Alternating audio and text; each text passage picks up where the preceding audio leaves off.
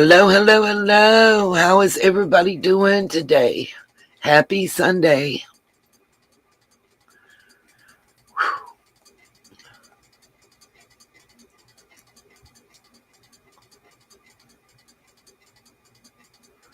Okay, what just happened?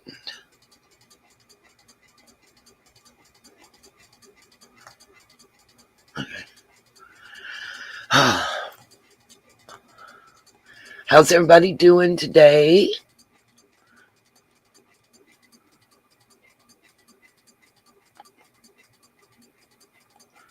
Sorry, y'all, just trying to fix settings real quick. Okay. Lord. Sorry, I just heard my neighbor, the crazy one, out there screaming and hollering. Oh, Lord have mercy. He can't even give it a rest on Sunday. I guess Sunday gonna be his fun day and our hell day for the whole neighborhood. We've given up on calling the police on him, because what's the point? Unless it's imminent danger, they're not going to do nothing. He can run through the neighborhood naked, knocking on doors, having knives in his hands, jerking cell phones out of people's hands, saying there's a body in his backyard. They don't go look. They don't go look. They drove up. He puts his hands in there, drops nothing but tidy whities, and they just tell him to go in the house. They never looked in his house. They never looked in his backyard. Now, this man knocked on 1, 2, 3, 4, 5 different people's doors, telling them to call the police that there had been a murder and there was a body in his backyard. All 5 people called the police. They came out and they told us it wasn't against the law to be crazy, basically. And that's the last time we tried. I kind of cursed the police out on my front porch at that point, but it is what it is. You would think it's against the law to be publicly intoxicated. You would think it's against the law. You would think they'd take him in for a 5150, considering right here in this town, well, we're in the county, but in the city limits of the town where we live is one of the major mental hospitals in the United States. Oh, yeah. I'm not exaggerating at all. It's one of the first 2 videos I ever uploaded. I think if I didn't delete it, there's some audio of him standing from 12:30 to 2:30 in the morning out in his front yard with the 2 vehicles he had, the doors open, the radio's tuned to the same station, and the little bitty light that lights up the truck bed aimed out, and him giving us a concert. 1980s music. I'd see. Wake Me Up Before You Go Go, Greatest American Hero, and a Foreigner song, because I just remember him saying, "Foreigner, yeah, Foreigner." He was dancing with an invisible person. I mean, we got the whole show me and Lacey sat on the front porch smoking like 2, 3 cigarettes, and then we were afraid to move because we didn't want to hear it. Yeah, I forgot about that Cherokee. Oh my God, yes. He wasn't mowing the grass though. He was mowing the gravel and the pavement. Oh God.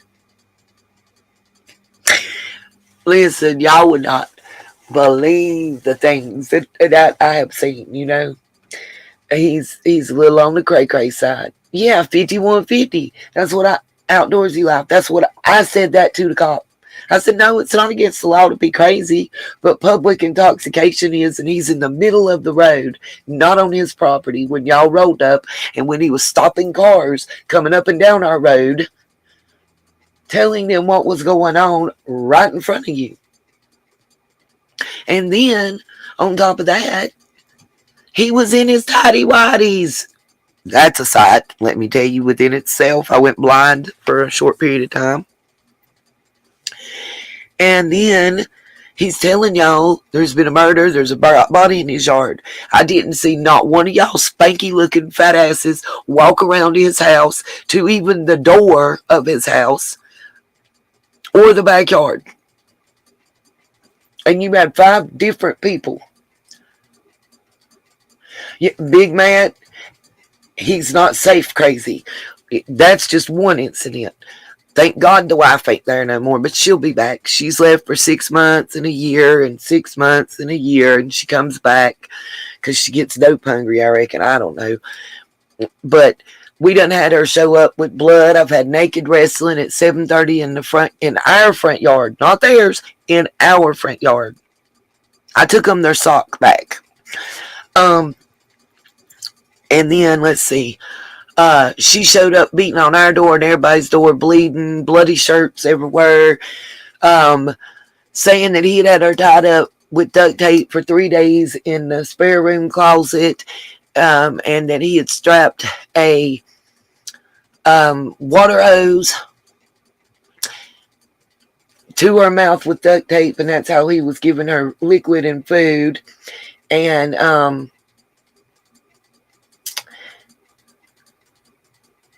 yeah, that's all they do, Cherokee. They just make sure nobody's getting hurt, and they don't give a damn that we can't sleep, that you can't get no rest. I mean, hell, somebody's out here 3-4 days straight, squalling tires in front of your house and up and down the road and screaming and beating their chest and pumping music.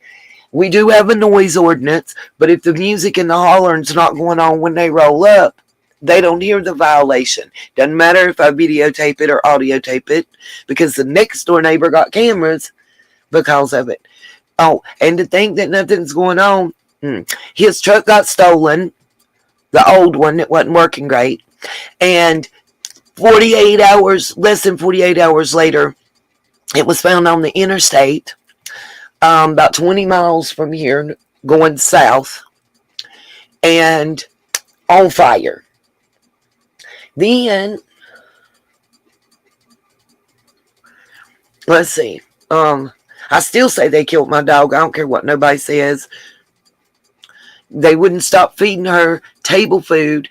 Yes, she had a brain tumor, but the hypoglycemic stuff that was going on contributed to that. The vet even agreed with me, and it's been everything I could do not to show out over that one. I can't help it. I still miss my Zelly. But on top of that, that's just one instance I'm talking about with his wife running around. They've lived here for 10 years. How many times do you think that that's happened? The only way that they will take them or write it, first of all, if it's a noise ordinance violation, it's nothing but a ticket, just like a speeding ticket or something. And all they do is write that ticket. But they won't even do that for a noise ordinance violation unless it's still going on when they arrive. We've been through that. We have even tried because I don't know about any other state or county or whatever, but in North Carolina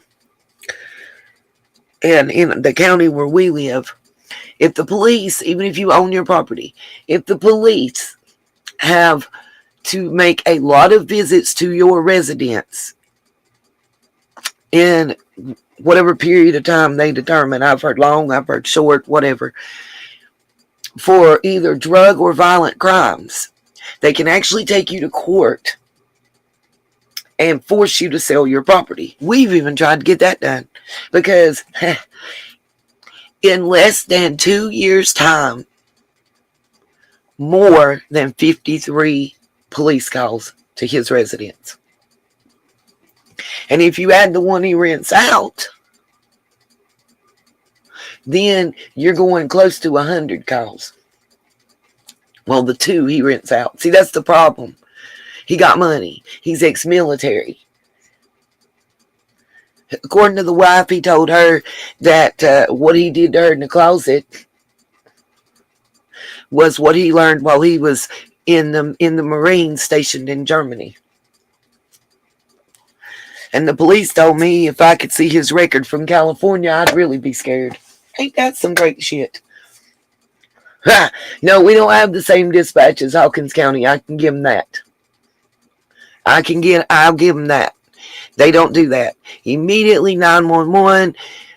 So I forget what's your issue or what's your something, and they they want you to say fire, police, or medical emergency, and they're on it from there. I got to give them that. I've never seen that. And if you guys don't know, I'm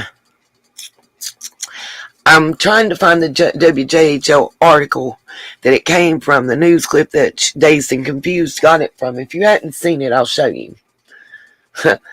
No, they dealt with this person so many times, so much that what occurs is they tried to take over the charges. What I was told.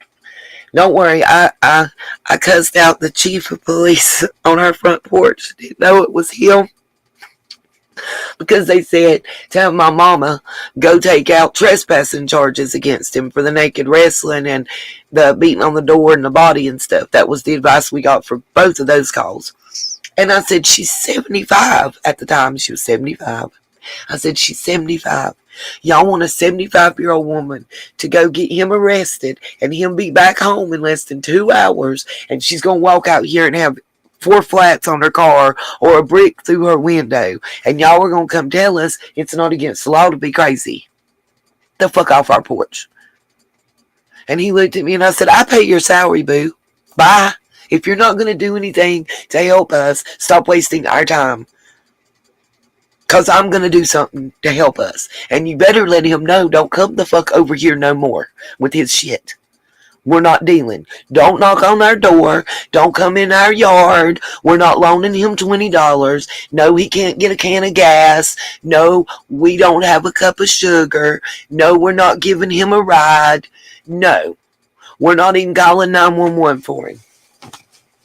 I'm sorry, that may make me a mean, bad person, but everybody reaches a limit and has, kind of hits the wall, I guess. And mine was, if I had done that, they put me under the jail around here. I got caught driving 3 times while my license was suspended because a stupid meth hooker stole my identity.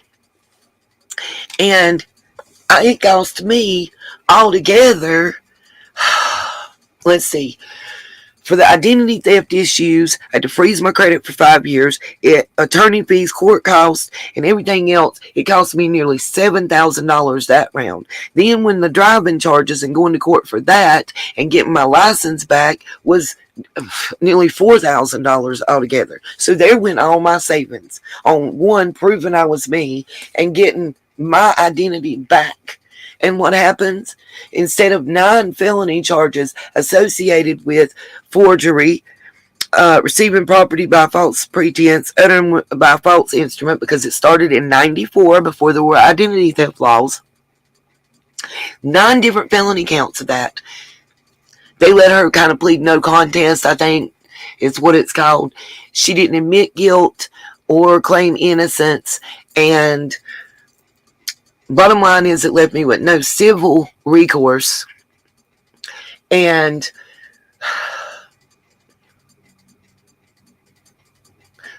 Muffin Top, he be driving sideways, honey, let me tell you. Sorry, I just happened to look and see that. He be driving sideways. I don't have a PA and ambulance sirens. Sorry, that cracked me up. But literally, the reason I even had 3 charges for driving my license suspended, not impaired, was because on my way into work they stopped me, and I left my car at the bottom of the hill because I didn't have a license. Walked in, got one of the girls I worked with to walk down, drive the car back into the parking lot. They were waiting on me when I got off work that night. They knew me. They pulled me. I was working as a bartender and a waitress. They pulled me all the time, and I didn't drink, but I would smell like alcohol because you get stuff on you, and have to go through the roadside test. After a couple times, they quit messing with me. But once they pulled me and knew I didn't have license at that point, they were waiting at the bottom of the hill that night. Well, they knew I had no other choice. They knew it. And the officer was so kind. He said, I scheduled this on the same court date as the one you got earlier, so you don't have to worry about remembering two separate court dates. Y'all know that shit wasn't for my benefit. Come on now. So, happy Sunday. How's everybody doing today?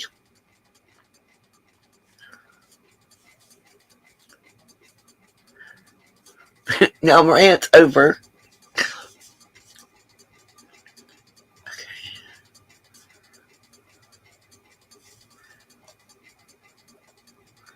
Trying to do something. Sorry, y'all. Maybe I should take up take up a collection for a bullhorn. What y'all think? Maybe Betty's got a used one. She'll sell me. She cracks me up too. I can't help it. That is no shade to her. I'm going to keep dropping the link. That link will be good for this live stream. For anybody that wants to come up. I'm getting ready to open it up as a question and answer session. We're going to start off talking. I'm going to start off with my thoughts. The first thing I want to say is on Kiely's case, because that's the least I have to say anything about. I've got some stuff on Summer's case that we've never looked at before that I want to show you guys, because I've been doing some research on there. I'm always going to go back to Summer. I'm always going to stay with Summer's case, period. Till there's justice for Summer, there'll be no rest for those of you that know her. You're going to talk, you're going to tell, you're going to show, or we're not going to let it go. Period. I don't care what nobody says. Hate me, don't hate me. Muffin, I am feeling a little better.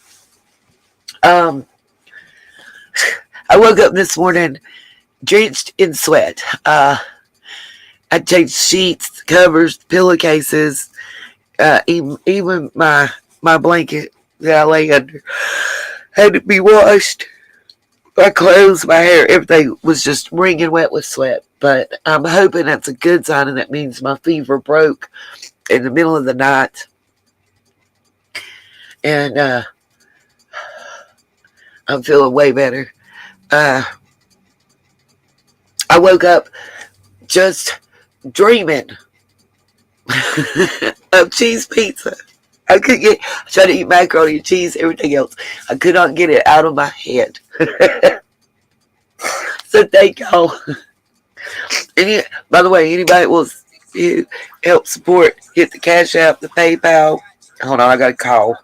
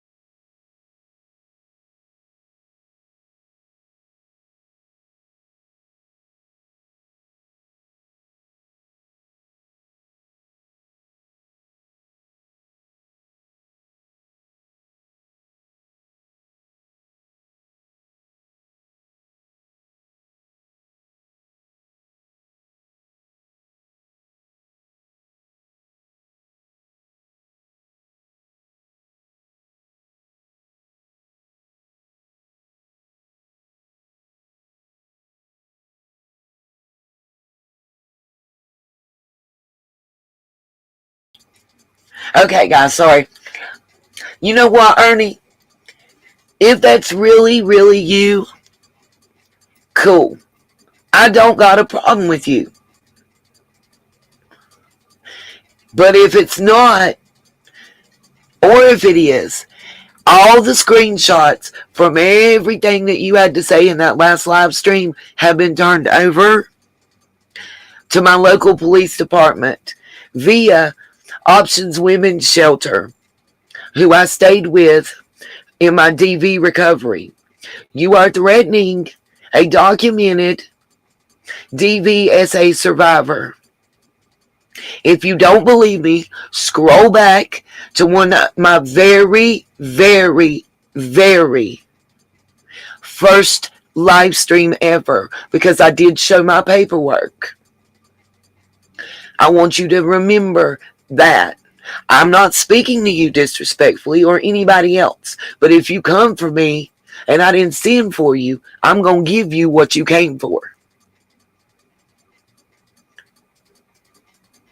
And by the way, the lightning bolt you have in the little emoji, I've noticed. I have screenshots of that too.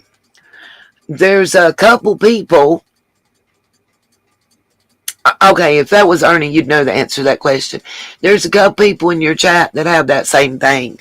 I think it's somebody trying to start drama between them, but it's cool. I got you. I got you. I sure have an it. I have that. So just try to remember that you're threatening a documented survivor. And though my police don't want to go over here and deal with Crazy Boy, what they will do is they will be investigating. Ha! The Aryan Brotherhood. Wow. Y'all see this, correct? Is everybody seeing this in the chat right now? So that's why you don't like me, Ernie, huh? Ernie, you're in the wrong place. You heard? You're in the wrong place with the Aryan Brotherhood. Take any of your cronies with you. Because I'm going to tell you something. Oh, I know it's not Ernie. But I'm going to tell you a little secret. I don't give a shit who you are. Your IP address is traceable. I might not can do it. But I guarantee you, the victim's advocate, Jessica at Options, and my district attorney can. And they have all the info that I have. They have a copy of the live stream that's been privated. There's a reason that it's unlisted and not available to be viewed, Ernie Shale.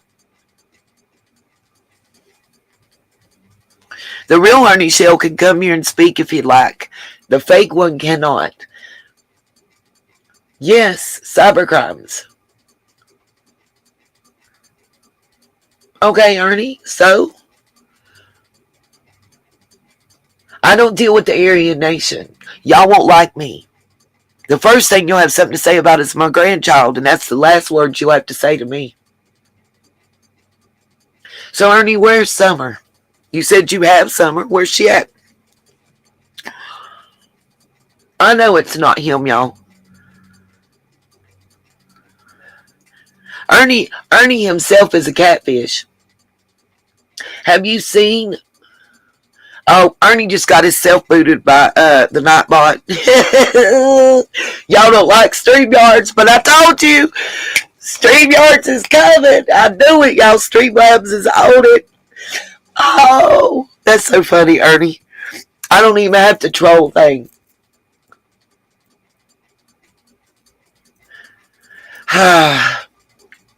Streamlabs is what you gonna do. Streamlabs is coming for you.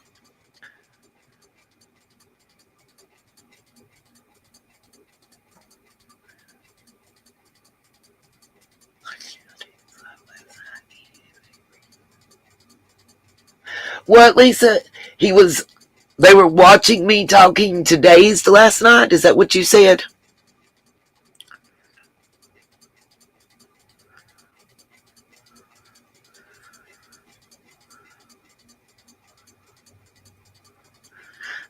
Y'all might want to just give me just a minute.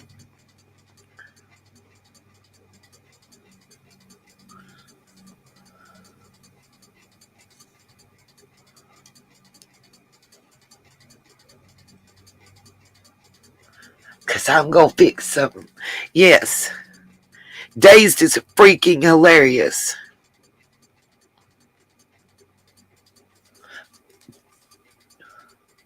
Well, good. You and the Aryan Vanguard Brotherhood, whoever, come on. Come on for it. If you come here with your white power folks, you're gonna not be happy. I love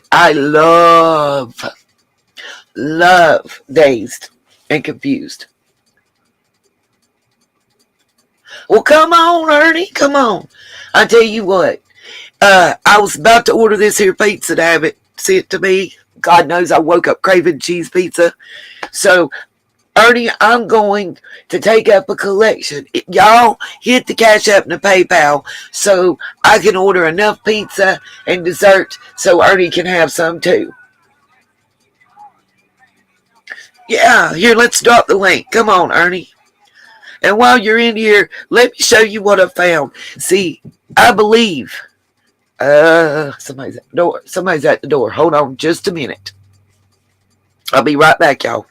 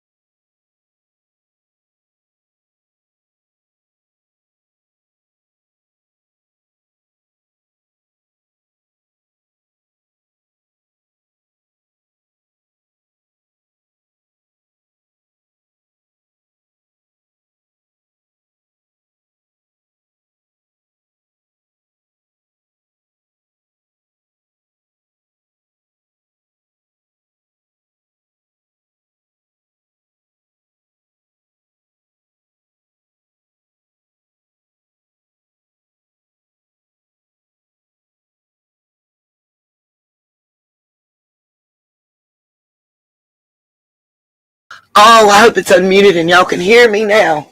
Oh my God. Oh my God. Oh my God. Oh, Ernie Roger Ernie. Well, he won't. I put the link. Come on up. Nope, he sure doesn't, Lisa. I agree with you. And Ernie's been up here before. Yeah, yes, Kay. Tell him to bring it. Yeah, that's a good question. By the way, the knock at my door. I'm sorry, y'all. Whoa. I might have to see if I can't move the equipment outside here just a little bit.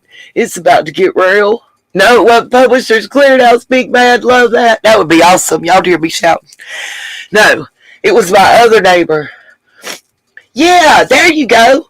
There's a good idea. Ernie, send me a Cash App. I've already got, enough to order me some pizza. I think I'm going to order me a medium. But if you send me a little extra, I can get you a large. Because the medium DoorDash and delivery is like right at $20.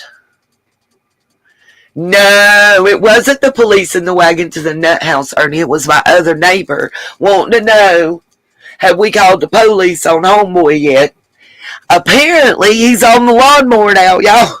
And I did just see him. He just went through my neighbor's yard down below here and mowed a figure 8 in their backyard. And said he was going to put a smiley face in the neighbor above us' yard. I swear to Bob, I can't make this shit up. Oh my God. Yeah. No, he's not naked. The neighbor below said, I didn't look at him. It was. Oh my God. There, I keep dropping the link to come up, Fake Ernie. If you're not going to come up and show your face and say what you got to say where we can hear you and see you, then exit stage left because we don't got time for the bullshit, okay? That shit was funny just now. Listen, y'all, if I start hearing a commotion, I'm going to go, I'm nosy. I'll own it. I'm going to be nosy, and I'm going to carry myself outside to see what's going on. And I'll take y'all with if I can. So, what's the little puppy doggy or kitty cat beside the lightning bolt then, Ernie? And you know, it's not funny to say you're part of the Aryan Brotherhood. Make sure y'all get me a screenshot of him saying that to go with the rest. Because saying you're a part of the Aryan Brotherhood, by the way, if you're not, is bad. Bad. Appreciate that. Thank you, guys. I know y'all are on it. My mods are on it when it comes to that. Yeah, Ernie, are you in New York? Good question, Jenny Rose. I know why you're asking, the same reason I am. Because if you're who I think you are, it's really funny that you're saying you're part of the Aryan Brotherhood.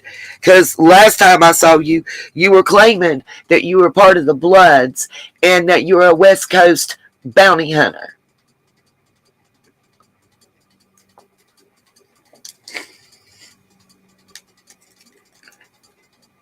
If you're not going to grab the link and come up, you will be ignored by me.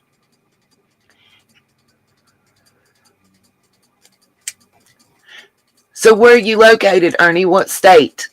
Will you tell me that? I'm having fun with this. This is Sunday Fun Day. Well, since he's a switch hitter, y'all. Ernie just said he switches sides. Iron dog, we didn't know you went both ways.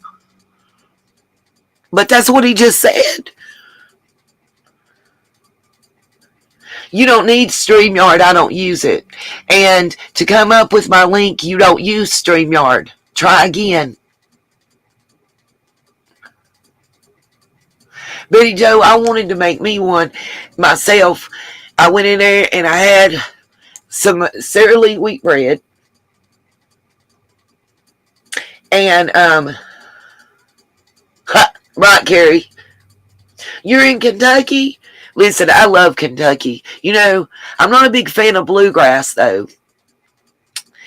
I have some trauma attached to that. Hey, Ernie, why don't you go to Shay's house? She's in Kentucky. Go see Shay, and you can go live with her on the same video. I'll drop her the link. It sounds like the horse been riding him, Smiley.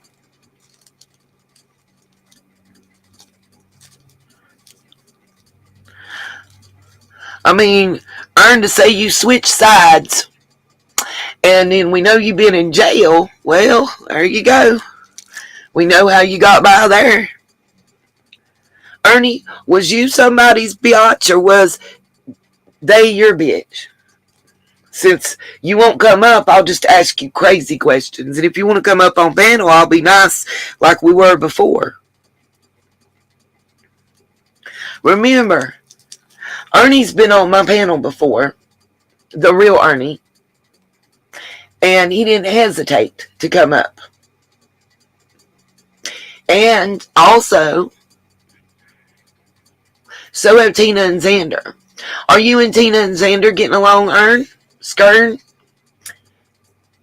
No, we don't watch Game of Thrones, unfortunately. Ain't it over? Didn't it end or something? My daughter's a big fan. You're in the wrong generation for that one.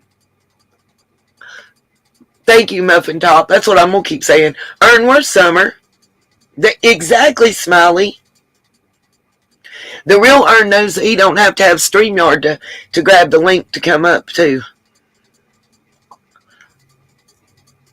He didn't need it before, and he came up using his cell phone. I'm with y'all. I know. That's not the real Ernie. I really think it's my ex.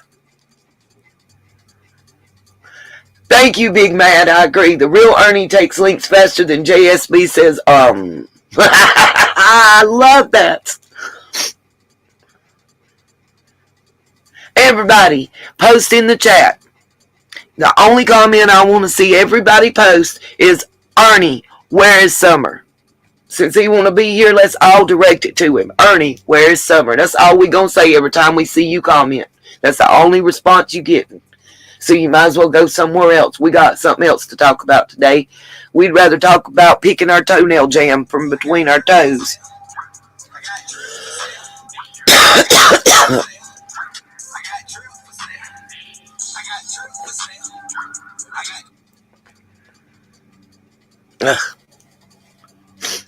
That's all we want to know from you. Again, earn. That's another threat. And even if you're not Ernie, you're still threatening me. And you're doing it cyber threats. So guess what, boo? Where's Summer? We're going to make a song. Fake Ernie, where's Summer?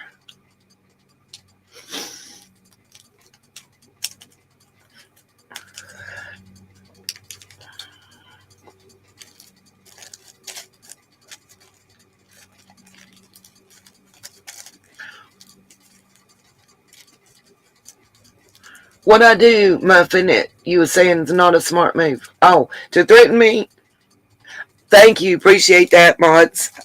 Appreciate that. Screenshotting. I will just send it right on. Right on. Because I have the email of the DA. Okay. Of the DA.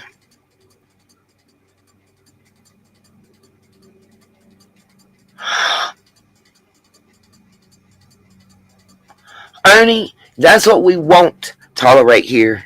And I think that's why, or fake Ernie, that's what I'm going to say to you. Yeah, okay. Well, here's the one for you, Ern. Since you a bounty hunter and the lawman and all that stuff, where's Candace?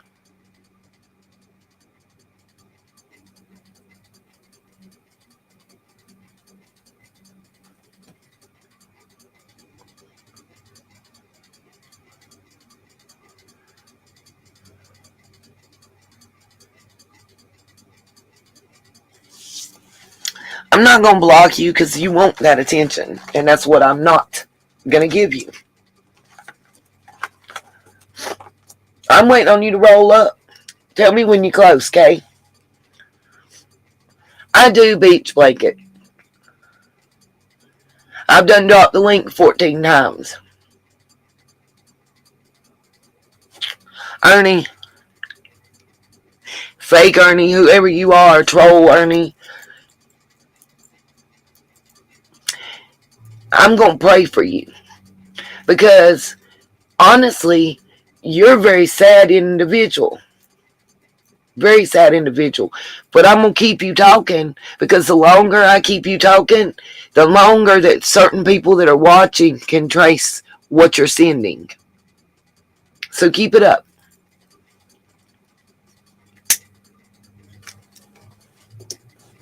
Because yes, I know this isn't the real Ernie, but what I know is that it's someone not just trolling, but communicating threats. So we're going to let them continue to do so. And by the way, Ern, it's too late for you to delete the account. Don't try that. Well, Ern don't come from lunch until you send me some money to make the pizza order be bigger, because I don't got enough to share with you right now that I was about to order. It's just enough for myself. It's a delivery from DoorDash of a medium cheese pizza. Here is 1977.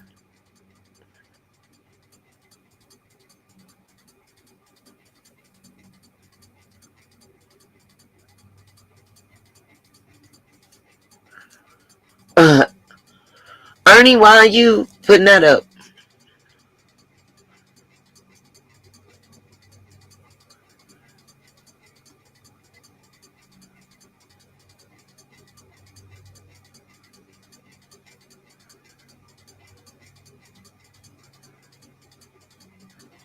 Whoever it is somebody trying to make Ernie look bad.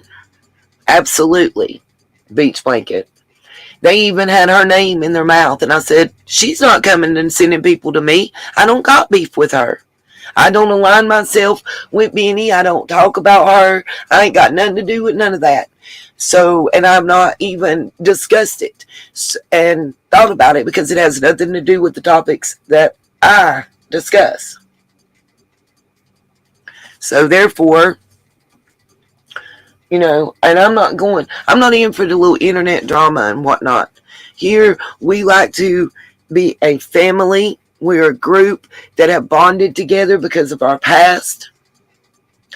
And we like to be able to discuss topics that are relevant to us. I don't got beef with none of them. None of them. Anybody is welcome to come up on panel and discuss as long as they are respectful. And I ask everybody in the chat to be respectful to one another. Don't worry, y'all know Streamlabs is about to smack him again.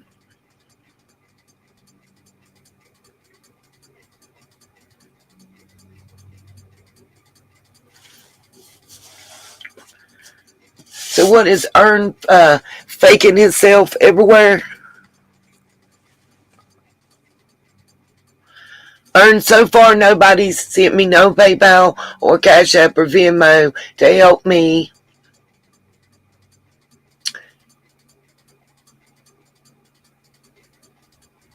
buy you pizza.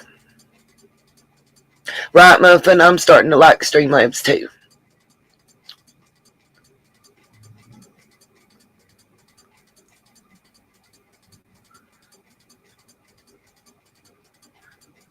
Right, Jenny? Tell it. Yes, Smiley, I agree. No matter who that is. Okay, let's just ignore the ignorance.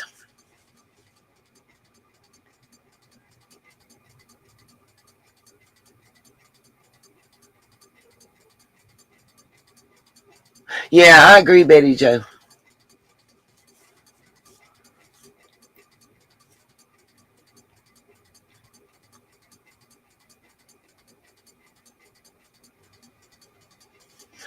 I don't know, Ernie. You tell me. What's up, Lori? How you doing?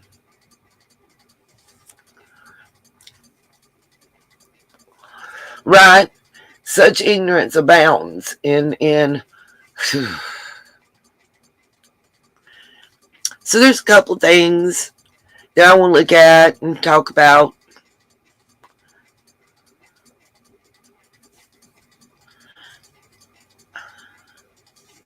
First, I want to play a clip. Remember, we were trying to figure out where Johnny came from, Johnny B. Live, and where he went. So I want to play y'all an audio clip and see if y'all catch what myself and one of the mods have caught and been discussing, or if it's just me. So here goes.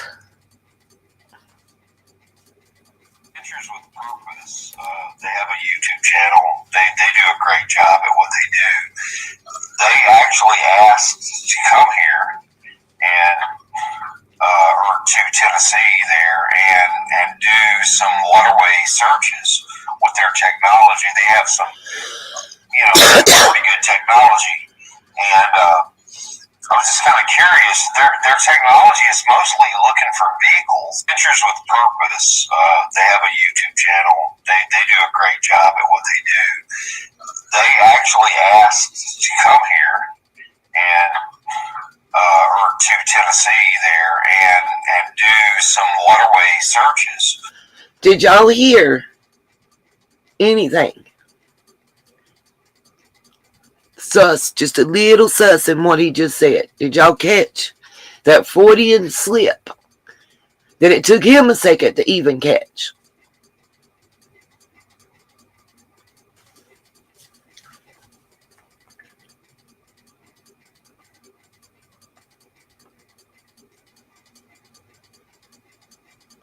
He's talking to, this is another channel had recorded, and I got a clip of just the portion I wanted out of it. But another channel had the audio portion of when he called and spoke to the PIs that are on Summer's case.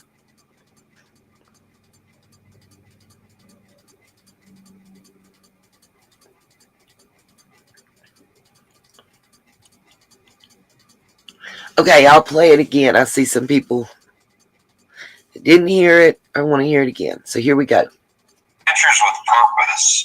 They have a YouTube channel. They do a great job at what they do.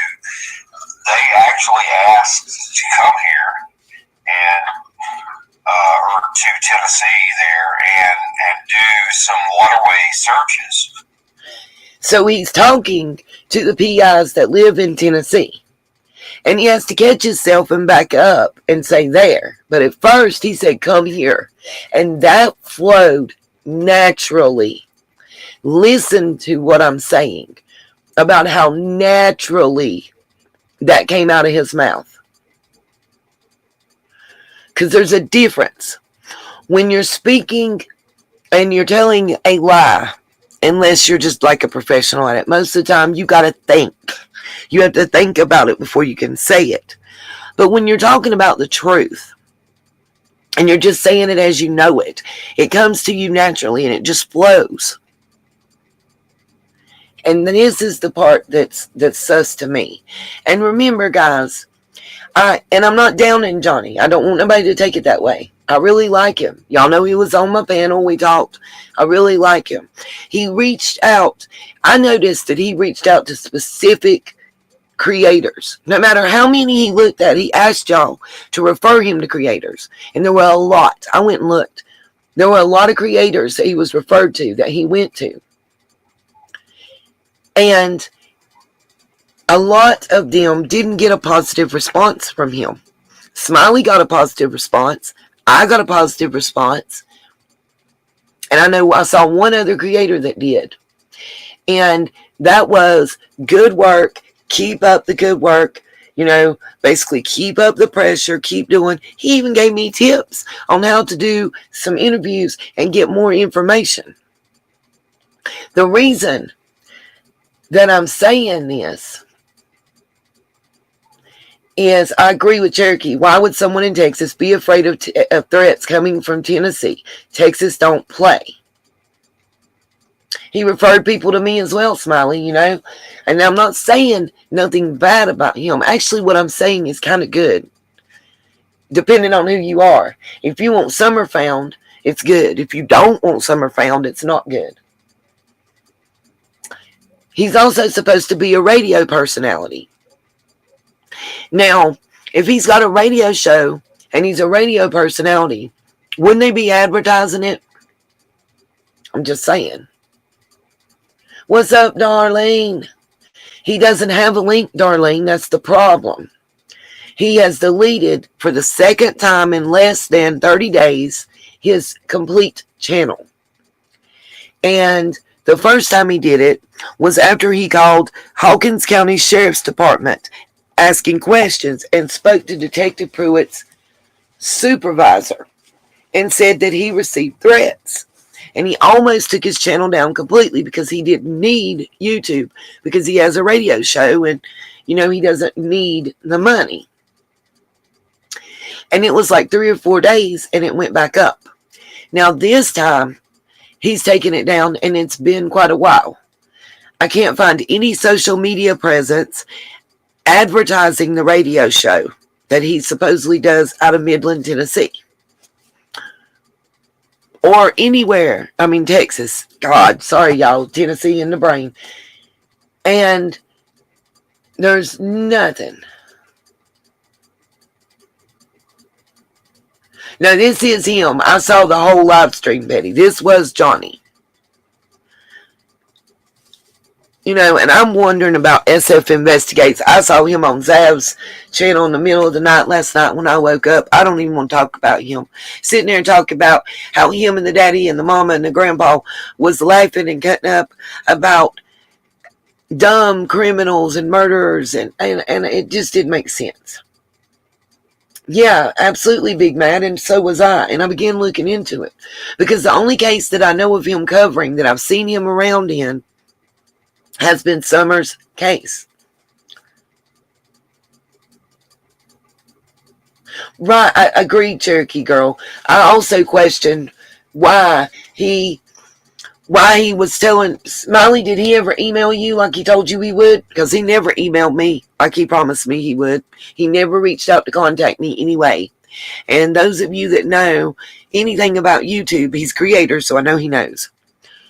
Know that my stuff is all in the about section. My email is right there. Yes. Yes. The area code that he put was a 423, which is a Tennessee area code. There's a reason. I wonder, Johnny B. Live, are you part of TBI or FBI? Is that why there's like nothing that I can trace you to? Because it's usually very easy. There was a couple red flags. Now, yes, Darlene, I love him too. I love him too. And he was great. And he's not there. He's taken the channel down again for a second time. And it's worrisome. I would love to know that he's okay. Yeah, Big Mad, I'm with you.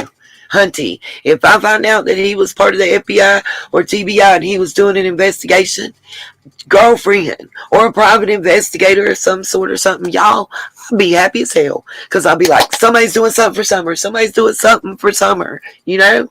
I'm sorry. I'll be doing the happy dance, whatever you call it. I got ants in my pants or something. Because, yes, absolutely. And it, you know what? It would mean that we've got the attention of people. I can't. I cannot tell anybody how or why at this moment. At the time that I'm able and allowed, I will. It's just weird that the fake Ern asked me that about the FBI in Summers' case. Because I'm going to tell you the FBI is aware. I know they're watching all of these YouTube channels. They're watching everybody that's having anything. Wow, Sassy. Exactly. Exactly. Sassy says her friends in Midland, Odessa, Texas, haven't found anything on Johnny B. But he's supposed to have a radio show that he's had for quite a long time at a radio station. And I looked into this. I even called a radio station. And that radio station told me that they promote all of their radio personalities. And that most radios do. And it's standard. I think so, Smiley. I really do. I really do. Because he was very interested in what I found out about the Aryan Brotherhood, the Copperhead Motorcycle Club, and their ties and affiliations to the police department and bust. And there's some stuff I want to show y'all going on with Summers' case that we may not have looked at like we should back then, but looking back at it now might make a difference. Don't forget, guys, hit that PayPal and Cash App. I'm going to up the size of my pizza order so that in case Ernie and his friends show up, I can offer them a slice. Oh, God, my stomach still tore up. Okay, I'm going to play this one more time. Adventures with Purpose. They have a YouTube channel. They do a great job at what they do. They actually asked to come here and or to Tennessee. Right there. Let me rewind just a little bit and y'all hear what he says. Purpose. They have a YouTube channel. They do a great job at what they do. They actually asked to come here and or to Tennessee there and do some waterway searches with their technology. They have some pretty good technology. And yeah, Jenny Rose, I already checked into those. I've got pictures, video, audio from both of those, and none of those sound even like him or look like the individual that we saw.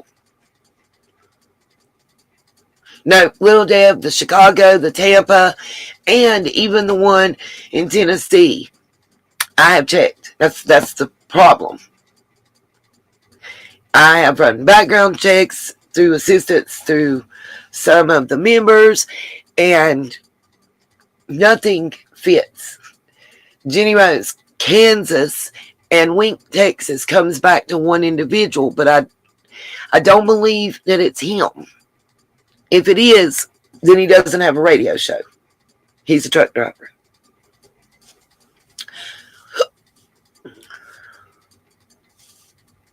Purpose. They have a YouTube channel. Last time I'm gonna play They it. do a great job at what they do.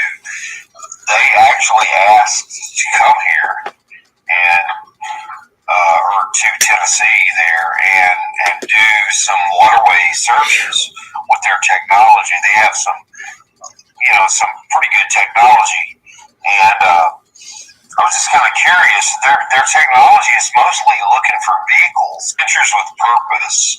They have a YouTube channel. They do a great job at what they do. Okay.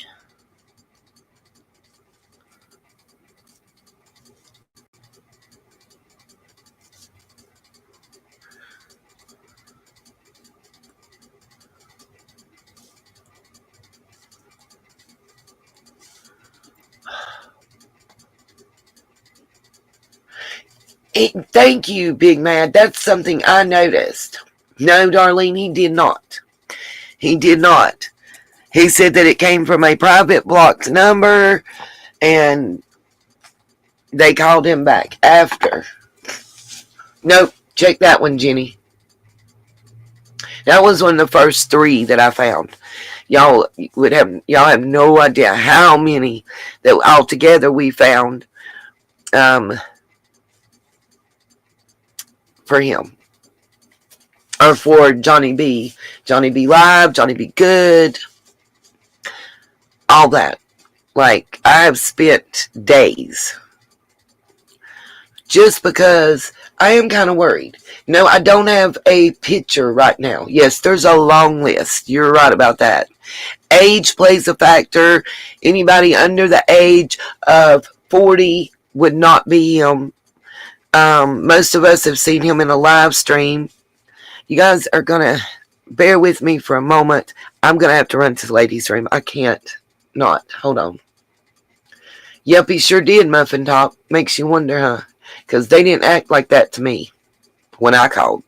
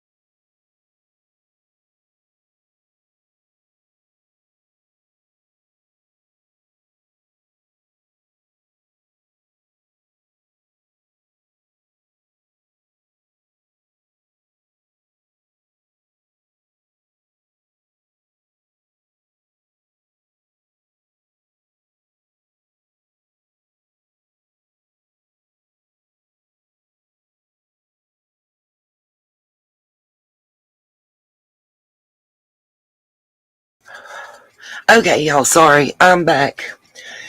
Okay. Mm.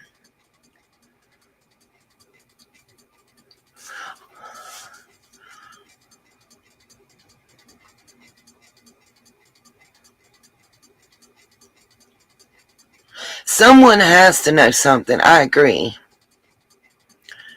Annette, I know. And I got something to say.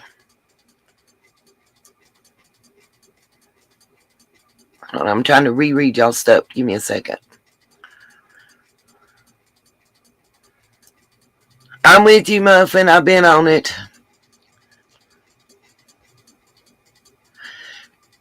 Smiley, let me put that out for everybody. Got you, Cherokee. Anybody that has a link,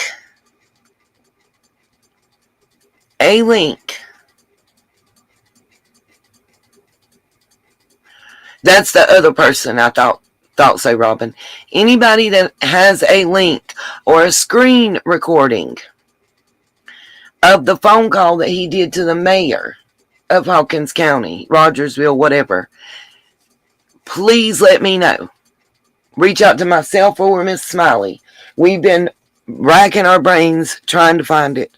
We give a shit about this man, and we're not trying to be mean or none of that. It's not about that.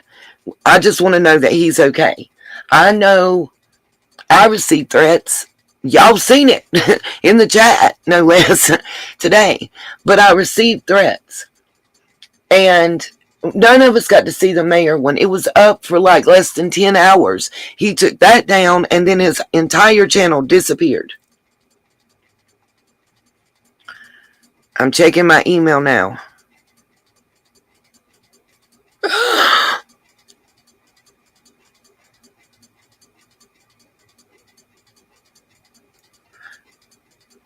Okay, I'm checking something. Hold on.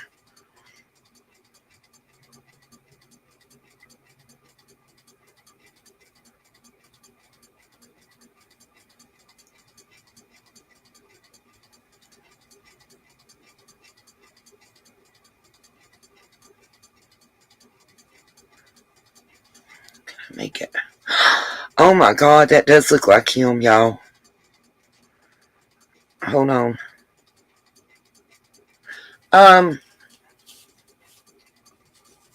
Let me pause. I'm gonna mute for a second.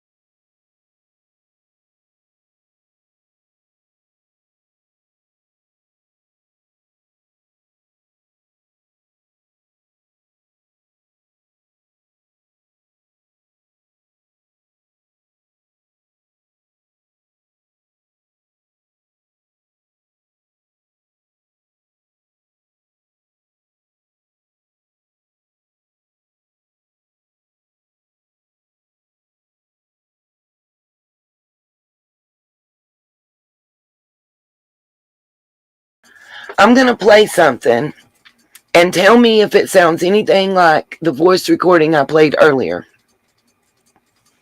Series from FN. It's the tactical model, which means it's got all the bells and whistles. It's not small, and it's probably not going to go down in your pants appendix style, but that's not really what this one was designed for. It's a duty weapon. Now, back in 2017, y'all remember this, when the U.S. military was phasing out the Beretta, everyone and their brother competed to win the MHS contract. That's the modular handgun system. The contract, of course, when that article I mentioned. What do y'all think? Yes, out of Tennessee.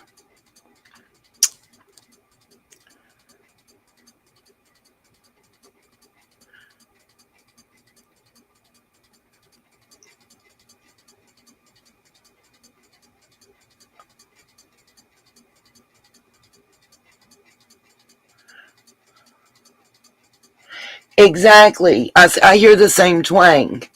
Let me ask y'all a question. Could that be his son's voice?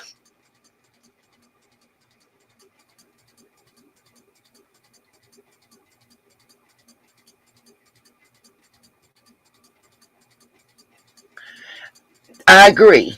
I'm thinking that it, based on the picture that I have, and I'm trying to get it for y'all. Just bear with me. I'm going to make it as big as I can, and then screenshot it. It looks like this dude is around 15, 20 years younger. And that would be about right. And then I'm going to show you a picture for those of you that have seen Johnny. And you tell me. Here. Mentioned over on the PPT side. We got a list for you. It's pretty cool. With mine on the up top side, I added a Trigicon RMR red dot. I really like it. I really do. It went on super easy. Now, we also have a best red dot site list for you. Any guesses where that is? Yep, it's over on our website. You know where the link is, LOL. Okay, got a few specs for you. The tactical model is pretty big. Even unloaded, it weighs nearly 2 pounds. Added those 24. I got truth to say. God, hold on. That's my youngin' calling.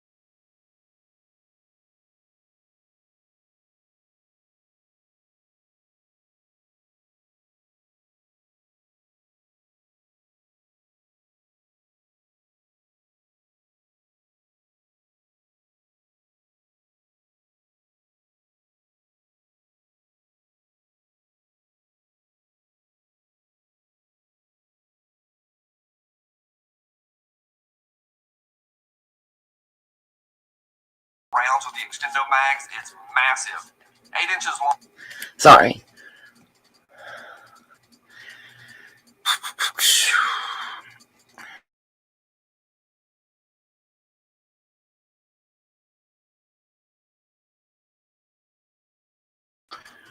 Well, this was published September 8th of 2022, but I don't know when the audit. Let's see.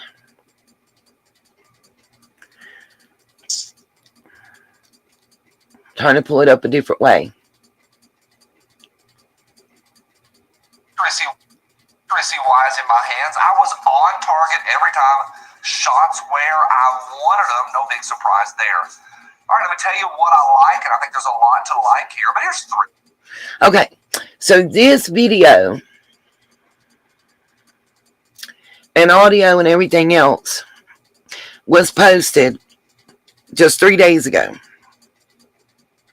on YouTube.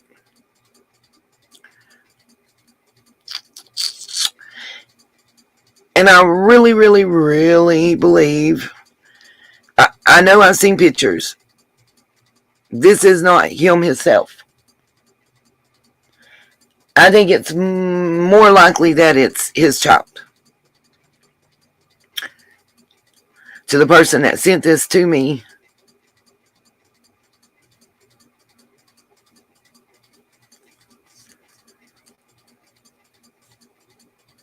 No, Annette, I'm seeing the face of the person. I'm just not putting it out there to everybody. What I am saying is, hold on. Another email, sorry. Okay, got you. Appreciate that. Getting those Ernie screenshots. But all I'm saying is a lot of people think that's him. I think that it's more likely that's his son. Now, I wanted to talk about Kiely's case for a moment, because there's just a little bit that I wanted to ask a couple questions and whatnot and get y'all's thoughts, because it's something a couple things have really bothered me. And then we're going to talk about summer, and I've got some text messages, a news article, and some pictures that I want to show you and talk about in Summer's case. Right now in Kiely's case, I'm going to quit reading the chat because I'm getting thrown off by doofball. Anyway,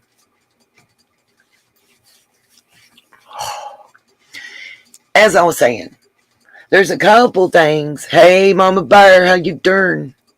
I saw you last night in Dazed and Confused chat. I couldn't sleep. Last night was a real rough night for me. I wasn't feeling well at all. Ugh. It's not a real good one right now today. I'm not feeling that great, but I think my blood pressure's up from stress. There's a lot going on sometimes behind the scenes that we creators cannot talk about because it's not in the best interest of the cases. Because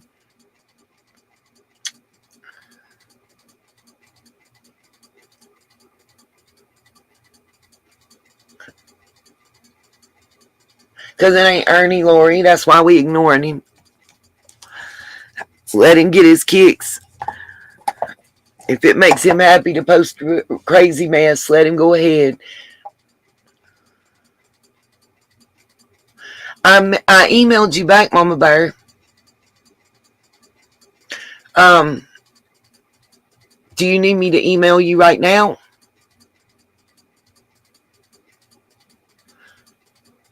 You need me to give you my number so you can call me direct? Yeah, I emailed you back. Do you want my number? Just say yes or no.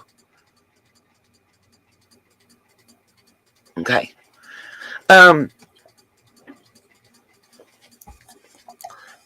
couple things that bother me about the Kiely Rodni thing and this scuba diver boater being able. Here's something. Okay, got you, Mama Bear. I'm sending it now. I'm going to email you right now with it. The scuba diver guy. So, not only was he able to see her laptop and hairbrush and like chewing gum and other stuff from the boat through the water, he was also able to stick his cell phone down there and we were able to see it. And then, on top of that, he was able to scuba dive and see all these little bitty tiny items. But nobody could see her car until AWP got there. And it was even difficult for them to recognize.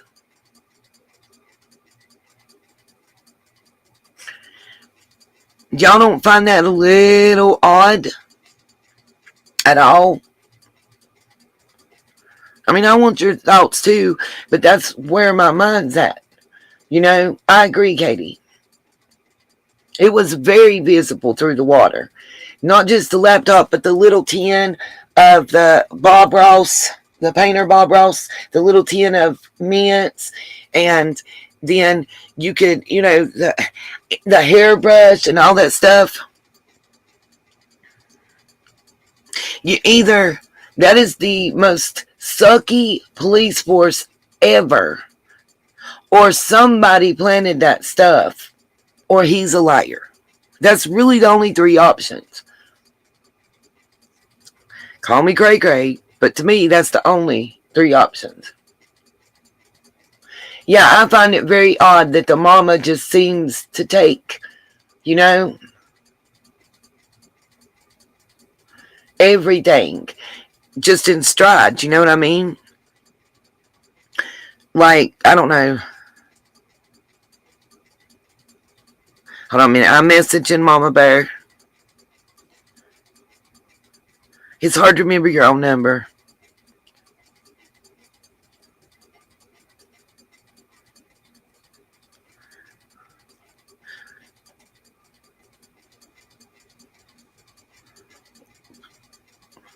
Okay. I'm not judging the mom either. I want that to be said. I mean, we don't know. I want to say this on her behalf.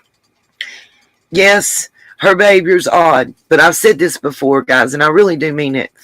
I don't really think we should ever judge a grieving person, because anything that somebody does to get through the loss of someone that they care about and they love should not be judged. In my personal opinion, especially the loss of a child, I'm telling you, and y'all know emotionally how that part affects me based on what I got going on with my own child. I honestly don't think, unless you're in that same shoes, that you have the right to judge. I just don't. I agree with you, Mama Bear.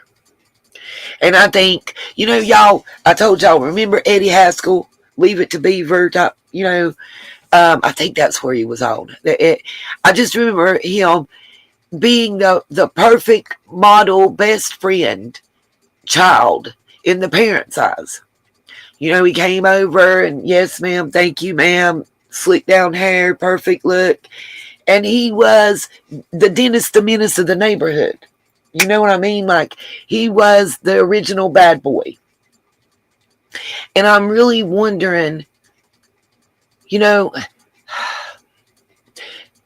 all moms, grandmas, sisters, aunts, whatever y'all want to say here.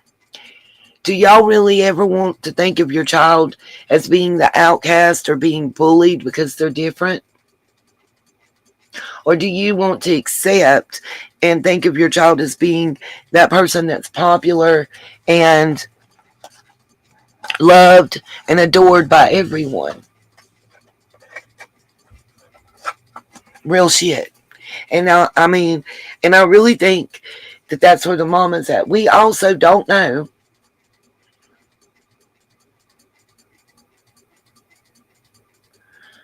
We also don't know what Kylie's mother and father and grandfather have all been told by the authorities. We might not have gotten preliminary autopsy results released, but they may have. And I honestly believe the reason they're saying November, there's only two reasons, in my opinion, that they're holding off to November to make it public. One, well, three maybe. Maybe it's the family and giving them time to grieve and everything else. But I really think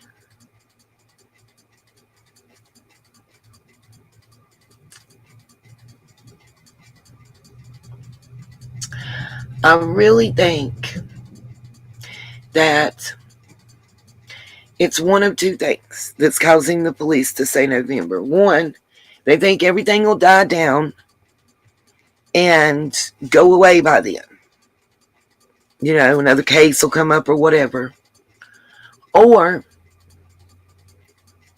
they're really investigating and they're saying November to placate some people so that they can make arrest.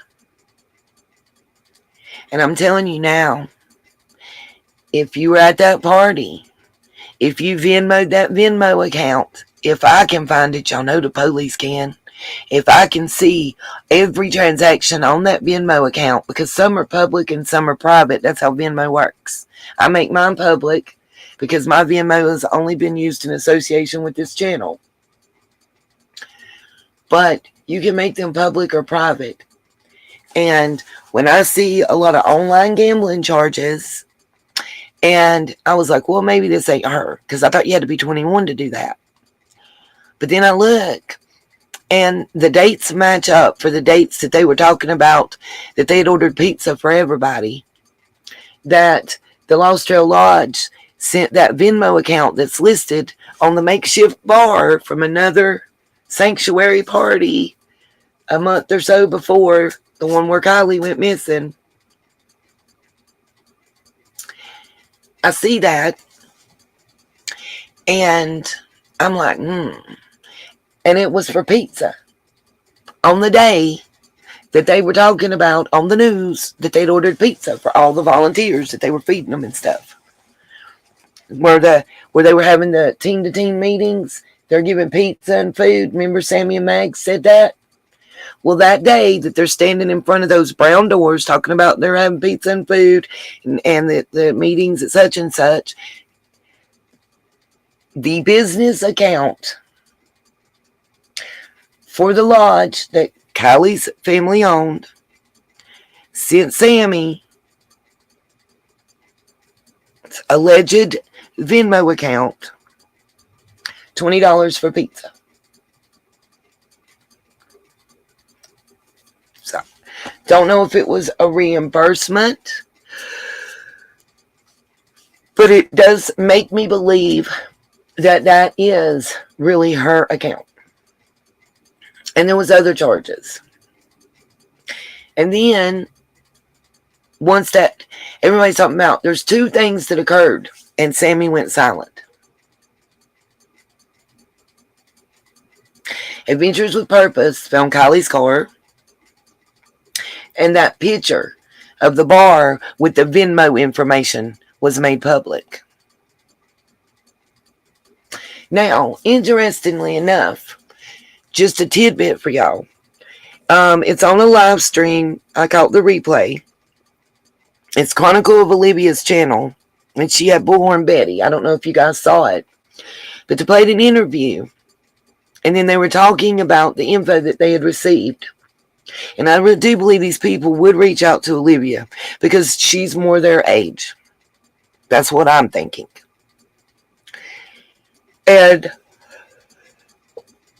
long story short, there was a car broke down in the 11:30 area that another party goer said it was their first time going, and that they kind of just sat to themselves and didn't know everybody. Everybody is admitting, including Kiely's parents, that there was a 12:30 exodus. A spokesperson for Kiely's mother said that. This girl that was at the party said that. Sammy said that. Other people have said it.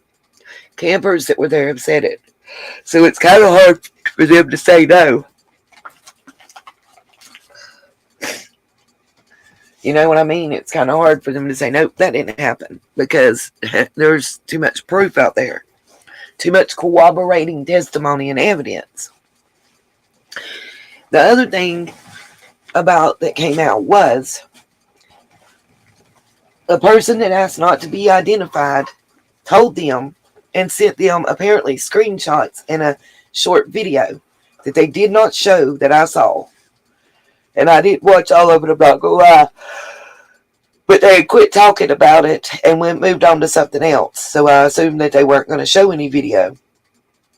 But it was them saying that they had received information with screenshots and video from another female talking about he was so good or something to that effect. And it was Jagger and Kate, allegedly. And Kate had sent that to another friend who forwarded it to Olivia. And it was alleging that Jagger and Kate had hooked up and had oftentimes hooked up. But one of them was very recently, like in the last 48 hours, that she had sent those short videos and screenshots.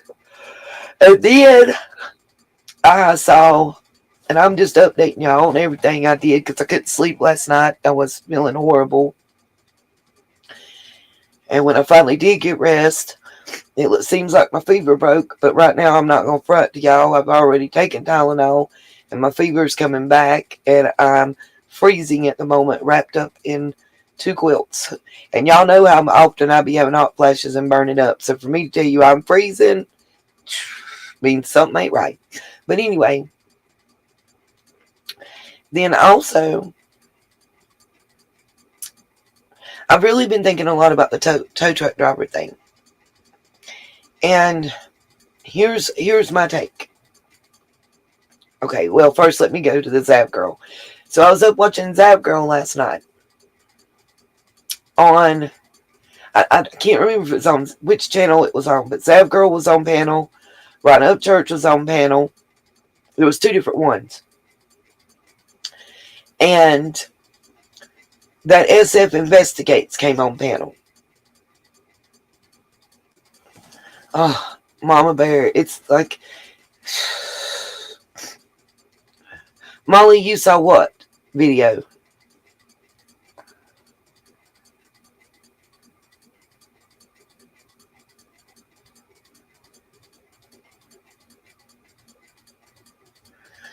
Wow, Annette. Okay.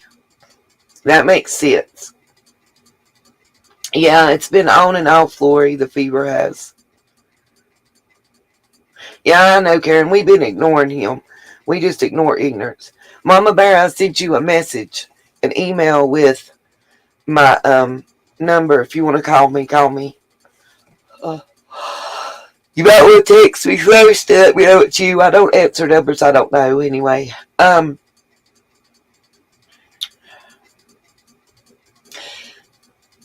want to ask y'all something. Yep, exactly. The Chronicles of Olivia. They said that Kiely, that the person talking didn't drink at all. Kiely drank very little and was basically off her rocker. Right, exactly, Molly. Who knows about that part? That was crazy, Lori. What's up, Melissa? How you doing? I'm sitting here like I'm watching that on with Ryan, and look, y'all are Creek Squad at me if you want to, but I will say this: he did admit halfway that sometime that his people had to rein him back in because he got a little out there because his brain just started going, and I can understand that. You know, it'll get you down the rabbit hole. And I was really believing this SF Investigates, but hey, SF Investigates, Nita Investigates too. And this whole thing with him and this JP person and then the Check It TV, dude, y'all just came on the scene. And y'all ain't got nothing but pot stirring drama.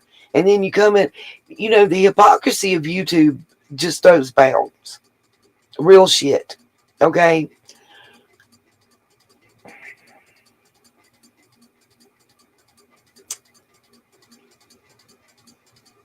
Just like last night, the stuff with Josh and the Grab and the Stand or whoever, all these new channels popping up are and shit. Look, I don't go for anti-Semitism. I am not going to be kind or associated with any type of racist behavior whatsoever towards anyone of color. I'm also not somebody that's going to sit here and tell you, I don't see color. Because I call bullshit. Bullshit. I agree in that. I call bullshit. Muffin Top, you, me, and Annette are on the same page together.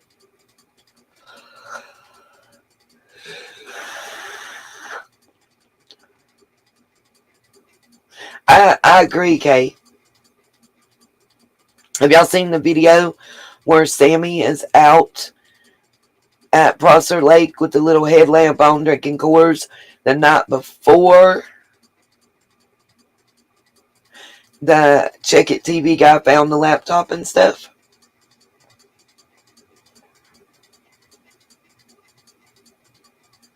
Right, Melissa. Oh, and I do want to say something. There's a couple things I found out. I want to talk about her car and things that were found. Number one, okay, everybody's looking at the seatbelt and they're all looking at the metal piece or the folded seatbelt. If you fold the seatbelt and shut the door, if you just fold it, it will slide back in through that door.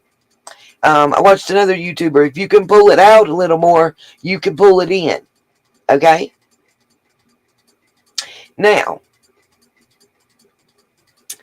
the next thing I want to say about it, we don't see the metal clip hanging out. So I went and looked. Of course, I had to go online. I didn't get to drive nowhere and look. But I do have a friend that actually has a 2013 Honda CRV. Wouldn't you know? Now, I talked to her. Couple things. Y'all go look at seatbelts. Not the buckle, but on up from the buckle. Like if you go to the metal buckle part and go up, you'll see there's like a loop that's like double and triple stitched. And it's like a folded loop. That loop is like almost 4 times the thickness of the regular seatbelt, where it's folded and stitched. It's that loop that's hanging out the back of her trunk. Not the metal seatbelt hook, not a folded over seatbelt. Because the way that loop is and the way the stitching is done and everything else would hold it to where it wouldn't slide in and out that door. My personal opinion, but just some things that tactically were done. And then the other thing I want to tell y'all about the Honda 2000 Honda 13 CRV. There's 3 things. Number 1, did y'all know that they were recalled? We don't know if Kiely's was fixed or not. There was a recall notice issued from Honda for that model and make of her car. Because of the rolling. They would roll, even in park. The video that was deleted that I was looking for of the lady cranking her car and everything the other night that drove me bananas, she had to move her car because she said even in park, her car would roll a little bit. Forward. Now, next thing about that car. So there's been discussion back and forth about the free spinning wheels. Talked to a tow truck driver and talked to a mechanic at the Honda place and just called a regular old ASE certified mechanic. And all 3 of them told me the same thing. Those are all-wheel drive vehicles. And yes, the wheels should free spin no matter if it's in park, neutral, whatever, drive, whatever. Well, let me rephrase that. Park, neutral, drive. They should free spin.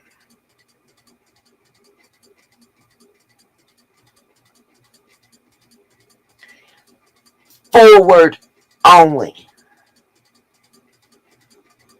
Y'all get what I'm saying? If the car was pulled from the back and towed, the wheels should not free spin in neutral or drive. Only when the car is pulled from the front. Now, the next thing I asked and found out. It's texting right now, Mama Bear. The next thing that I found out that I want to tell y'all. So, the cranking in neutral. The 2013 has 2 different types of keys and ignitions.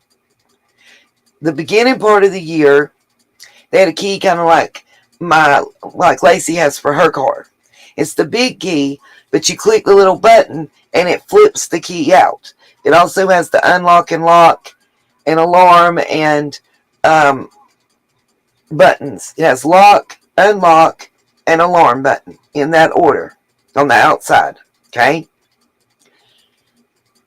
If it's that type of key, the answers to cranking in neutral are different than if it's the keyless key. You know, the key that doesn't have the metal key and you don't put it in the ignition. You just have to have it within so many feet of the ignition when you crank the car. The keyless type key. So, 2013, the first half of the year were made with the metal key that flips out of the key fob and goes in your ignition to crank it. The second half of the year was made with the keyless entry. Okay? If her car was the kind that you put the key in the ignition to crank it, it will crank in neutral. But the key will not come out of the ignition.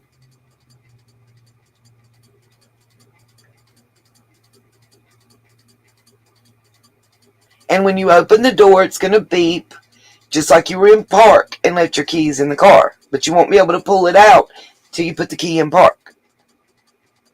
Okay? If it had the keyless entry key fob that was made in the last half of 2013, it will not crank in neutral. If that makes any sense, if that clarifies some things.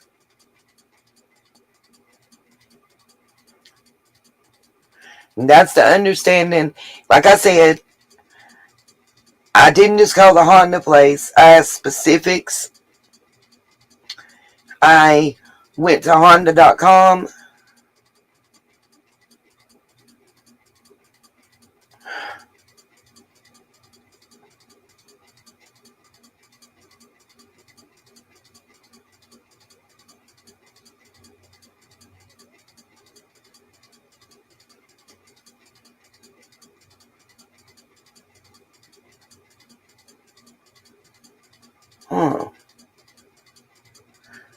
Mama Bear, no, not yet, but I sure will.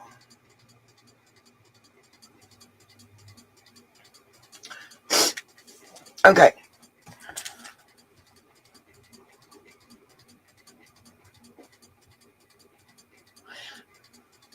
And Lori, I seen just now where you're talking about your dogs. My condolences, and our dogs are like our babies. I have really been missing my Zelly the past couple months. It's been really bad. I don't know how to explain it, but that was my walking companion twice a day, and that was my baby, and I miss her. I got her ashes in my necklace, and I can look up and see them in her monument on my shelf, and even my mama liked her. How about that? She was able to even worm her way into evil hearts. Ain't that the way sweet, innocent angel animals are? Same way with babies. And you know,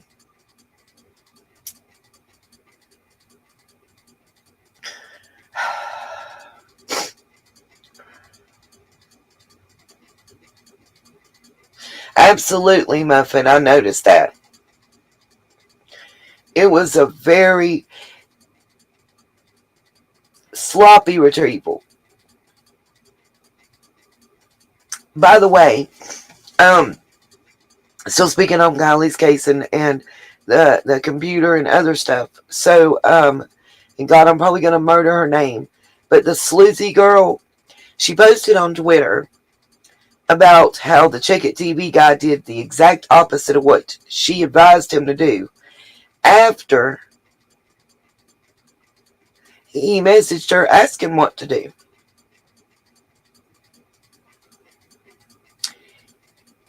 And showed the messages that she sent.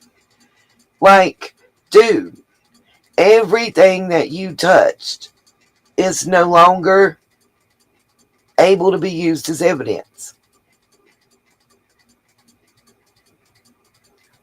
Once you told the cops that you had brought it up out of the water, that's why they didn't rush to come. That's why they didn't care to come.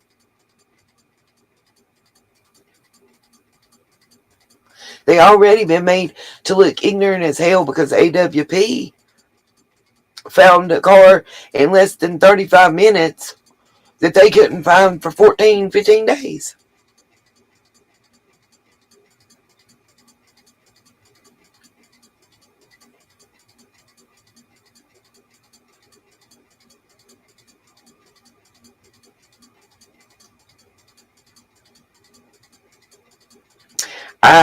Muffin, I don't think so. They had the blackout boards along the beach and a tarp over the back hatch and back windows. And if they did, I don't think they would have done that. I don't think they removed her until at least it was out of the water and away from cameras.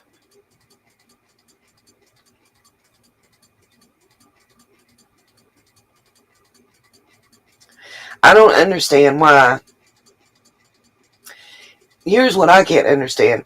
How is the water there in that reservoir? We're able to see little bitty items supposedly in the area where her car was, but you couldn't see a car. I'm still stuck there. To me, that don't make sense.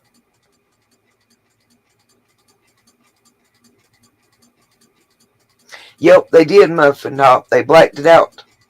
And I don't know what they did during that time, you know?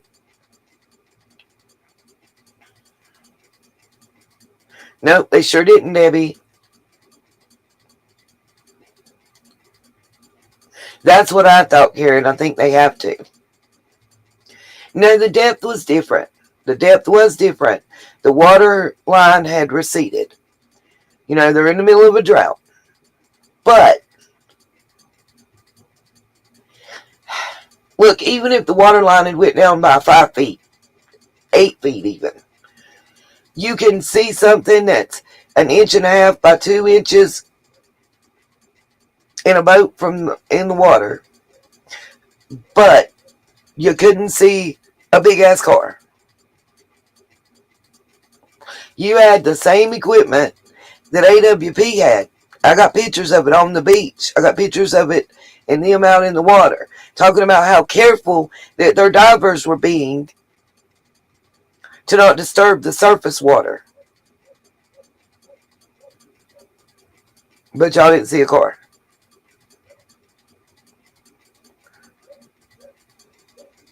But yeah, we could see the car from drone footage that was taken 4 days before AWP arrived. Y'all forgot about that. Yeah.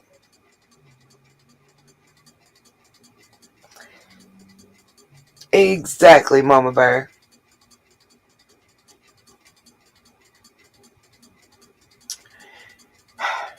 And then they can't, in my opinion, the contaminated evidence, as you're calling it, cannot even play a part. And what's real suspect, and I don't know if he's took the video down or not, but the Check It TV guy found some like pink and purple book bag that looked brand new, and he propped it on a tree and called law enforcement to come get it or whatever, and it was abandoned, and he thought it was Kiely's. That was the first video I had seen. Yep, that's what I thought, Lori.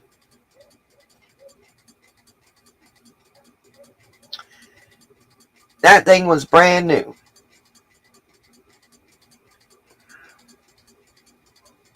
That's what I think too, Muffin Top. So have you guys seen what Emma posted? The TikToks of Sammy and her friend Nate.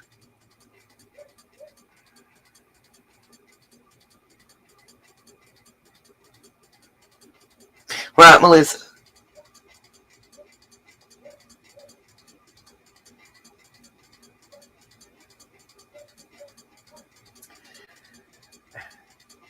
Mm. I don't want Emma to strike me.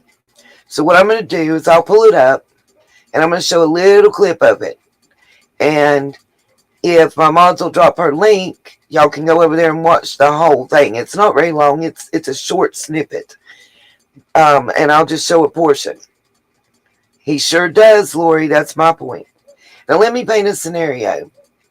The reason I want y'all to go over there and look at it and come back, or just look at it right quick, is because of the connection / interaction you see between this Nate guy and Sammy. And then we've had reports that Kiely had been dating a Nate. Not the Nate in jail, a different Nate. And Sammy and Kiely didn't follow each other on social media, but she followed everybody else. And then in the beginning, we all felt like there was a mean girl thing and set up. So Mags and Sammy have been inseparable since this happened. And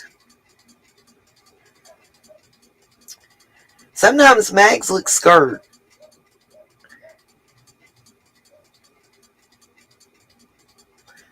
Is there something that she's hiding too? Maybe she's been threatened or whatever. I just wonder, was it a setup? Is that why you were only 10 minutes? Was Sammy mad because this Nate guy was her friend, boyfriend, crush, and instead of turning and looking at her, he started talking to Kiely and they started going out? Could that be the motive, the problem? I wonder.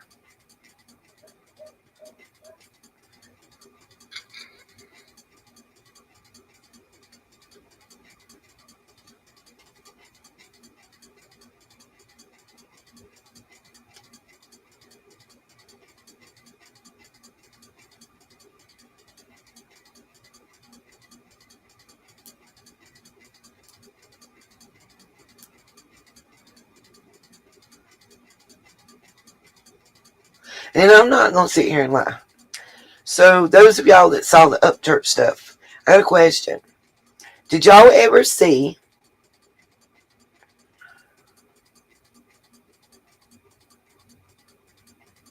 right on, Muffin? That's why I showed y'all that. Did y'all see the Miro's guy that Ryan Upchurch got on video that was trying to tell him that he was Ronnie's friend and spying on him or whatever and all that? There's a reason I'm asking. Okay, so those of you that saw the Miro's guy, have y'all seen Nate or Nick, the roadside assistance dude?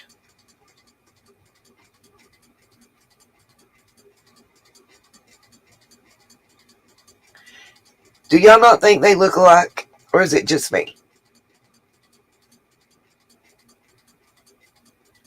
Like brothers, cousins, something?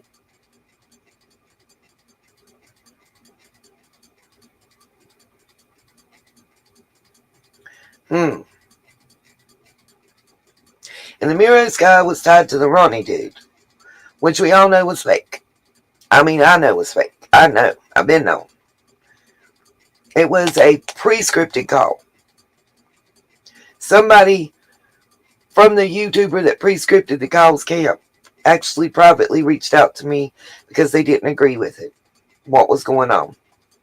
It was one call to drum up views and clicks for their channel that turned into something more.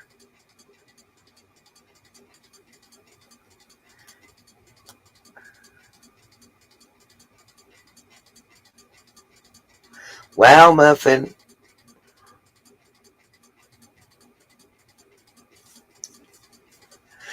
Wow and wow. I thought so. Annette I didn't know about the roadside guy, but I knew for certain about Kate.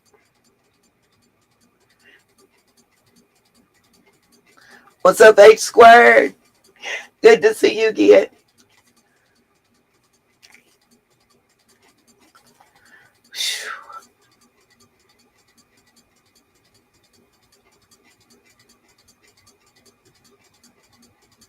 Okay, I wasn't kidding about with the Ernie guy about the cheese pizza thing.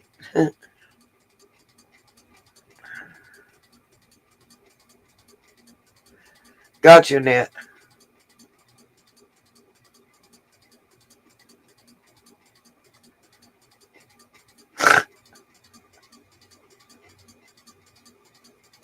I went kill Ernie about the cheese pizza. I've been dreaming about it. I'm about DoorDash it. Please go. I'm about to see it. I want a large one so bad I can't stand it, but I got enough for medium. Oh God, I don't even care if it makes me sick. I'm dying for it. Yeah, H squared. I was in both. That's what we were talking about.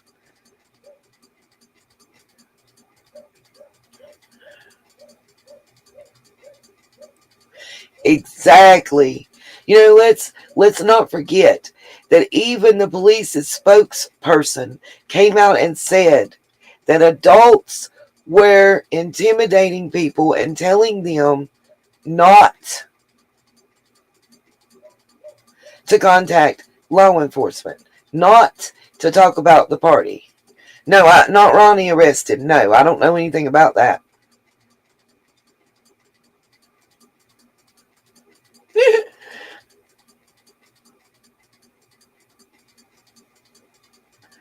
Katie, it was torture to have to watch. Yes, Nick looks like Miro. That's all I'm saying. All I'm saying on that. They look very much alike to me, in my opinion. That was the first thing I noticed. Did she? I wondered because I kept saying it in the chat at Zab Girl over and over again, and I never heard it said.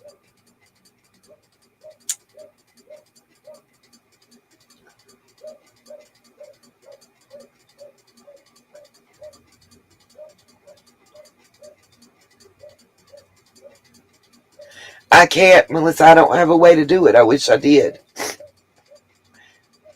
Nick is the roadside assistant person. Miro is the white guy that contacted Ryan when he started looking into the case about Ronnie thing.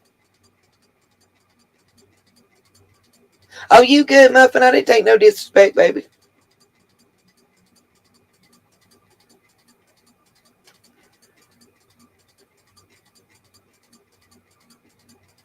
Oh, got you, H squared.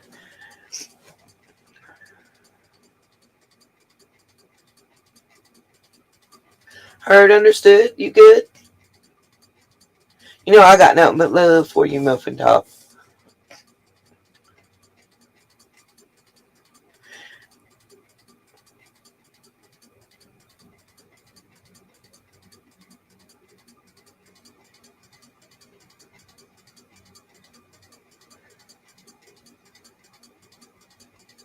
Wow.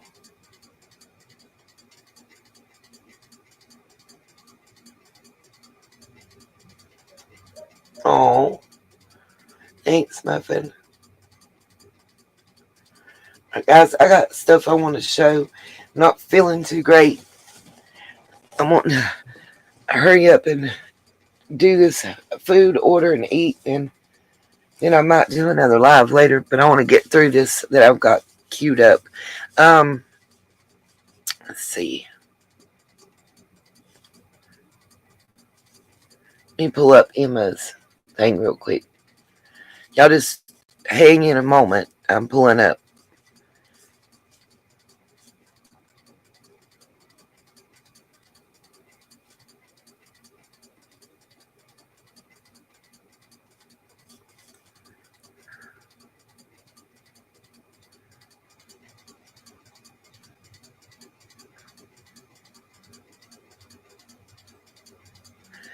Am I? please tell me that Churchill Rescue Squad does not have a GoFundMe? Can somebody please go look for me real quick? I don't know how you do it. Like, look and find out. But can somebody please go and look for me and tell me that a dot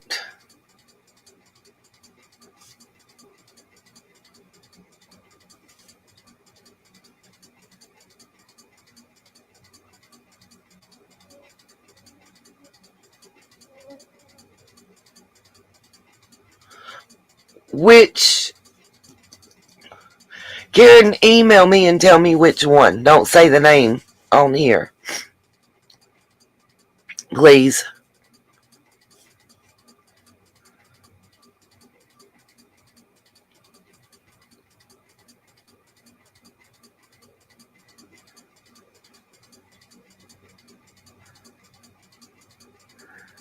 Okay, where is it at? Where is it at? Where is it at?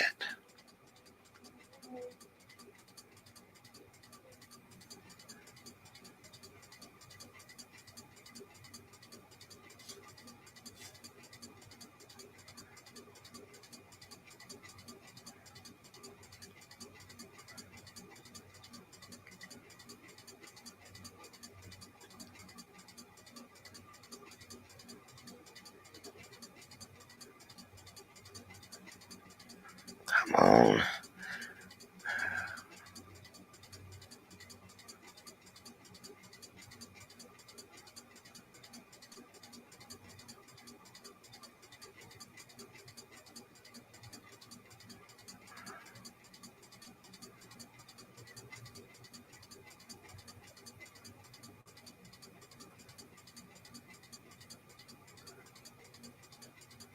Just looking for something to show y'all real quick.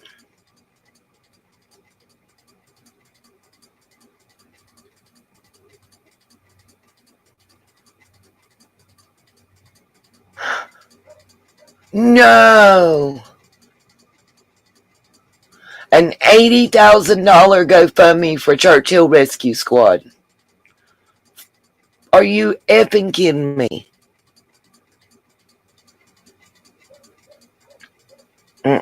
No.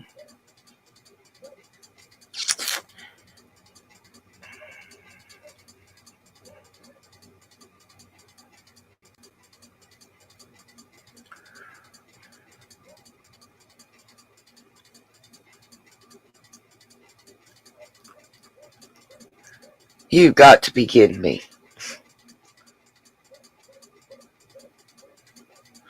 Check my email. Gotcha, okay. Give me just a second, everybody.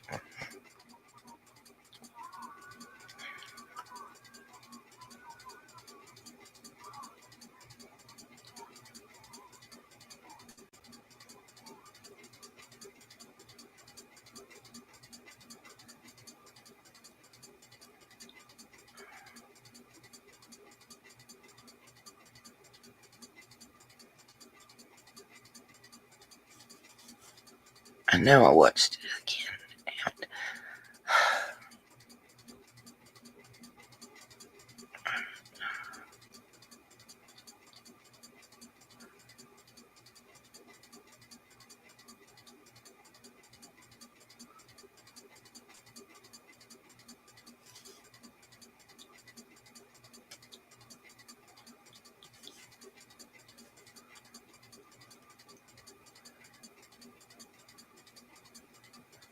Here we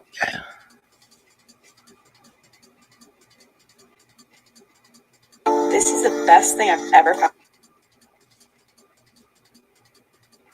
Just bear with me a second. Let me get through this commercial and I'm going to show y'all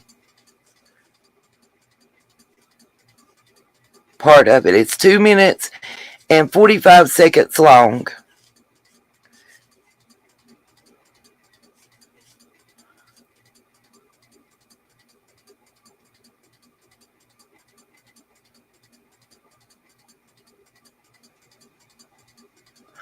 Wow. Got you, Karen. Wow, Cherokee girl.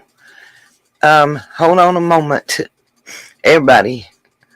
I got texts coming in and emails and everything else. Give me just a second. Let me share this screen. And you can go over to Emma's channel, The Crime Stories Obsessed, and see the full video.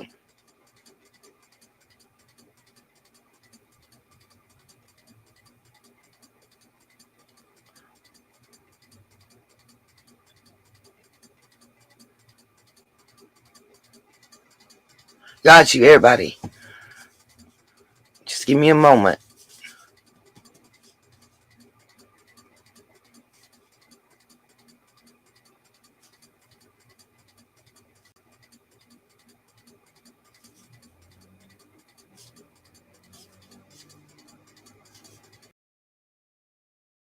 Only gonna show about 30 seconds of this, and then if you guys want to see the rest,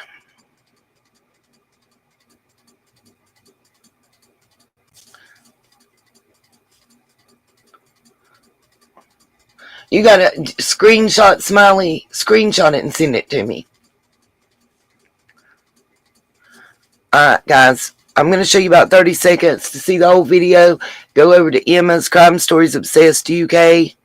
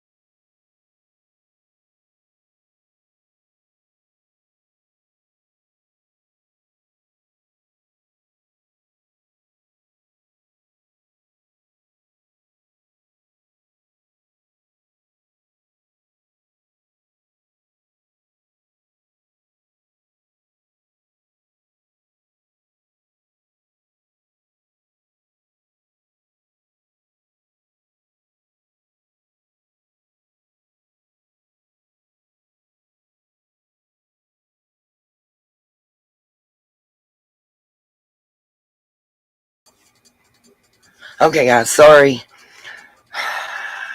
Trying not to pull up too much at one time.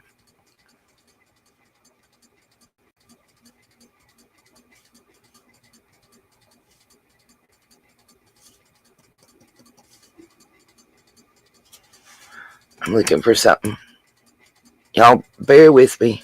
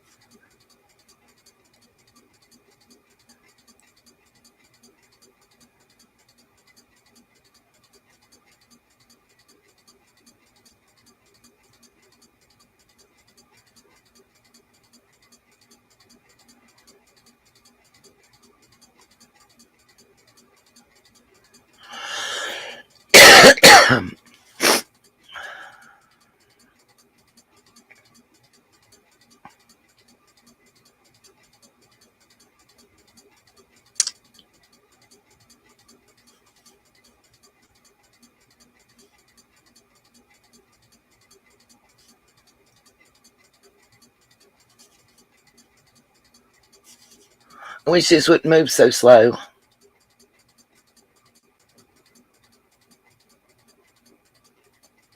I had to have a hysterectomy at 23.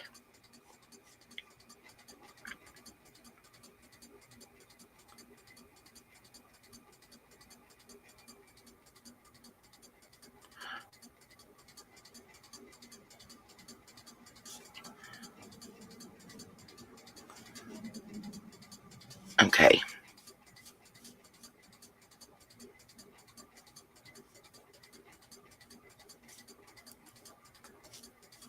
I'm trying to open my email for those of you that have emailed me. Yeah, I saw that, Smiley.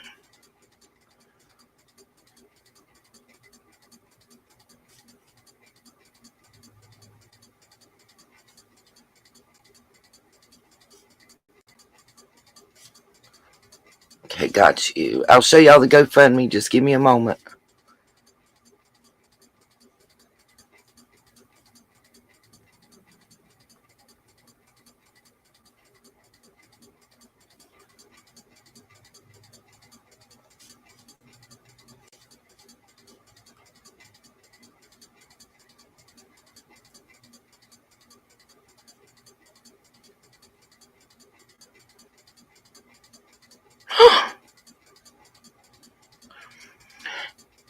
What? We need to see this part too. Okay. You know, people make fun of me when I said that I thought Summer was family. Possibly there was blue fugates and all that. And I was told they're in Kentucky and they're not in Tennessee. Well, I'm going to show y'all again. But we'll do that in just a moment. What's the other thing I'm looking for?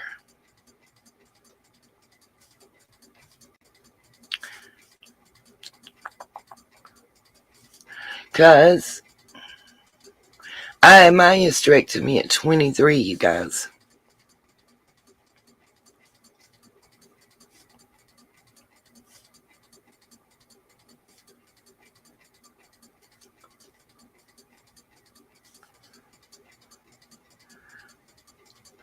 We're going to go to one of my favorite channels, Miss Dazed and Confused, because one, she told me I could use her stuff. Two, I'm going to show you a snippet, but I'm looking for the entire video. I know where to look for something, so I've been looking for it. And I'm going to find it.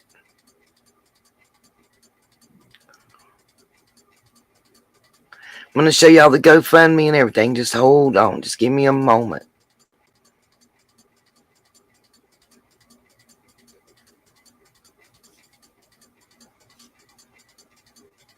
Just need to pull that up. Okay.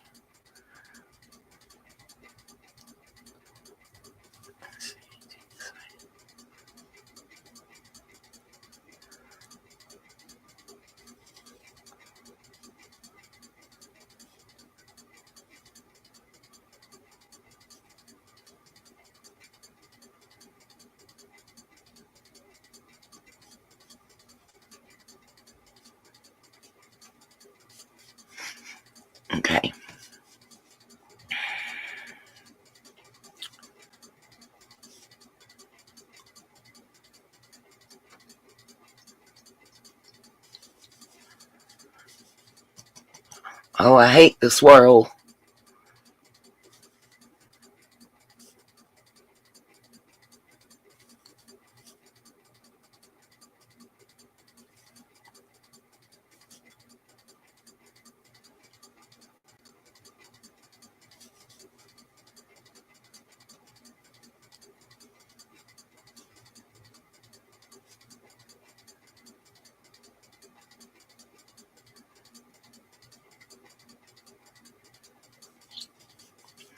Okay. Trying to figure out which way to do this best. Okay.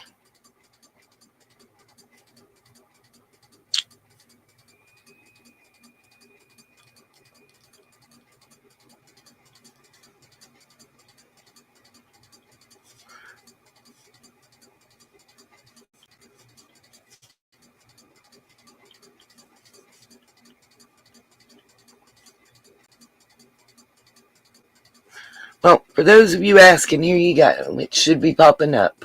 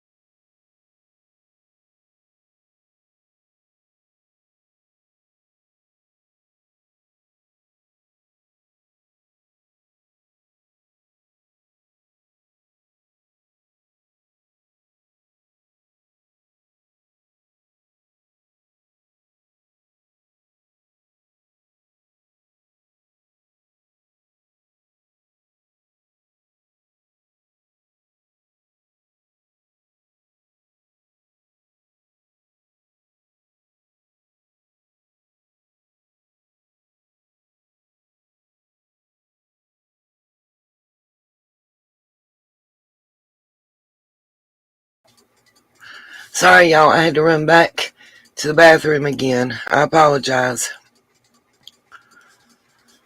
And I'm muted. I didn't figure y'all wanted to hear me. Yeah, I'm out of Imodium. So before anybody tells me taking more Imodium AD, I'm out. I'm just got a deal. Till the antibiotics work their way out. Here was another thing I wanted to show y'all about the rescue squad. I found very interesting. I hope this is the right one. Let me see.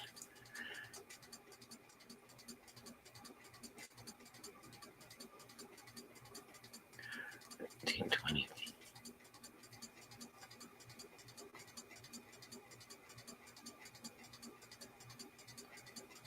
Okay.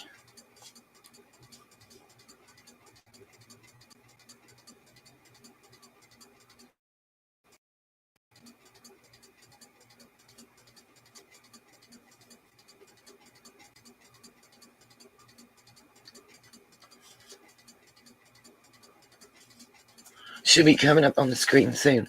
And what y'all thought, we did bake sales, car washes. My dad was a first responder and a volunteer firefighter and a dispatcher for the EMS. And we did fundraisers all the time because it was a volunteer fire department. Now, quarterly, if there was extra monies or whatever, it was distributed, somehow. But it was like I said quarterly, it was a once a year type thing with the volunteers. And it was like a stipend, I think they called it. I think Daddy got like $50 to $75 a year. So, but I want y'all to look at these names right here. Anybody see what's on your screen? It says their website's under construction. There's the email address, phone numbers, and then look at our captain's names, your training officer names, your equipment officer, your sergeant of arms and chaplain, your treasurer, and your secretary. Y'all see anything, names that pop out to you?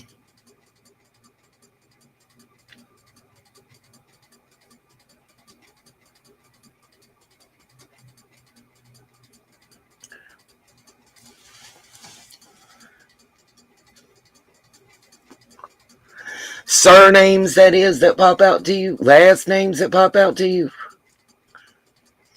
First of all, we got 2 Dykes, a Fugate, and 2 Crawfords.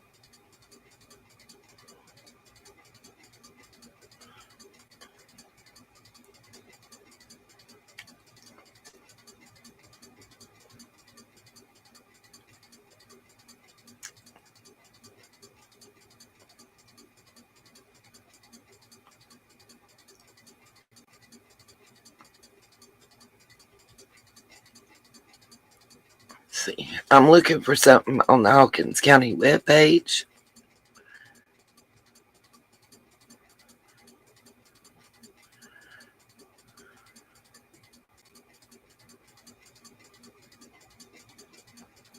It's been about 2 years ago. Jesus.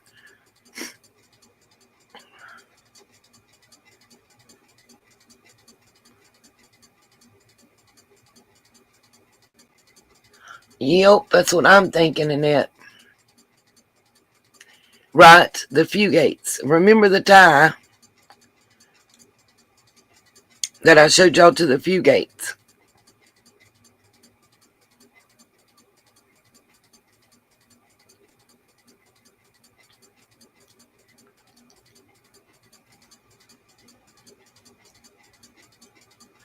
I wish YouTube would load stuff faster.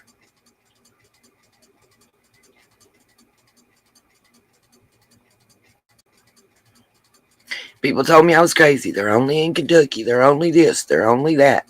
No. It is not true. Better known as the Blue Fugates.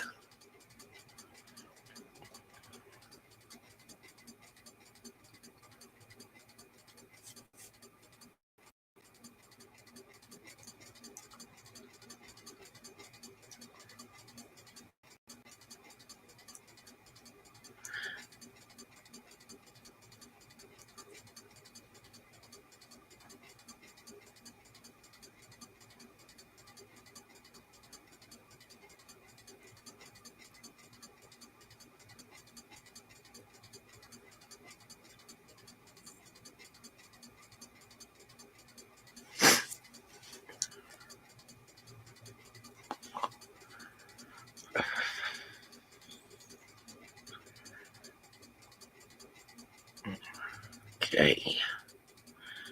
So it would getting closer to what I'm looking for.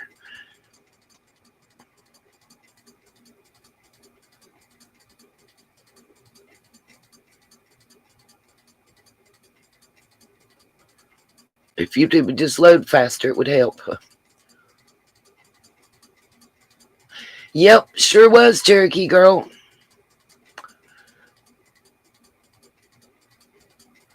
Sure was. Why is her name still on there? Because that was recently posted, by the way, that the website was down.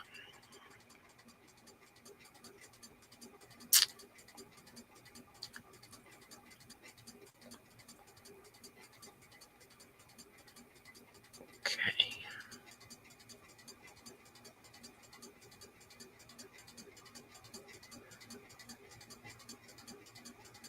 Now if I can just get...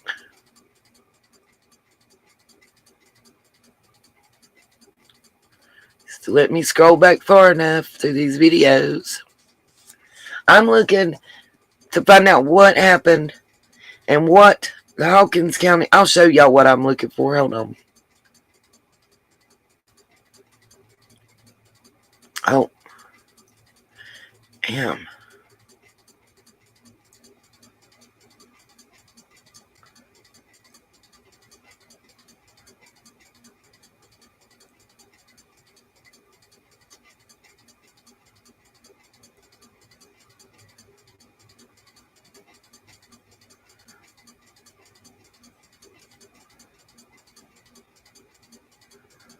Huh.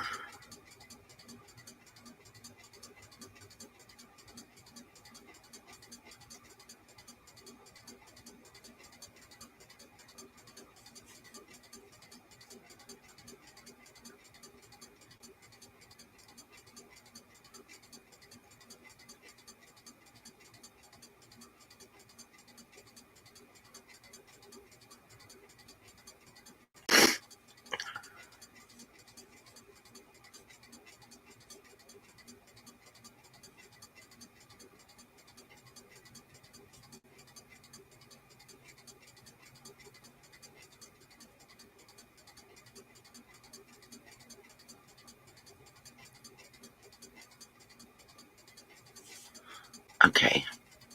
We're going to look at something.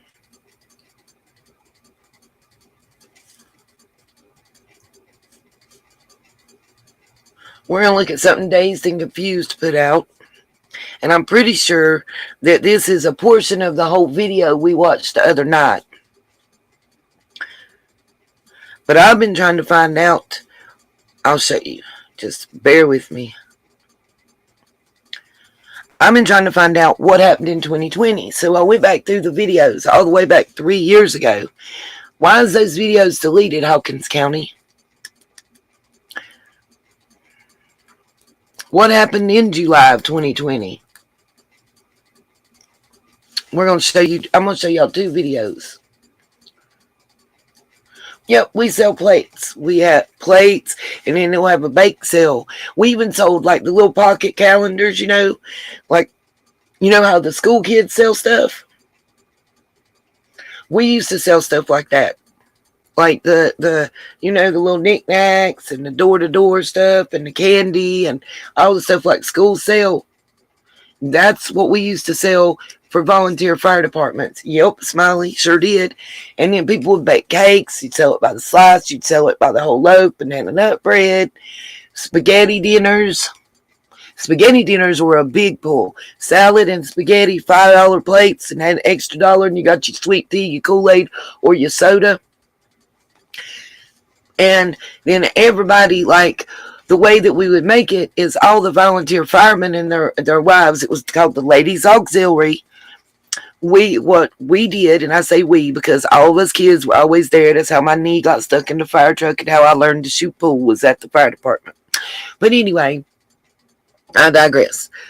We would, like, everybody say we're going to have a spaghetti dinner. Okay, well, everybody brings a pack of spaghetti noodles. You got like 25 people. You got 25 packs of spaghetti noodles. You know what I mean? Or bring as much as you can. And everybody, you got some canned tomatoes. You get some ragu, whatever, hamburger meat. Everybody throws in together and brings everything they can to make the spaghetti dinner. So there's no overhead except the light bill, you know, for the fire department. And then it's the same thing for lettuce, whatever. If the Ladies Auxiliary has the money in the fund, they take, you know, $40, $50, go to the, you know, grocery store, buy the stuff, cook the spaghetti dinner there. The Ladies Auxiliary ladies come in, cook the spaghetti dinner, chop up stuff, make the salad. Kids that are setting up tables and chairs, and we open up, and inside of the fire department and outside there's a dinner. Then they have yard sales. You donate all the stuff that you don't want from all the volunteer firemen and their wives and families and whatever they can collect, and you have a yard sale, and they raised money that way. We raised boo-koodles of money that way for the fire department, and it was all volunteer at that time. Now it's not, but at that time it was all volunteer, and it was enough, you know. And then there's grants that those volunteer services providers get. Don't let them fool you, because there were grants that was received. That's how they got fire trucks. That's how they got equipment and suits and hats and everything else that they needed. There's grants to pay for them to be certified and stuff through state, county, federal, all that. You just got to have a good reputation and do the right things with those grant monies. And if you don't, they will cut your ass off. Ain't that right, Churchill? Okay, let me make sure this is showing on the screen before I hit play.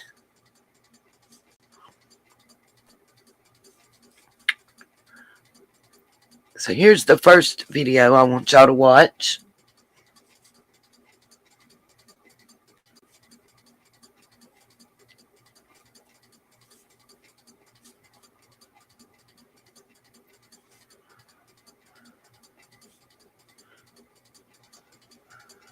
Hey Rhonda, how you doing? You feeling better today? If anybody wants to help me get some Imodium, please hit the PayPal and the Cash App for me. I was so hungry, but God, I'm paying for it. All right, let's watch this video.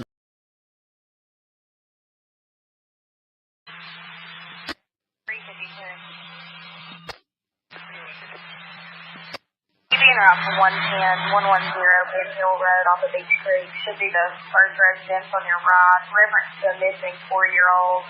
The parents have called in and advised that the mother had went for a walk, came home, now they can't find her. They've been yelling for her. She's been gone for about 10 minutes now. 10 for 1 is a miracle. 10, 110. The date of this video is July 21st, 2021. This afternoon, the Hawkins County Public Safety Committee discussed ongoing issues with their 911 and radio systems Issues with their 911. Issues with their 911. No, dog. What issues? What issues did they have with 911 that could apparently possibly have caused problems. What is it? What is, I have always said there's a big situation with the 911 thing. I have said that for so long. This is only 20 seconds into this sucker. And it started back from the beginning. Here we go. Meanwhile, this afternoon, the Hawkins County Public Safety Committee discussed ongoing issues with their 911 and radio systems that some say impacted the initial ground search efforts in the search for Summer Wells.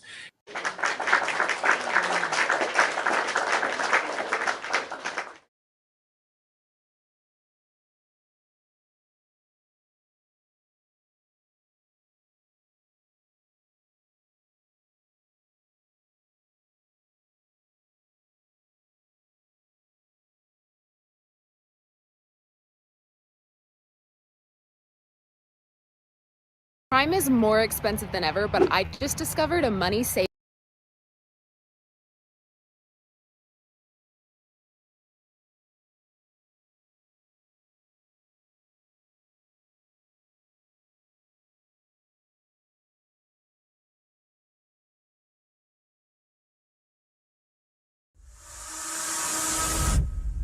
Like Mr. Commissioner Thacker just said, we got shut down. We got shut down. Now we're waiting on those systems to get done. Again, one more time, and I'm going to shut them back. We should have fixed it back like it. I'm going to find this entire video to watch, by the way, that we're looking at a clip of right now. That's what I'm looking for. I was also looking for back in July 2020. And it goes back 3-4 years on the Hawkins County page. I see June and I see August and I even see February of 2020, but there ain't nothing for the month that they're talking about here. Why? And how did they give them, wasn't it, I thought so, Big Mad. I thought so. Wasn't they given, I think it was $400,000 that Churchill Rescue Squad was given for the radio system, and they knew when they sent people out there searching and doing that them walkies and them radios wasn't working? $425,000. Woo! But they knew they wasn't working right before they went searching for Summer. They knew there was a problem, and so they sent their people out there blind. That's what we do now.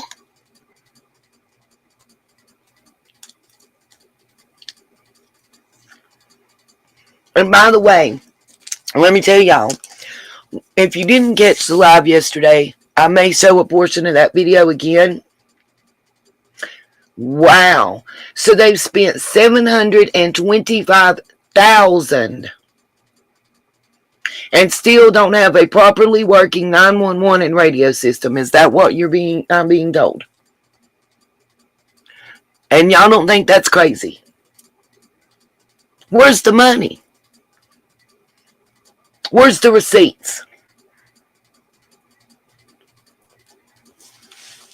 Oh, wait a minute. Carla got it, right?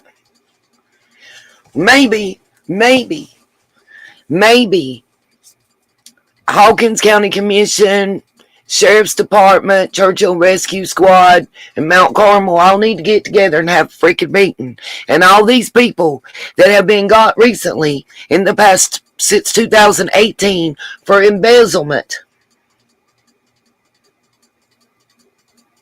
Maybe they need to get a loan from them. Maybe that's where their money's gone. Maybe that's why they're broke.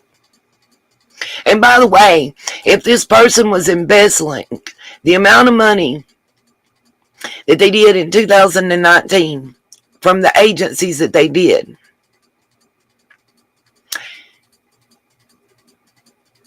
is that the reason for that 2019 budget not balancing properly and money missing from the budget? Oh yeah, the IRS is should be getting back to me within the next 90 days.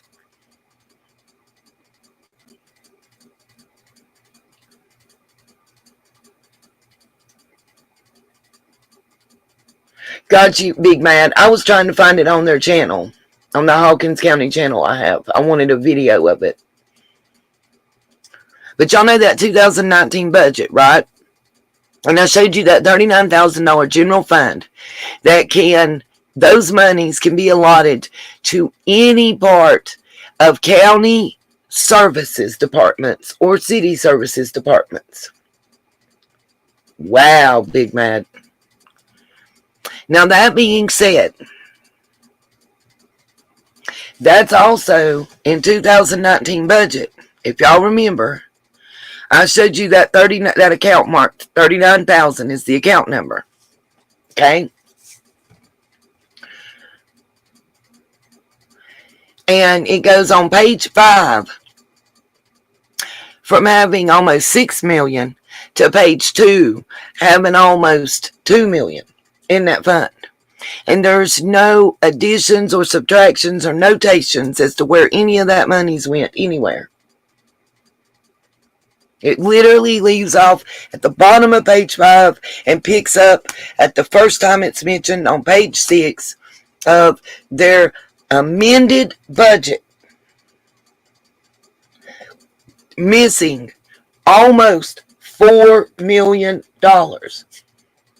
Is that because of the monies that were embezzled?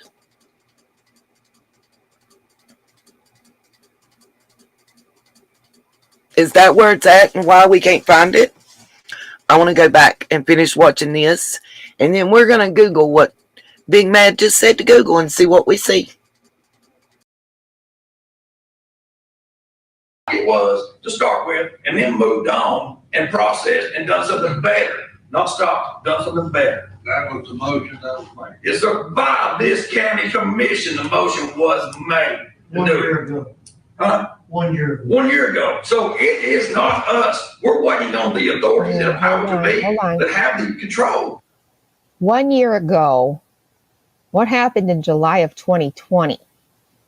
1 year ago, they approved something. It sounds as though that there was some approval. Something was going on for at least 1 year. It had been for 1 year. And then they were told to basically butt out. Right? None of their business. How many people are being told to butt out? Like, don't you think that this committee is kind of a need to know, in the know? Don't you think they should be in the know? It's their money. They're divvying out the money. They have every right to know where the money is going. They have every right to have updates, correct updates, and thorough updates. They have every right to have all of that stuff. And he is making oh my God. If there was something presented to the committee, this committee in July of 2020, I wonder what that was. Because if the committee was presented with a problem about the radios and the signals and things like that a year before this, I feel pretty. Then that would mean that they were aware that Oh, so pretty. they, as in like that area, was aware of radio problems. And that they... Oh, that is going to piss me off. I feel pretty and witty and gay. If they were given funding a year prior to this to fix the radios and they didn't do it, I'm going to flip my lid.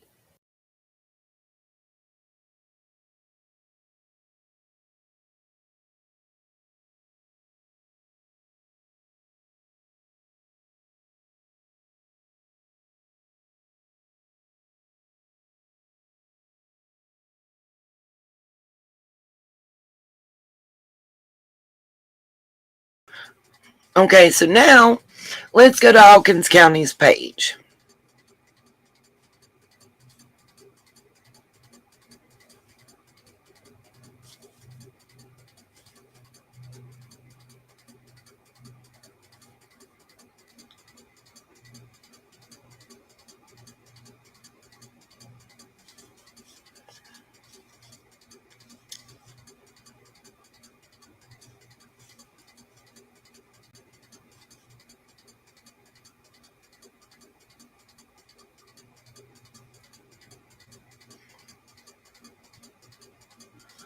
Let me see. What's your last comment that you said to Google?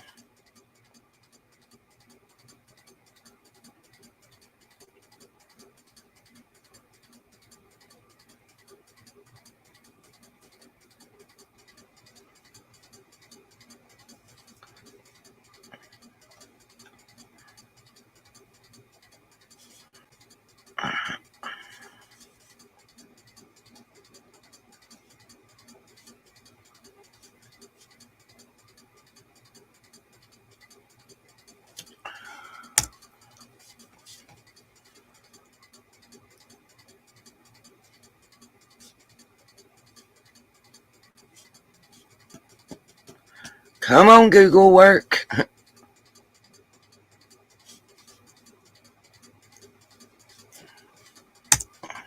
Finally. Okay. Let's share screen so y'all can see what I'm a-Googling.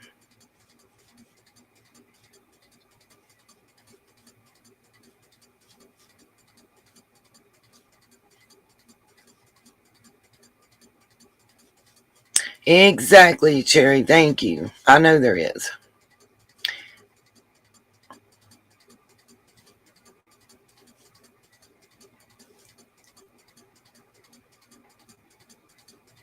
I think that's the Google search page. Y'all bear with me. It's moving slow. Okay, show on stream. Should be coming up on your screen.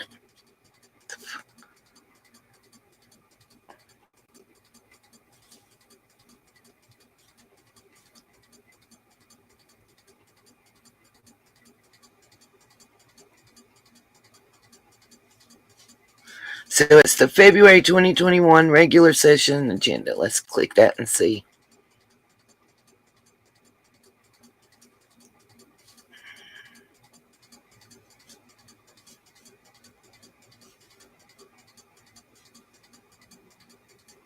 I got you.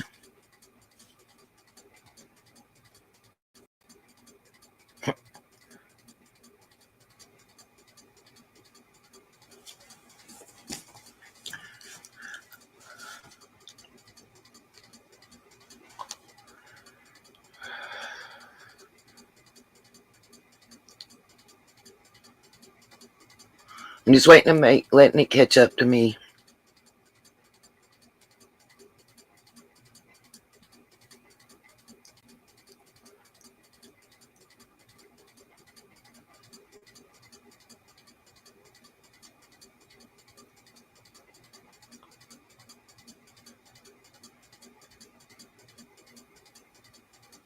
Right, little Dev, it does kind of make some sense. Yeah, this one is 2 pages. So let's see, we got approval to properly dispose of surplus property from Hawkins County and donate surplus property to the city of Bulls Gap. Resolution in support of Drug Dealer Liability Act lawsuit. Appointment of Orville Armstrong and Paul Keys to the Hawkins County Industrial Board. Nomination of former Staff Sergeant Jason Mooneyham for Veteran Service Officer. Let's see, what are we looking for? Oh, here we go. 2/8/2021. Approval of Hawkins County Rescue Squad and Churchill Rescue Squad to be included in the 2020-2021 county-owned radio system. Upgrade and approval to conducted radio transmission on the system. Yep, 2/8/2021 right there. So is that the first time? Because what I want to know what happened in July of 2020. Because that's what they were saying. It would have been in July of 2020.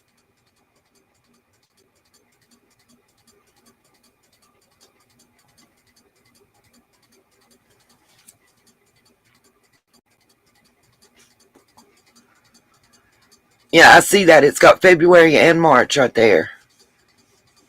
Let's go back.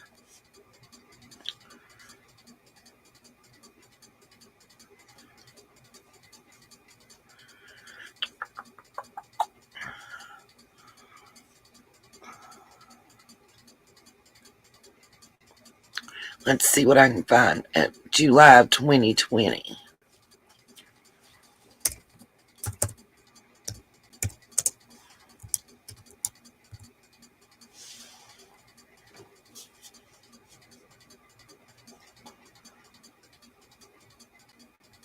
That's what I thought. It's Lawson. I actually I had a 4-hour phone conversation with someone that knows her and Jody Sue. They went to middle school and high school with Jody Sue. They said she's always been that way. 2019 is, wow. Big Mad, don't say it was 2019 because that budget was all out of whack. They missing a whole lot of funds out of that one.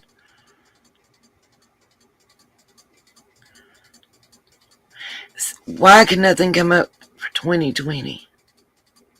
I got August of 2020. Oh, here we go. Let's see. Now, let's see.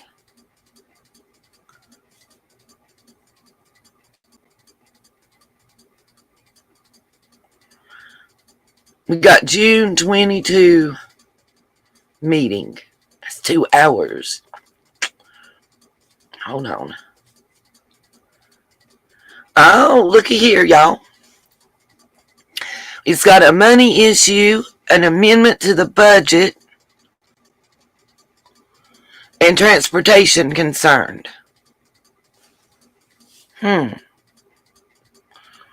What money issue was they having? We're getting ready to watch, starting right there.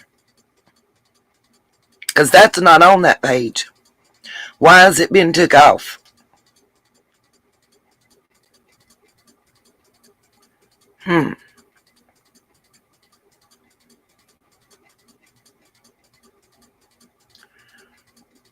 That's in June.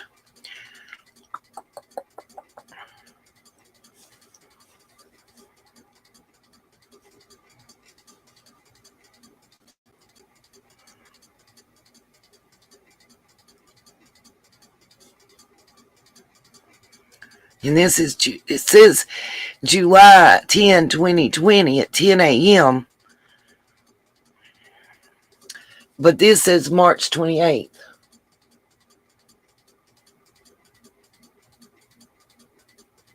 I feel you, Big Mad. I do. We're going to look at 2020 and see what I can find. I want to check this Facebook. Some reason it keeps telling me, my gut tells me to just click it. So we're going to click it. We just going to research together live. But I got some stuff already that I wanted to show y'all. Let's see what this one was like. All right, that says March 28th. Supposedly this says July of 2020. So we're going to keep going.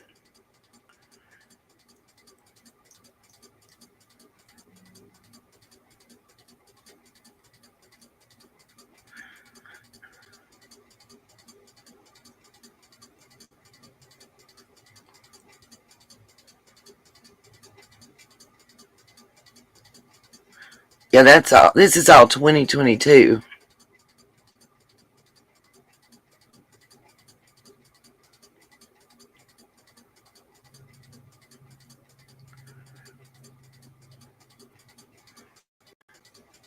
Let's go. See how far it'll go.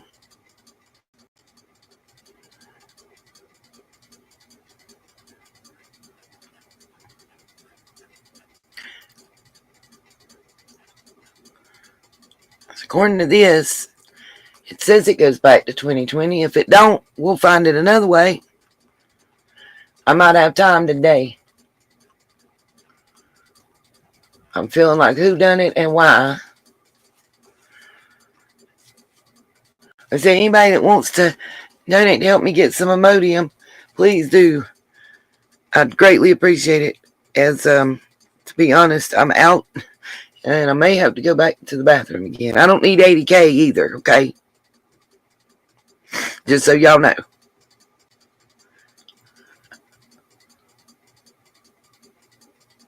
Me either, big man.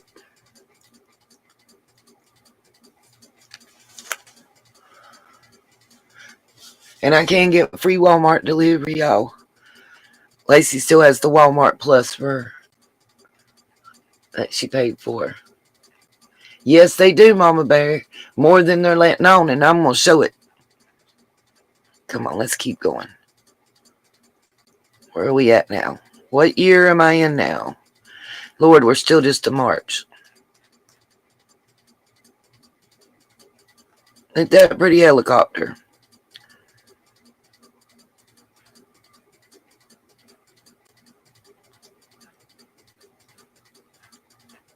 Okay.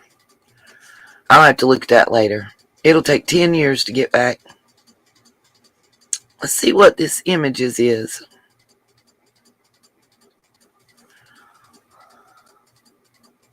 Because it looks like they're showing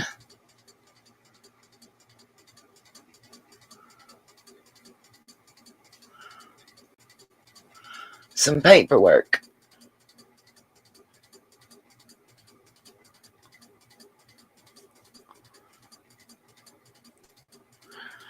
Okay, this is a Jeff Bobo article. Let's see what we got here.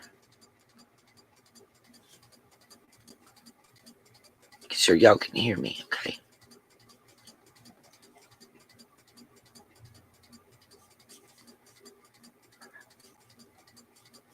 Okay.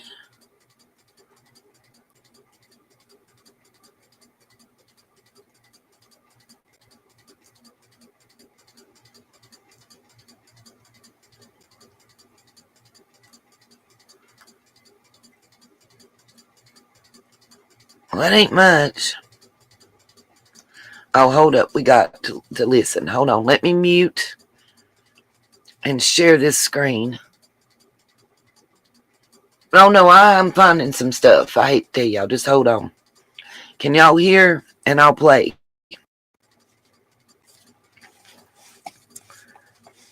Rogersville on Monday. The full Hawkins County Commission will hold its first meeting since February, although the public will only be allowed to listen in on the meeting via telephone conference call.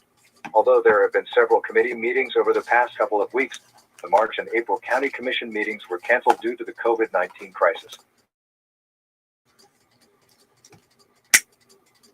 Next article. Kingsport, Mary Louise Maxwell. Okay, so let's check the next one.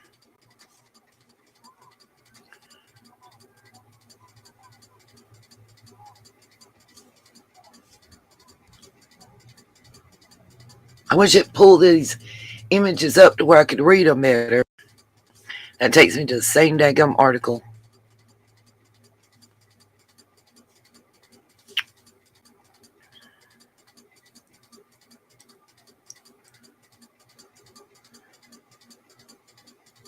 If these are the minutes from the June or July meeting that I'm seeing here, if somebody can get me screenshots, I would greatly appreciate it. I can do it, but I can't do it right now. It won't let me while I'm live.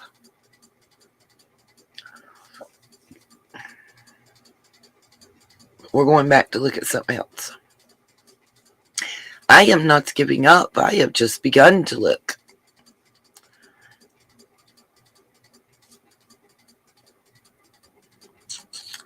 Let's see. This one says the 3 key moments.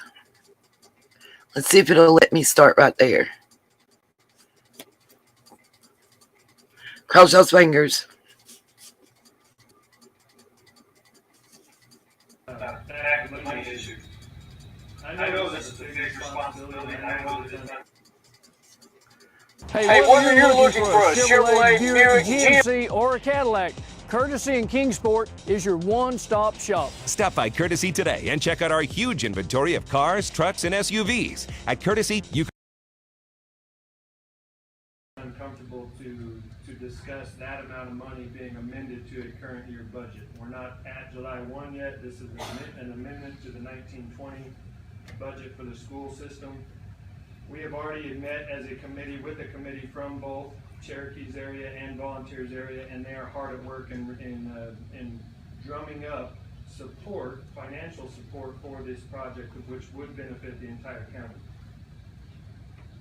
It would be my goal to limit or greatly reduce any draw from the local funds if this is approved this evening, and that work has already started.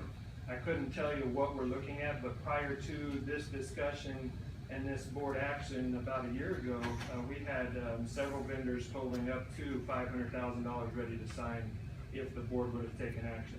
It is my belief that we're going to see a large amount of this paid for from companies and from industry that support our schools and support our students. I've shared with each of you that our CTE program is gaining leaps and bounds, and our industry is excited to see our students in the room. A trade-off to that is that they reinvest in the school system so that we can keep the kids engaged, whether it's in sports or other activities. The last thing I want to say is the group that's in this room tonight represents Hawkins County. It's not a Cherokee versus volunteer issue. One of the biggest things that I've tried since I've come here is to get rid of the upper versus lower or the volunteer versus Cherokee. There's healthy competition that goes on when we meet on a playing field. When we're not on a playing field, we're all educating Hawkins County students to be the best they can be after high school. Whether they go to the career, the military, college, post-secondary opportunities abound, and it's our job to make sure they're successful. One of those avenues is through sports. And I think if we offer sports, we ought to have the best facilities and the safest facilities for those students to use them. Thank you very much. Okay, the guy that was yelling at the meeting we heard is sitting on the front row right there next to the gentleman in burgundy. This is a full room. It said there's 3 specific points of interest concerning money. So we're going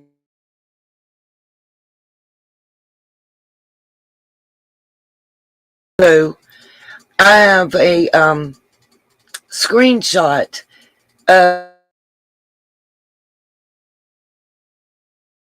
Jeannie's daughter. It's about 1.5 years old now, but I think it's really interesting to go back and read it now. Along with the images that I find weird on Robin's Facebook. She posted one that was supposed to be an advertisement for that thing where they were watching the Friday the 13th video. But the original image in the paper and the one she posted are way different, and I just wonder why. I'm going to show y'all those before this is over, but I want to look into this right quick. I know we're losing, I've lost like 20 people right now because they're bored. And I'm sorry y'all are bored, but guess what? Yes, I have Mama Bear. And the value differs greatly from like Zillow to realty.com and everything. It's as little as right at 12 grand and as much as 110. And I'm sorry I'm losing y'all. This is what I do all day, most of the time. If it makes any sense to you guys. I try not to make y'all have to watch. I've already skipped like 1.5 hours of this. I try to make y'all have to sit through as little boring stuff as possible, and at least we can chat with each other while we listen. But all of this could affect Summer. It definitely could affect her ability to be found. And I want to say this. If those people in California couldn't find Callie's car in less than 15 feet of water, but AWP finds it in 35 minutes, and then a random community member gets in a canoe and finds a laptop and other items that look like they belong to her, and can see them clearly from the surface of the water. Clearly enough that they stick their phone in the water and we can see it. And they missed all that. You don't think Hawkins County could have missed somewhere? My question to Ronnie and the Hawkins County Commission and every one of the constituents, because you guys pay their salaries. Let me say this again. Everybody that lives in Hawkins County should be pissed the fuck off. Y'all pay their salaries. Every one of these people y'all see sitting behind the mic, Ronnie Lawson, every other official that is voted in and or appointed, your tax dollars, the sweat off of your crack of your ass where you're busting your ass working, barely paid jobs, pays their salaries. Ain't no one of them look like they missed a damn meal. Ronnie don't either. Mr. Allen sure the hell don't. And y'all are doing without. You're the ones that are receiving inadequate protection and county and city services.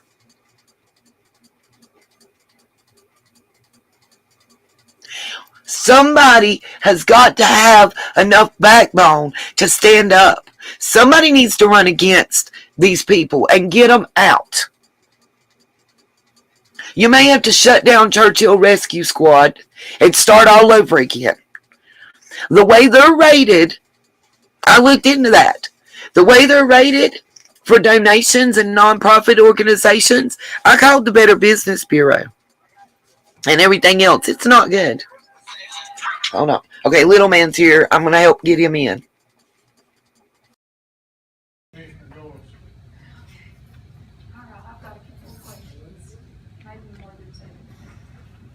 First of all, I'm a little concerned at the time we're dealing with. We're dealing with a pandemic. We all know that. We all know we possibly have shortfalls here and there. What happens if we find out we can have a football season and we spent $1,250,000 on a football season? And have you gotten any of those supporters yet? Have you actually pulled in any of those supporters yet? And why did it take so long for everybody to come into action? Apparently this field problem's been some time now. And I'm just concerned as to why this happened now and it didn't happen a year back. And I know you've not been around very long, Matt, but I'm asking the parents also. Well, I'd like to address, and then if I missed the mark, somebody can correct me, but Mrs. Goins, first question in reverse order. We started this immediately after the football season this year because we were able to make, if you remember the talks in the fall, when it was deemed unsafe, we had to get a crew out there, get it up to speed, and a lot of that was the drainage because water sitting on that field in low spots where it wouldn't be drained off, the drains were clogged, they weren't evacuating the water. Sitting water on top of what Mr. Gibson described, rock underneath with the soil on top, is going to cause a whole lot of issues, a lot of pitting, a lot of divots, a lot of uneven turf. So we did start, weather permitting, as soon as we could this year, and that was all of that drain work, and that took tremendously a long amount of time due to the rains that we had even this spring. Couple on top of that, the COVID closures. We closed and our staff were kept home for a period of time. That set us back, and again, none of these are excuses, it's just facts that we're dealing with. The timeline is unfortunate. It's not perfect timing. Perfect timing would have been that we were discussing this several months earlier, but we honestly had started a crew up there that we're going to reseed, level, reseed, and fertilize that with the hopes to have it done by the fall because we were heading toward grass, and that was an internal effort. But again, the drainage, the inability to get on there and to finish that, open trenches, that all provided a stopping point for that work to continue. So that did lead to where we're at now and the board taking action when they did. Another problem I have is the teachers' raises were cut completely out. And I feel this sends a signal that we're more interested in our football fields than we are in our teachers' salaries. And being a parent of 2 teachers, I know how much they spend out of pocket every year. It's a lot. To that end, I want to go on record to say that we do not prioritize sports over academics. We don't prioritize sports over teacher salaries and taking care of our staff. At the last board meeting, when we sent our revised budget reflective of the -2% that the governor had promised, that was pulled back. Basically a flat funded budget with the exception of step increases for teachers. So those moving up in year increments off the salary schedule, or unit increments on college courses, those types of things, those are still moving forward. But as far as raises across the board, we are not moving forward with that until we see our actuals from 1920 later this fall. And I did recommend to the board, our school board, that we would look at least a one-time bonus or a pay structure, an informal temporary pay structure to reflect this year's, just to see what the state income and the state revenues look like. Because word on the street is that a lot of those state departments are being asked to cut. And if they're being asked to cut, that trickles down to our school systems across the state. And if that happens, we need to be prepared. To that end, you have not seen any teacher postings fly or be advertised on our website because we are filling our vacancies through attrition with current staff.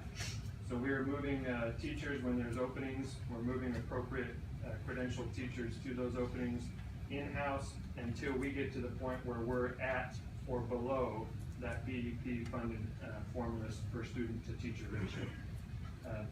To this point, we've saved 10 positions, which equates to about a $500,000 reduction in year-to-date salary expenses, which will be reflected hopefully in the upcoming amendment. So we're doing our part on the operational costs.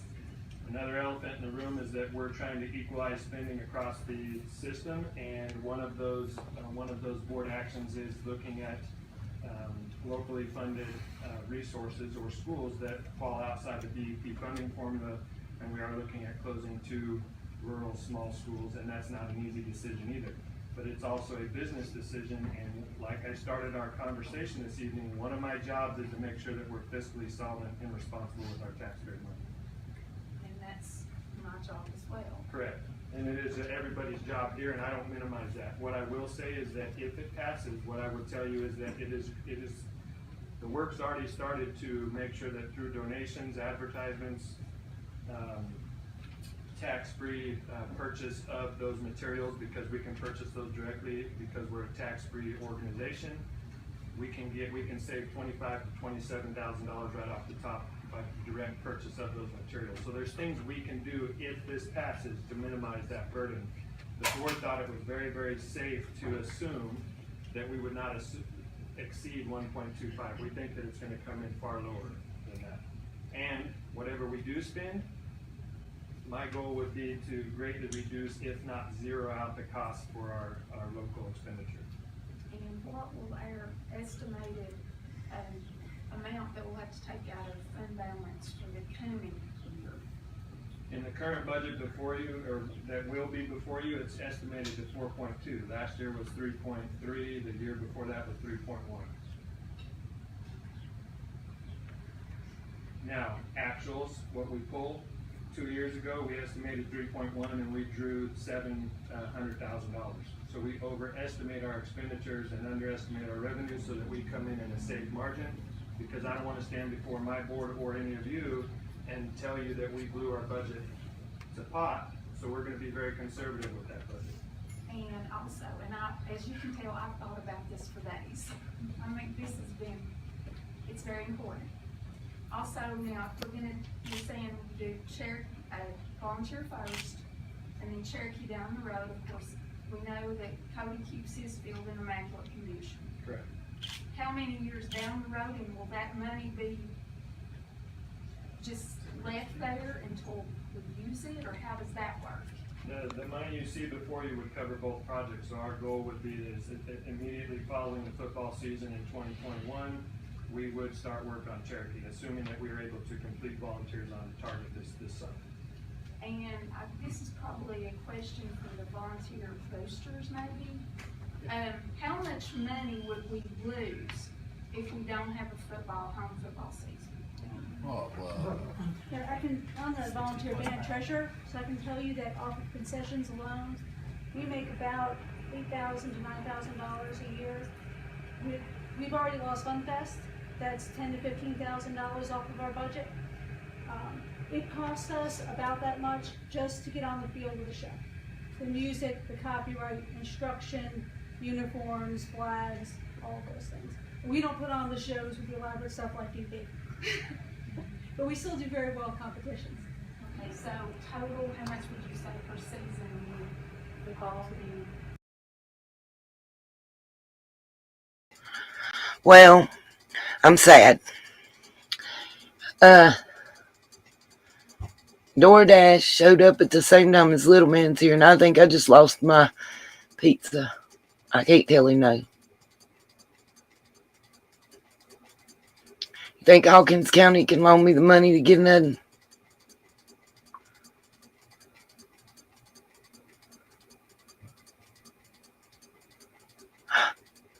Did they really ask him that?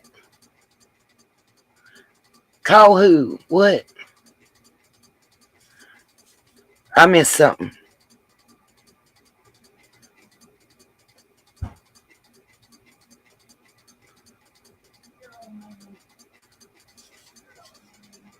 Oh no, I'm talking about, I think Little Man's. I got you, Miss Karen. No, I'm saying I can't tell Little Man no. That's what I'm talking about. I think he's going to end up eating it. I might see if I got a slice. Let's go back and see what they're doing. I'm like, ugh.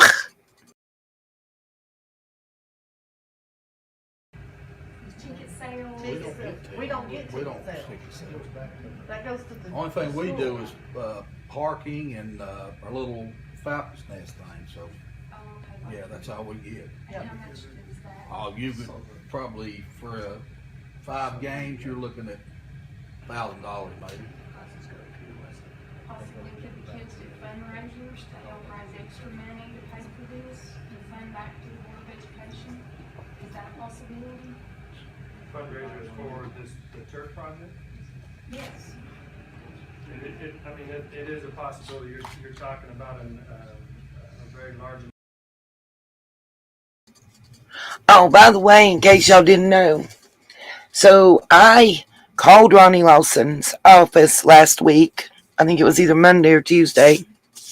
I finally got through to his secretary. It's a woman. Not going to say the name. And on the voicemail of his secretary, I left my real name and my real phone number and said that I wanted to interview him because of his appearance on the Cold Case Files episode when he was still a detective and he caught the case.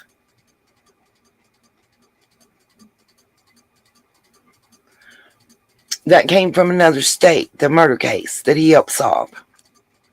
He's yet to return my phone call.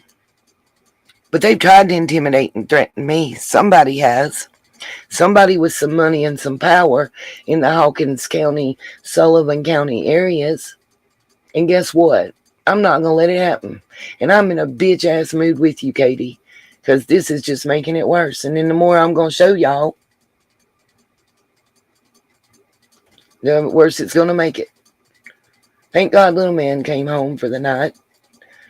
I'm going to have to make it a little, we'll have to end earlier because he's got to get to bed early. I got to give him his antibiotic and get him a bath and in the bed here in a little bit. And because he got to be at school by 7:30 in the morning. He goes to pre-K. He goes to school and he likes it. His favorite place is the library, y'all. It warms my heart. He says school. And he calls the playground the park. Sounds like he's saying pork. But he would write, if his two favorite places are the train set, they got a big train and train track thing, and the library. If he could split his time between the two of those while he's at school, he'd be in heaven. And I only thought about that because they were talking about school here. Oh God.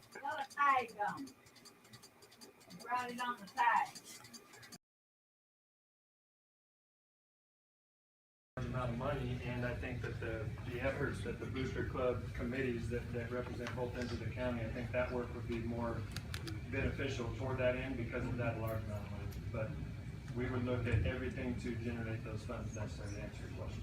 Okay, thank you. You're welcome. Commissioner Fields and Director Hickson, I got a couple of questions, comments, whatever.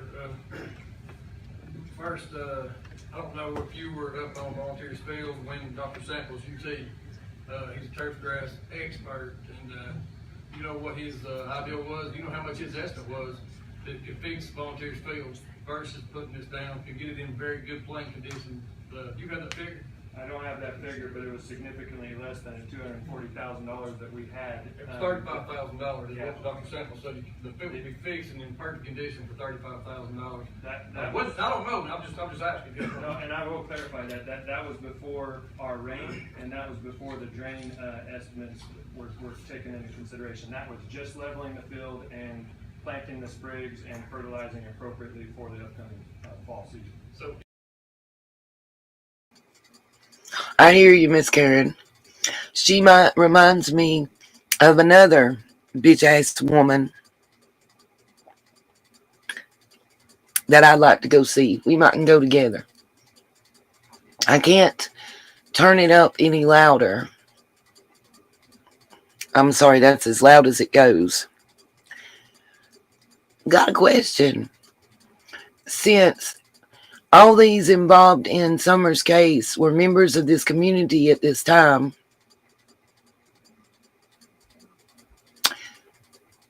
where are they at now? Where was Jody Sue and Don and Candace and Allie and Grand Bun and Grandis? Where was this whole crew? The Hills, the Cropper. Where's everybody at?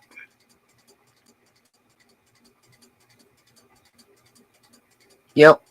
7 out of 11 dispatchers were uncertified. And that was another problem. If y'all didn't hear it, they were having to tell dispatchers or tell people that they were answering the 911 calls that you don't hang up on the person that's calling you from the emergency until you know help's got. So let me ask a question. So I'm in a wreck and I went down a ditch and I'm able to call 911 to get help. And I'm telling them where I'm at, but I'm off the road. They can't see me until that person guides them to me or whatever. Okay? And you hang up on me before they find me? Hell, I might be dead. Why y'all think they getting sued? It's police brutality. It's the dispatcher's ineptitude because there's no training. There's no training because you're paying them McDonald's wages. Actually, McDonald's pays better.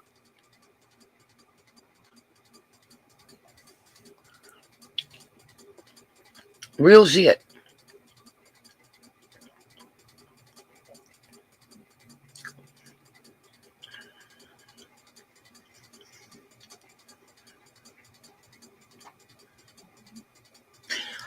The fact is common sense is what they don't have. And you also have somebody, in my personal opinion, when you work in certain fields, if you're in law enforcement, if you're in fire and rescue, and some of you that are in here are EMTs and first responders and stuff. So if you don't have the heart for it and you're just there for the money, you're going to do a shitty job. And you're not going to be there long. Because it's really a thankless job. My cousin drove an ambulance from the time when he was 21 until he retired 2 years ago. It's a thankless job. But see, the dispatchers didn't, Smiley. They're not certified. Do y'all understand how many uncertified officers and dispatchers that they got walking around? That's what people's not understanding. Their techs, their people that's holding positions don't have the current certifications they need and are required. Well, I would think are required to hold the positions they hold. Exactly, Pam. But they're down 41 deputies in the sheriff's department right now. I bet you they'd hire my toenail. No wonder they sit smiley in application.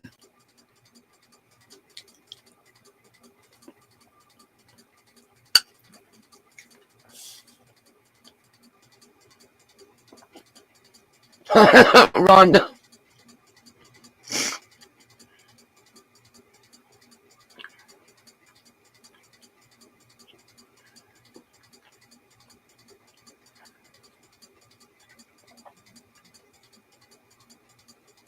Yep, that's right, Mama Bear.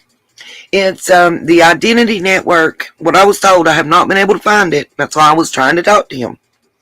Supposed to be cold case files on the Identity Network. Episode 8, I believe. I have to go back and double check. The murder occurred in another state, and the suspect came to Tennessee. Ronnie was a detective at the time.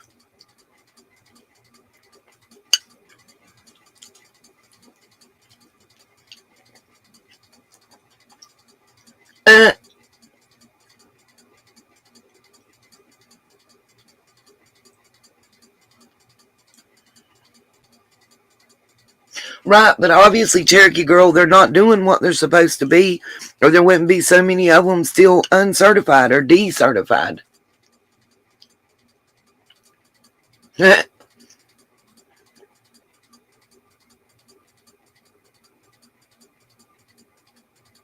damn, Rhonda, I need to go to your Sonic and work. Your Sonic's paying about 9 and some change.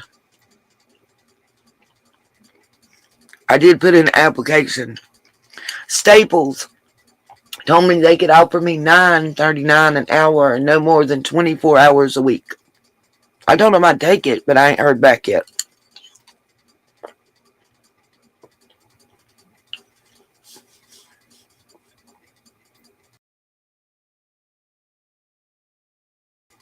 McDonald's here just went up to $10.19 an hour starting out.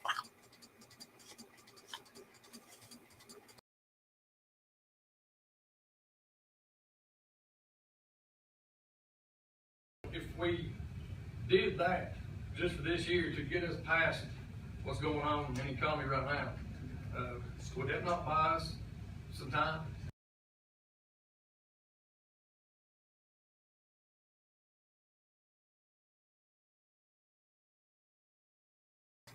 I don't have a Hobby Lobby in my town.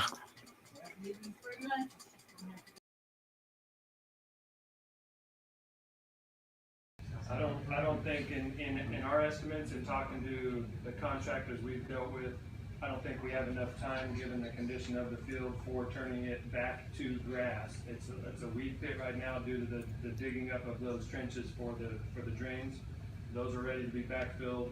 We're ready to move forward with it. But again, if the commission defines this evening, I will take every option back to our board, and we will work every option that we can. It's our responsibility to do so. The other question I had, some of our commissioners have made comments, and I've said this before too in the past, that your money's your money. Y'all get your budget, it's yours, you can do what you want to do with it. That'd be a correct statement? That's correct. Once it's earmarked for education, it's in our general fund or fund balance. So if it's your money, I need you to explain to the public what we're looking at as commissioners. If we turn you down, why are you still not going to do it since it's your money? Because amendments based on board policy and state law do have to come before the funding body, and you are the funding body. I understand that. We can take an action as far as the Board of Education, but we are responsible for bringing any amendment and any expenditure that deviates from an approved budget to the funding body for reapproval. That goes with a new budget at the start of the year. That goes for amendments during the course of the year, because there needs to be transparency and oversight. You guys represent that transparency and oversight. I agree. And the reason I asked the question is, you know, and I'd like to know, if we did shoot it down, if you got turned down by the county commission, would you guys go ahead? I can't remember, I really do not remember the elevator thing. But I think it was voted down. They went ahead and done it. So will you guys go ahead if we shoot it down? Will you go ahead with the fields, turf grass on the fields? That's something I would take back to the board for decision. I couldn't answer that question this evening. What I would say relative to the elevator discussion is that was an ADA compliance issue as well. And when you deal with with the elevator, there was already money in that line item and so rather than doing other things that we had planned on doing, we did the elevator instead because it had to be done for ADA. So that's the only reason the elevator could go ahead and be done, is because there was already money in the line item. So I'm just trying to make reference. Just making sure that everybody. I'm just making sure I want the public to be aware too. That it's not always on us. It's not always a county commission decision that prohibits or goes ahead or lags behind anything that the school does. I agree. Go ahead. I think your determination is correct. Unfortunately, we are going to, or fortunately, I think it is a good thing for transparency. I think it's a good thing for our public to know where we're at with our money. I think it's a good thing for them to hear what goes on with our funding body, our oversight body, and that is you guys as a commission. With that being said, I think that we need to, we will react responsibly no matter the decision. BC, how do you apply? I will damn sure try. Before you, and I don't take the decision lightly. My board made a decision. I'm standing before you, relaying that decision and trying to answer the questions to the best of my ability as to why they felt compassion to do so and make that decision. I appreciate it, mate. You've done a good job from what I hear and what I know. You did walk into a couple of rainy seasons. It's been pretty bad, but what I hear from other people say, teachers and work good meetings and everything else, you've done an excellent job coming in. You got a hard job doing what you're doing, man. Commissioner Barrett, did you withdraw? Or you need to discuss? No, I've got some questions. Okay. Mr. Dixon. Mama Bear, that was my question. And as I understand, they still currently have dispatchers that are uncertified. The dispatchers make $9 and some change to $11 and some change an hour, was the last that was stated in one of the meetings. Okay. The jail, Tracy, Tony Allen said in the last one where we were looking at where he was talking that nobody wants to work as a jailer, blah, blah, blah. But that it capped at $15 an hour. Starting out with no experience is around 10. I just wonder though, I was wondering, Outdoorsy Life, why is, his fussing about not having the deputies and everything else.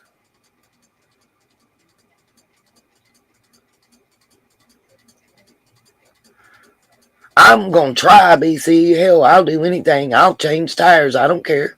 But anyway, starting to sweat. Ronnie can't say that he don't got the money or the abilities to pay or whatever, because I call bullshit. And I'm going to tell y'all why. Ronnie has 80 acres of property. So how much you getting paid per year, Ronnie? I'm going to put us out a short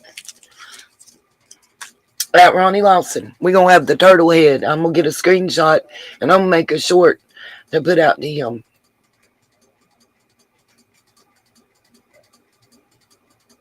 And we're going to ask him, how much do you get paid? How good do you feel? And how do you sleep well at night, Ronnie, when you know that your officers are standing up in front of you in the middle of the meetings telling you they've got to move back in with their parents. They're canceling their insurance. They're ready to take a side job at McDonald's or just work for McDonald's because they're not getting paid enough. And they're putting their lives on the line every day. And I call bullshit on your statements, Ronnie, because I talked to your locals. I did a 4.5-hour conversation with one person that works in Rogersville and lives in your county, another person that works and lives in the county, and both of them told me the same thing.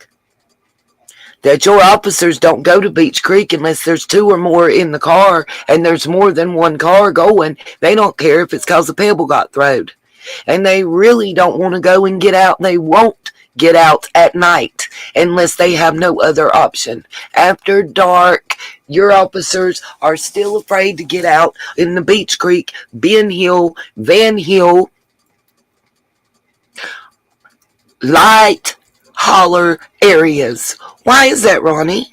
There's no problems there. So why? Why are they afraid of it? What is the issue?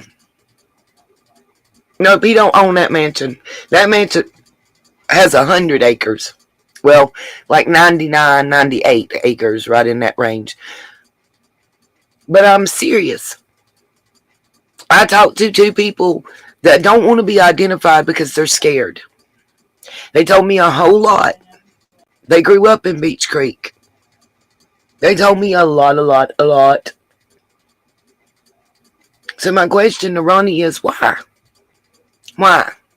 Why, if you've done so much since you've been sheriff for that community in that area, why is everybody broke? Where's the industry moving in?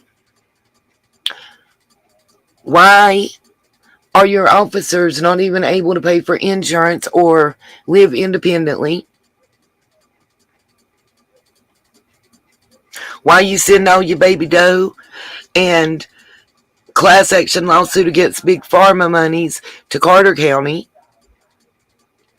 And why are your officers afraid to get out in that area? Why will they not roll by themselves? I mean, it sounds like you're going to Decatur in ATL or something, or you're in New York, the way that it was explained to me. I'm just saying.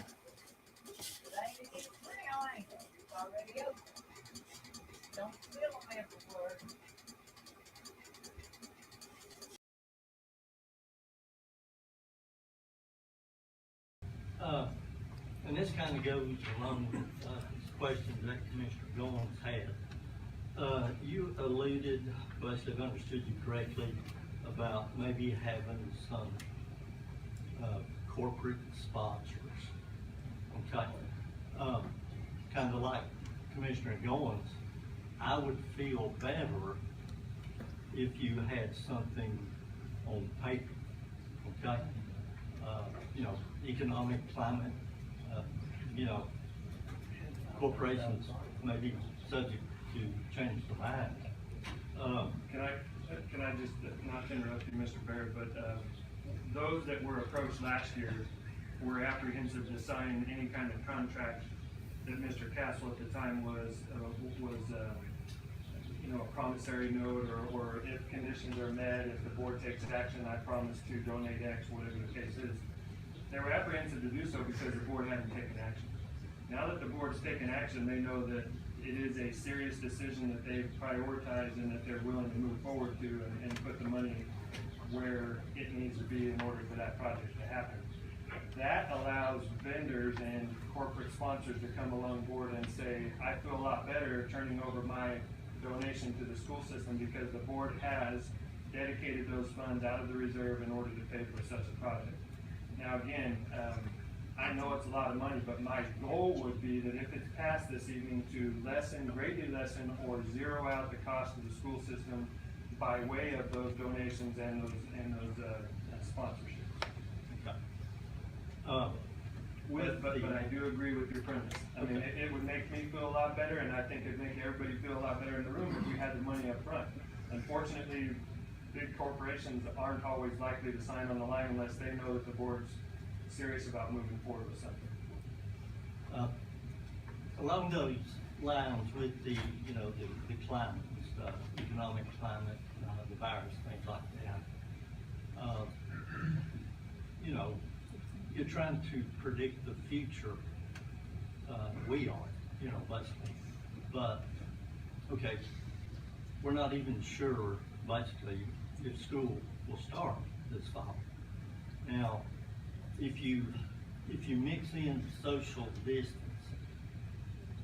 and I don't know what school system's thought process is on this, but if you go in with social distance and you're running transportation and you're busing students, okay, the school bus, let's say, holds 70 people.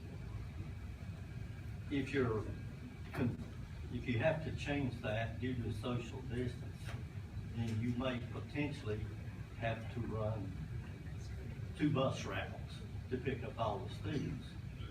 So you have the potential of having to double your transportation costs, wear and tear on the vehicles, probably double the pay for the bus drivers, everything like that. So it's a complicated mix.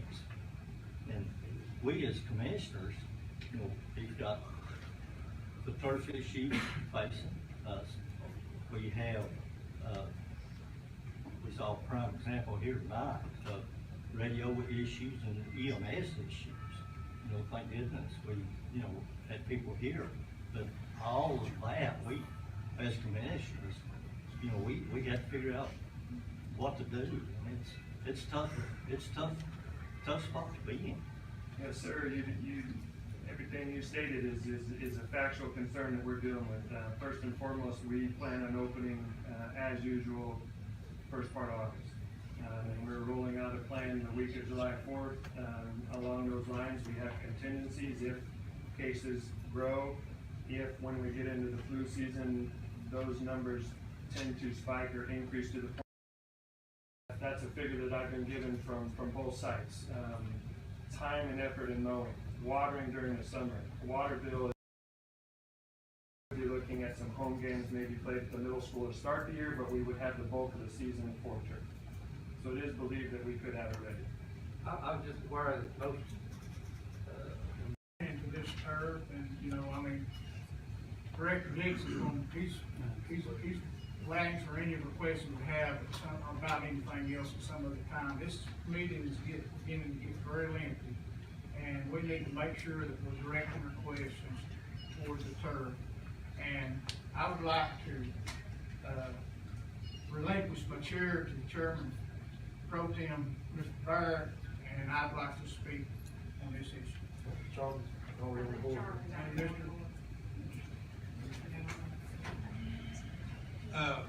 Yeah, some of the questions I had has already been answered, and I'm for 100% children that are in school, grown up, high school, whatever, having.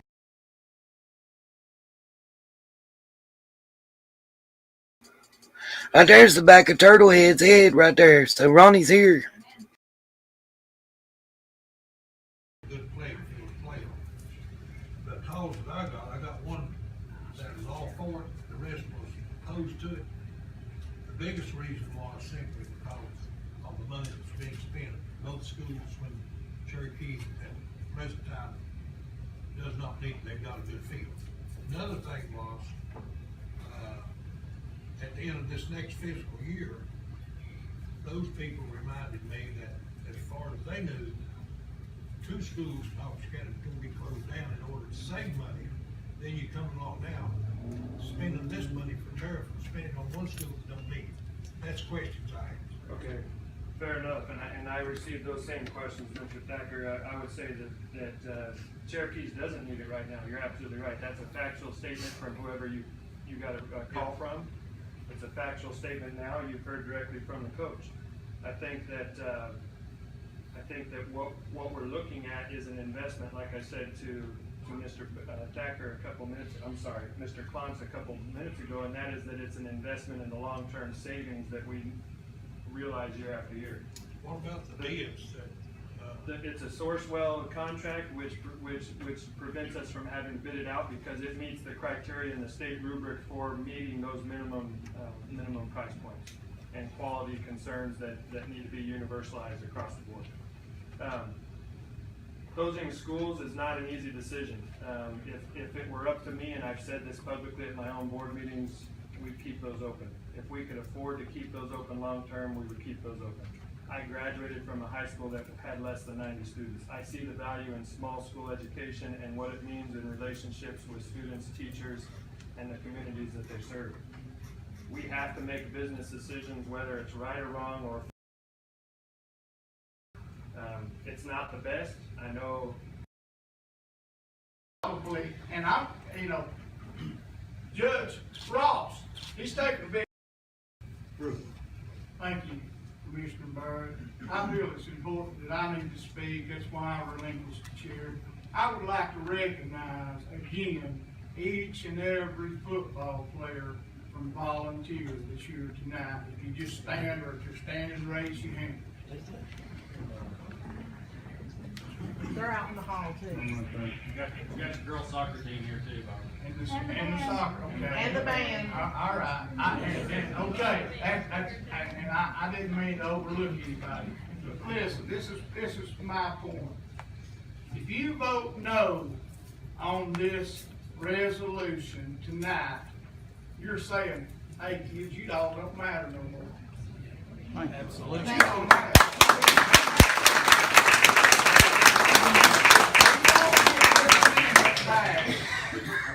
The contingency plan is to play at a middle school field. These seniors, I know, I can remember, and it's been a long time, but they're looking forward to their senior citizen. Senior season. And I know that they won't play on their home field. And, I ask this commission tonight, it's not, if you're worried about taking the heat, I mean, the board's done stepped up, the school board's done stepped up and said, we're going to do this. And all we're doing is just approving the amendment. And everybody that's called me that's been against this, I've told them, you need to talk to your school board member. And I promise you that probably, and Judge Ross, he's taking a big hand into the fundraising and the boosters right now. And I think Matt's right. When everything's said and done, the taxpayer won't have to put any of this. I think that the money can be raised for this. But this is the thing about it. We cannot wait. If we don't do something now, then the field volunteer is not going to be ready to play on or whatever. And I strongly support this amendment, and we need to step up and do the right thing.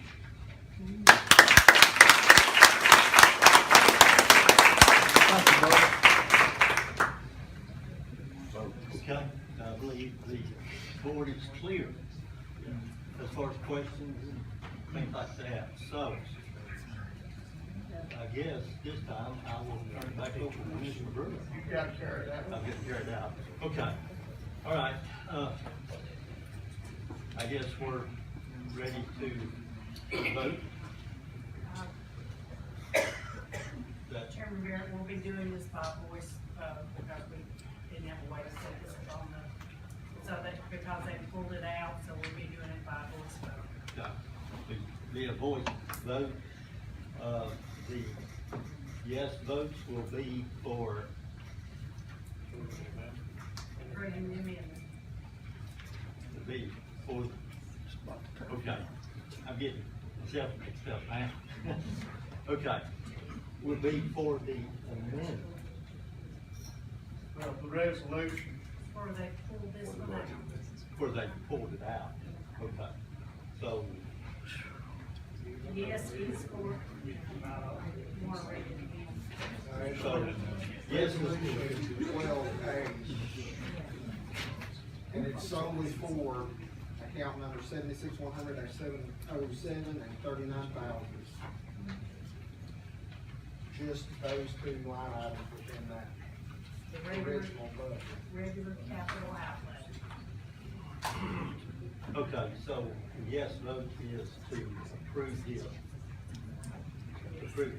The budget amendment.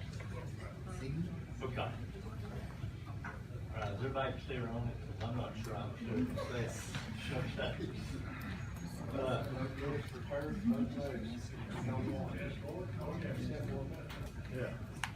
Okay, Commissioner Manning, would you repeat that right there? If you're supportive of turf, you're voting yes in support of turf at the 2 fields. If you disagree and do not want that budget amendment to go through for them to reallocate those funds, then you vote no. Okay, thank you, sir. Okay, everybody ready to vote?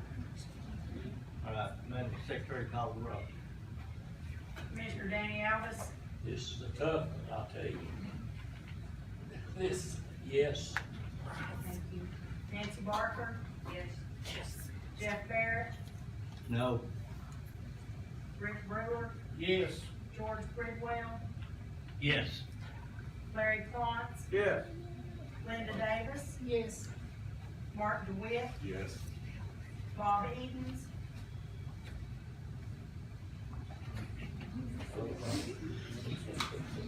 You went home. Commissioner Edens, is that a yes? Thank you. Dawson Fields, No. Keith Gibson, Yes. Valerie Goins, Sorry, but no. Commissioner Harrell, No. Charles Housewright, No. Raymond Jesse, Yes. Tom Kern, Yes. John Metz, Yes. Hannah Speaks. No. Is that a no, I'm sorry. No. Donnie Talley, No. Charles Thacker, No. Sybil Trent. Yes.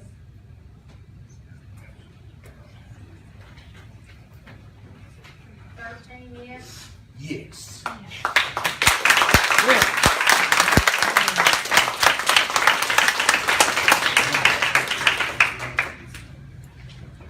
Okay, at this time, I'll turn the meeting back over to Commissioner Brewer. Thank you, Commissioner Barrett. Next resolution is 2020-0613, introduced by Commissioner Metz. Resolution of reference to Central Cafeteria Fund Budget Amendment, Mr. Chairman, I so move. Motion by Commissioner Metz, second by Commissioner DeWitt. Is there any discussion? Look, guys.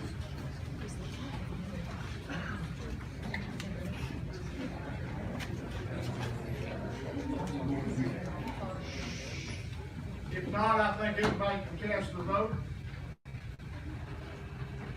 Commissioner Housewright, Yes. Commissioner Edens,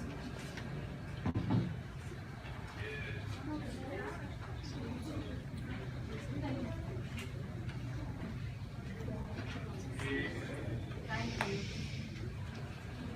Commissioner Kern, Bridwell, and Clontz. Need to vote, please.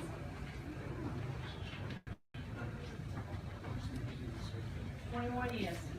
Motion carries.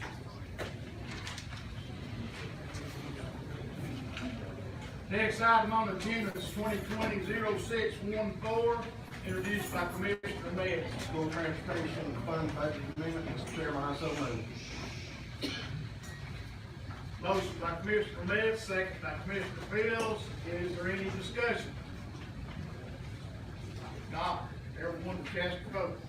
Commissioner Housewright, Commissioner Edens. Thank you.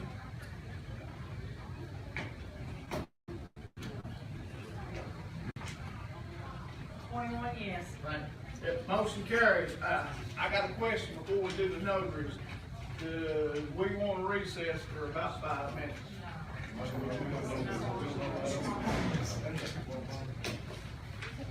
Is that a no?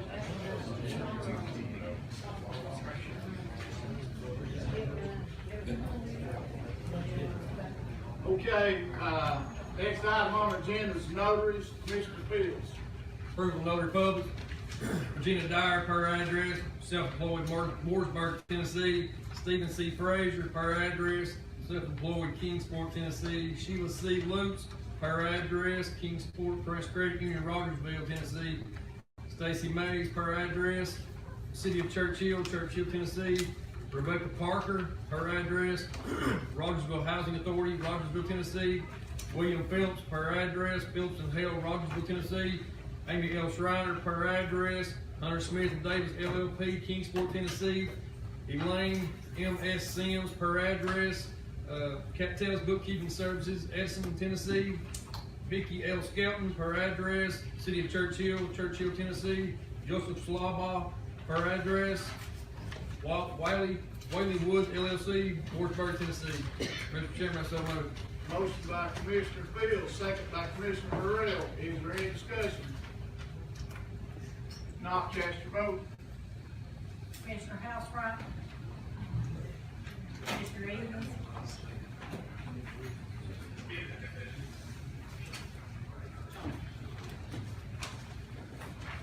Yes.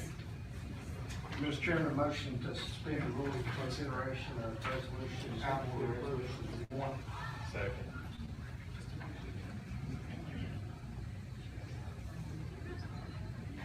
Commissioner DeWitt, did you say? Yes, I did. Thank you.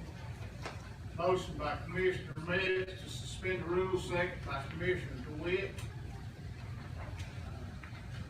I don't think there's any discussion on that. We're just going to vote.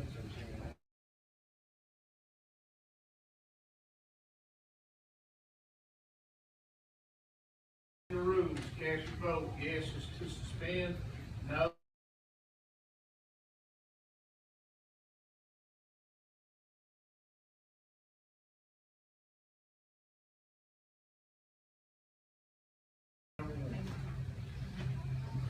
Yes. I'm sorry.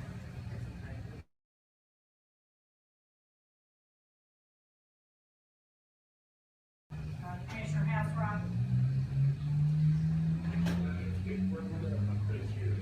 This is a motion to suspend the rules for out of order resolution number 1, which is to restore to continue radio communications contract with AMK Services for emergency communications throughout Hawkins County, Tennessee.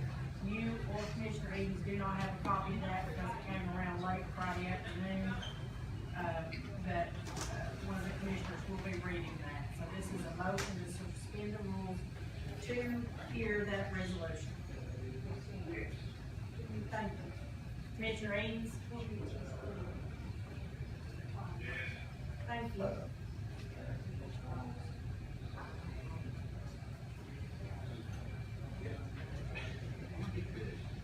What do you want your vote to be? Give him an opportunity to change the rules.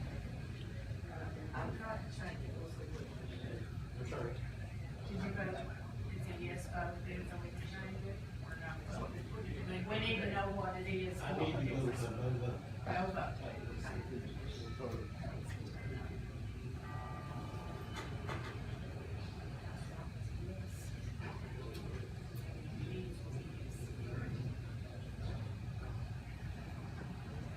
So there's 18 yes and 3 no. The motion to suspend the rules fails. Mr. Chairman, motion for consideration of outward resolution 2. Second. That to suspend the rules. That would be the proper motion to suspend the rules. Motion to suspend the rules by Commissioner Metz for consideration of out of order resolution. Have copies of these, they probably need to let them know what they are. That's Commissioner Fields' resolution. Oh, I'm sorry. Commissioner Fields, I'm sorry. That, you want to just read the topic on, so Commissioner Reed, Commissioner Housewright knows what we're talking about. Yeah, Commissioner Edens, Commissioner Housewright, we're the out of order resolution. The EMS contract was up the last day of this month, June 30, 2020, and it was my understanding, we had last year in June, we had extended it till September, and I looked at it wrong. I was thinking it wasn't due in September, but it was due this month, and we have put out a resolution in to let them extend for 3 years for a 36-month period instead of 12-month period. That's what the resolution states. They've had the contract, looks like July 25th, 2016, when we started doing all this. Anyway, you guys understand that? Any questions, Commissioner Eads or Commissioner Housewright? Okay. Motion by Commissioner Metz, is there a second? Second by Commissioner DeWitt. Would everyone cast your vote to suspend the rules? Commissioner Edens and Housewright, this is a motion to suspend the rules. Commissioner Housewright? Yes. Commissioner Edens? Yes. 21 yes. Okay, the rules are suspended. Commissioner Fields, you want to read your out of order resolution, please? Thank you, Mr. Chairman. Resolution to reference approval of a 3-year exclusive franchise rights to Hawkins County Emergency Medical Service for their operation of ground and convalescent ambulance services for Hawkins County, Tennessee.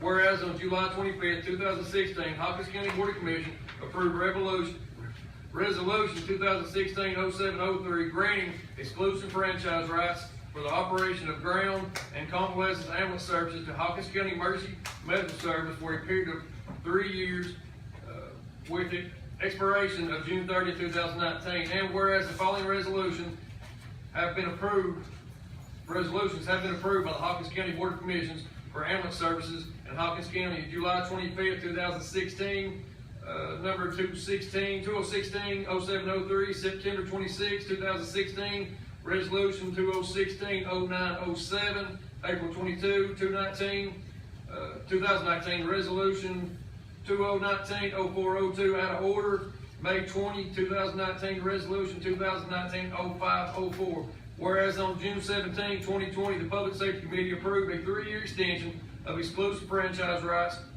to Hawkins County Emergency Medical Service for the operation of ground and convalescent ambulance services for Hawkins County, Tennessee, by June 30th, 2023. Therefore, be resolved that the Hawkins County Board of Commissioners grants extension of the current franchise rights to Hawkins County Emergency Medical Service for a period of 3 years to expire midnight, June 30th, 2023. Mr. Chairman, I so move. Motion by Commissioner Fields, second by Commissioner Harrell. Is there any discussion? If not, cast your vote. Commissioner Housewright? Here.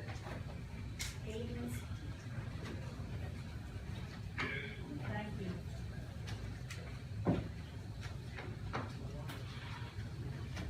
21 yes. Motion carries. Before we entertain a motion to adjourn, I'd like to apologize to Commissioner Ron Trent. I just discovered a piece of information in front of me that I overlooked. Would you wish to address the commission on anything about that? That's about turned over tonight. Yeah, it's about the road. No, that can be turned, I turned that over today. I just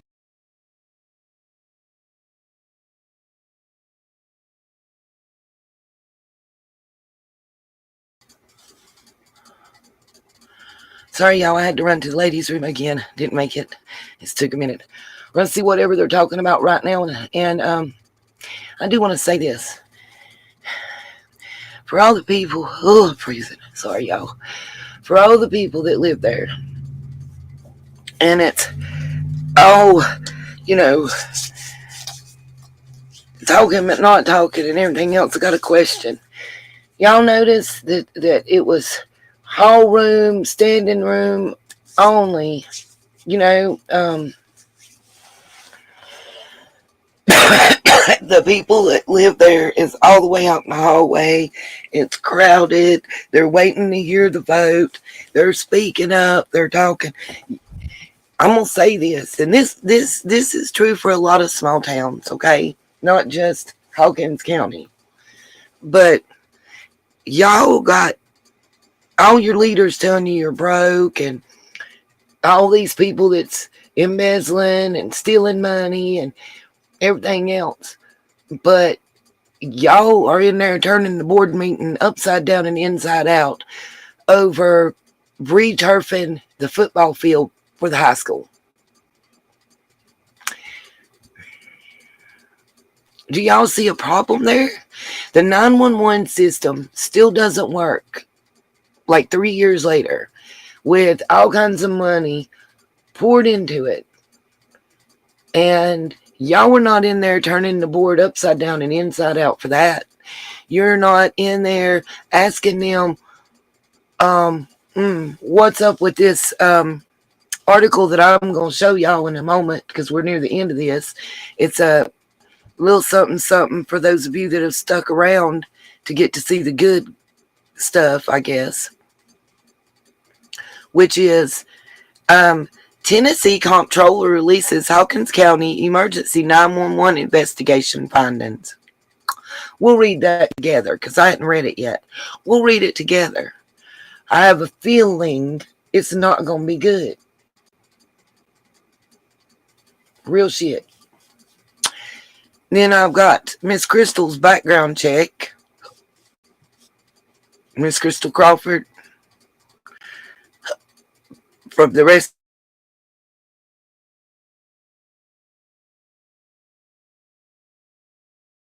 Oh my goodness.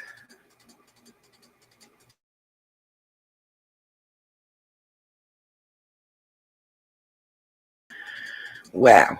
Okay. Yeah, we're going to show all that. I don't really give a shit because it's real. Okay. And then I also have Trish's communications with Dawn. That's Jeannie's daughter, Trish. Now I want to show y'all. And then a bust that TBI made. And we looked at it, but we didn't look at it. And this happened in June, on June the 9th. June the 9th, 2021. Updated on June 11th, 2021. 7 men arrested in connection to East Tennessee human trafficking operation. Okay. That's just a little preview of a couple things I've got coming up for y'all as soon as this is over. And there's not that much left. There's a couple minutes left and we'll be there. Just hope I don't feel like I'm going to go back to the bathroom, y'all. I'm so sorry. So sorry. I'm ready to cry right now.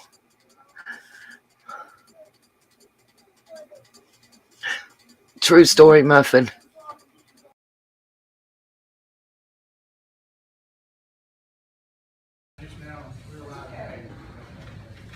Okay. Is there anything else, Mr. Chairman? I'd like to, for the record, offer the apology to the chair for asking the question of Mr. Dixon that wasn't germane to the issue. Sorry. You're perfectly okay. And if I sounded like I was just scolding you, I apologize. No, I didn't think that.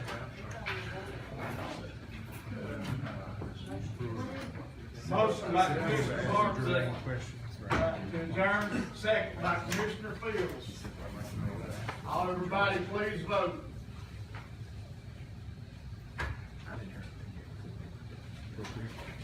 Commissioner House,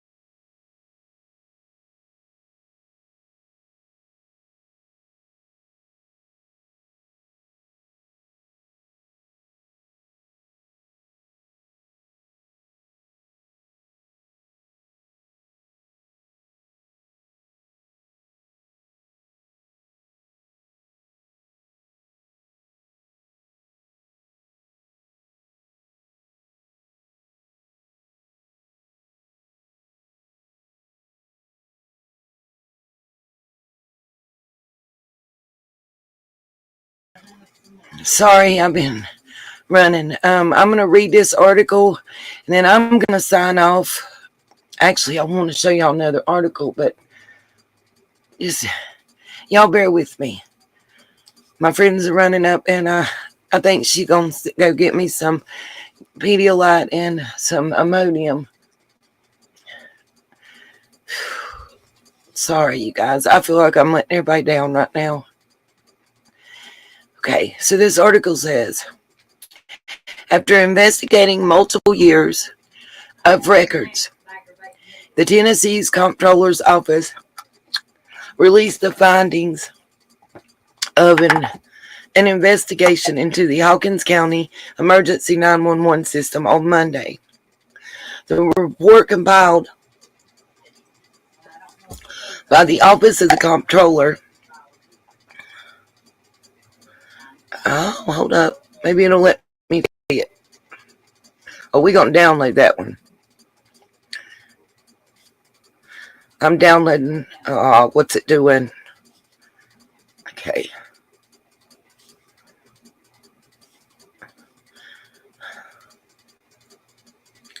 Y'all bear with me. It's 97 pages. Okay.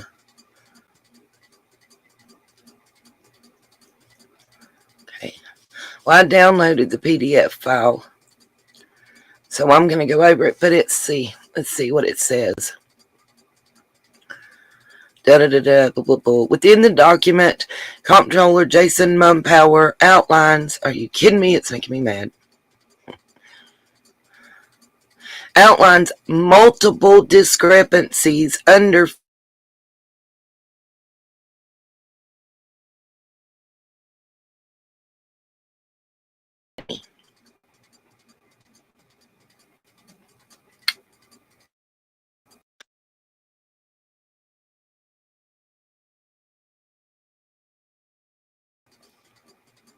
during Murrell's time as director.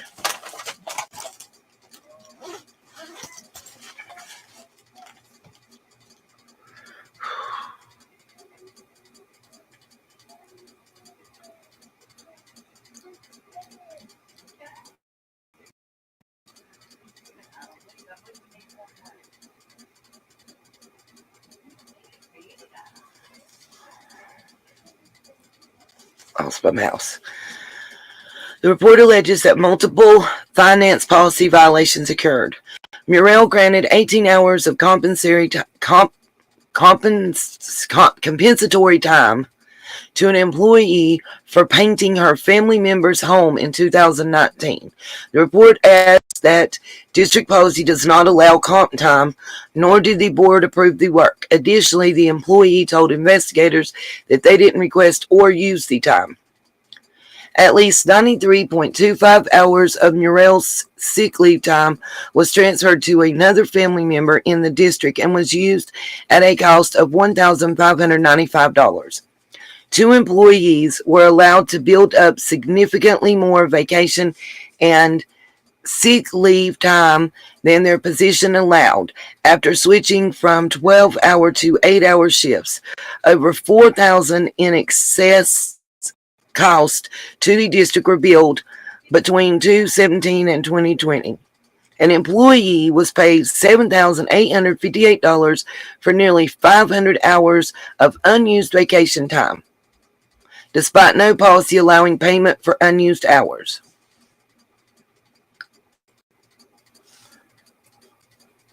Nearly 200 hours of excess holiday leave were granted to 2 employees at a cost of over $4,000.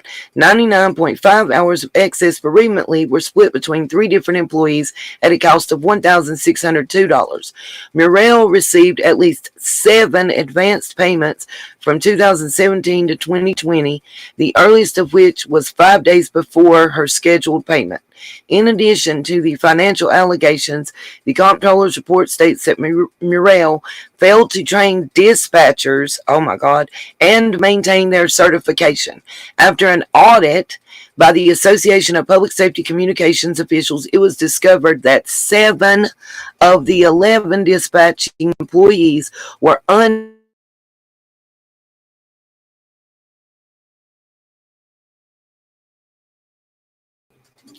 Because of the lack of certification, the district staff was retrained. The audit and training process cost the district over $10,000. The director failed to comply with or administer the board's policies. The report reads, to adequately perform the responsibilities entrusted to her, the director should have implemented and enforced the provisions of approved policies. At least 5,704 in expenses were logged in the district bank account without proper documentation throughout the period in question, and investigators say they could not determine whether or not those funds were used for district purposes. Murrell was fired from her position by a board vote on March 12, 2020. Wow. Okay.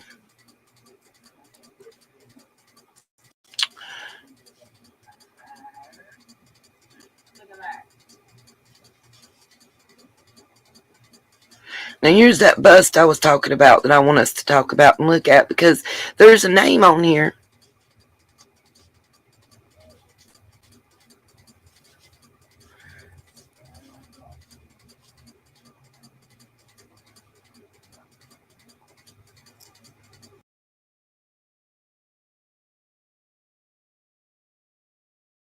I will be back shortly.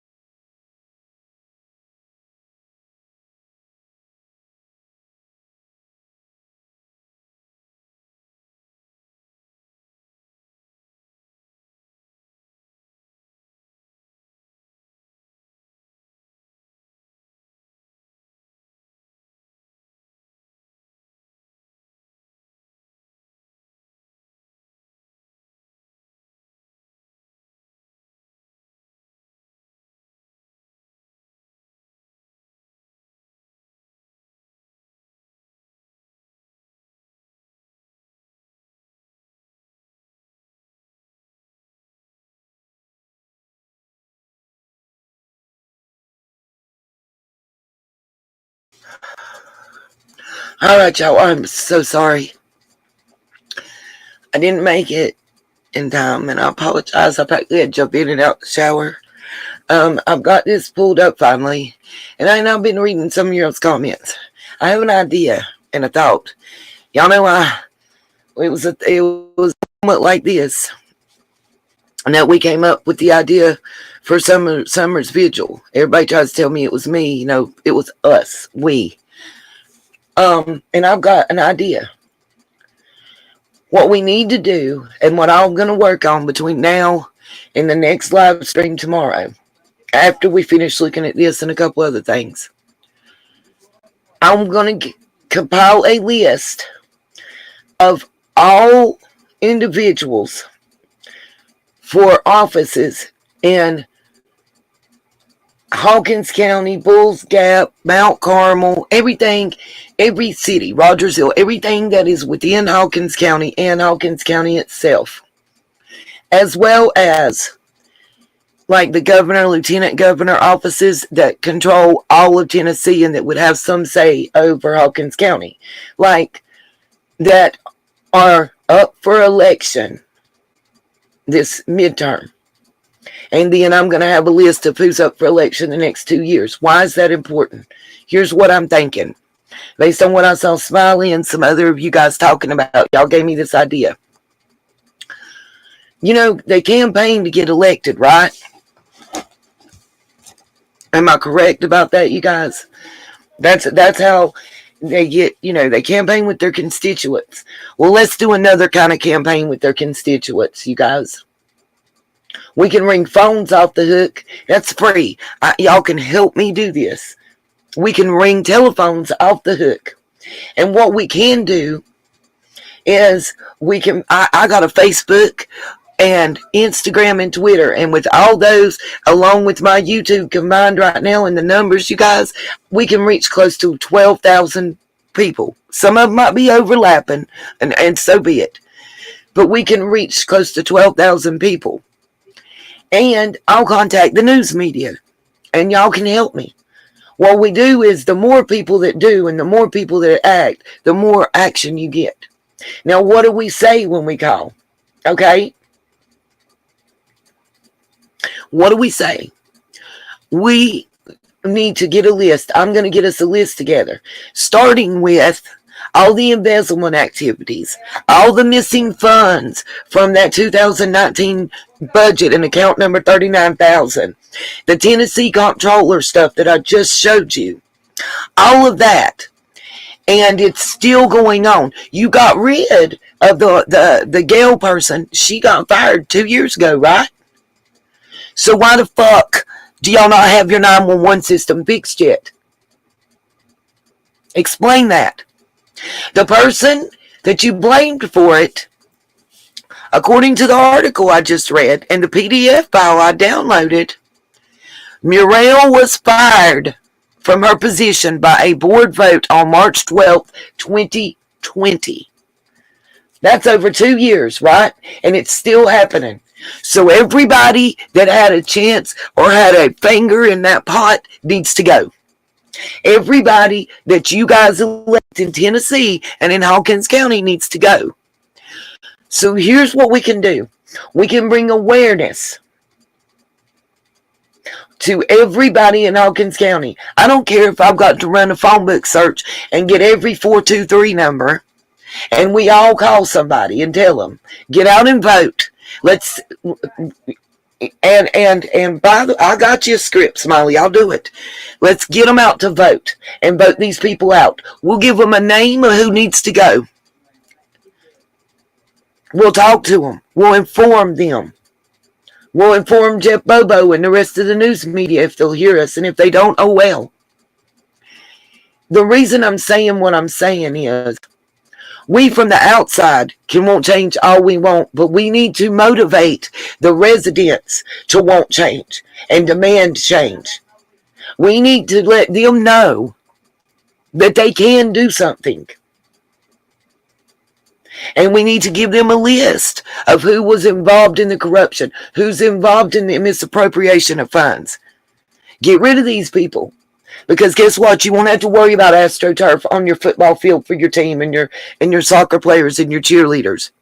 You won't have to worry about going, how many days did I say it said in that article that they didn't have 911 services?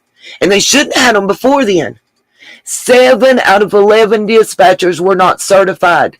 That means they did not have the necessary credentials to pick up a phone and do the right thing. And it's still happening. We just watched in the last live stream I did where it was addressed that it's still going on. So what does that tell us? They're very minimally trained. At the very least. If they're hanging up on people before the authorities get there, bingo, Kay. Bingo. And you guys that want to do something and that want to help and that want to support the channel, here, I'm going to give you a way to do it. I'm going to work all night. I'll nap 30 minutes, an hour here and there. I got to stay up, make sure I'm up to take little man to school. So I got between 7 in the morning and 3 in the afternoon while he's at school that I can get everything compiled together. And anybody that wants to send me anything, any of my Tennessee folks that wants to send me any information on who I need to contact, y'all know my email. 423. Real shit. And I mean that.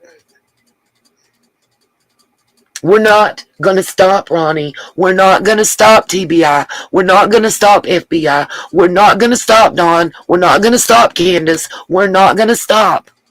Nobody's going to stop until you do something for Summer. We're not going to stop.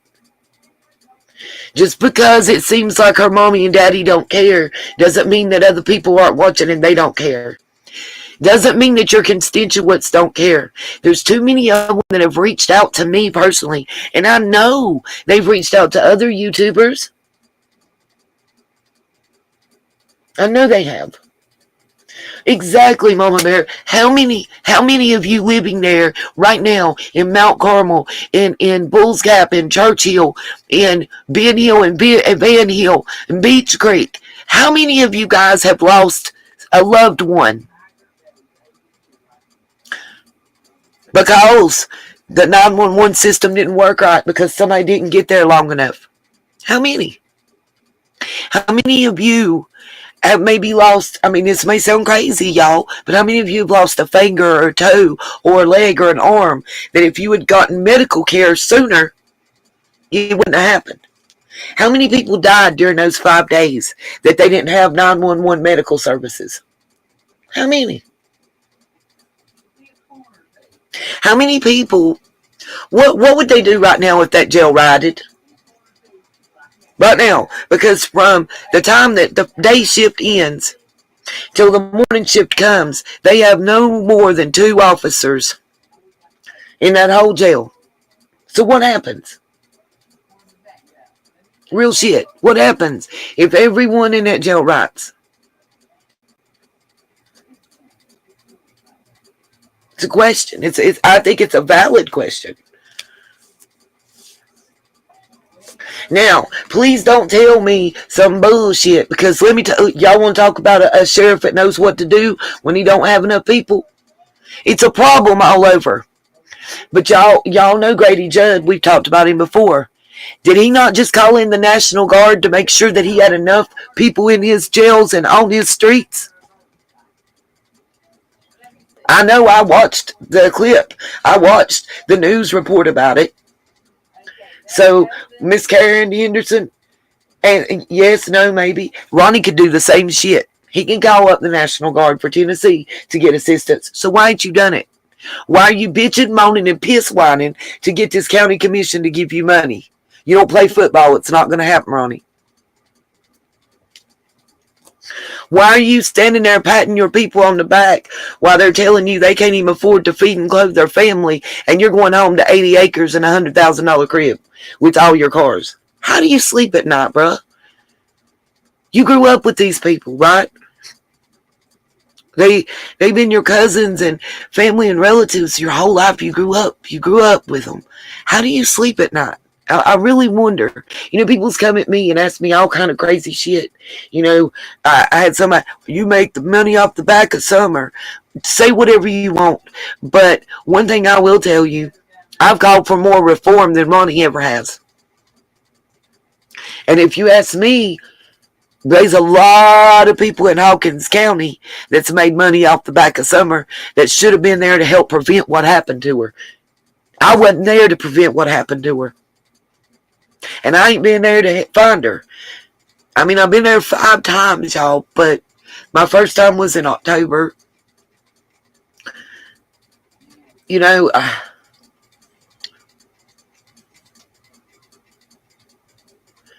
Good thoughts, Cherokee. I may have somebody that I can get to do that.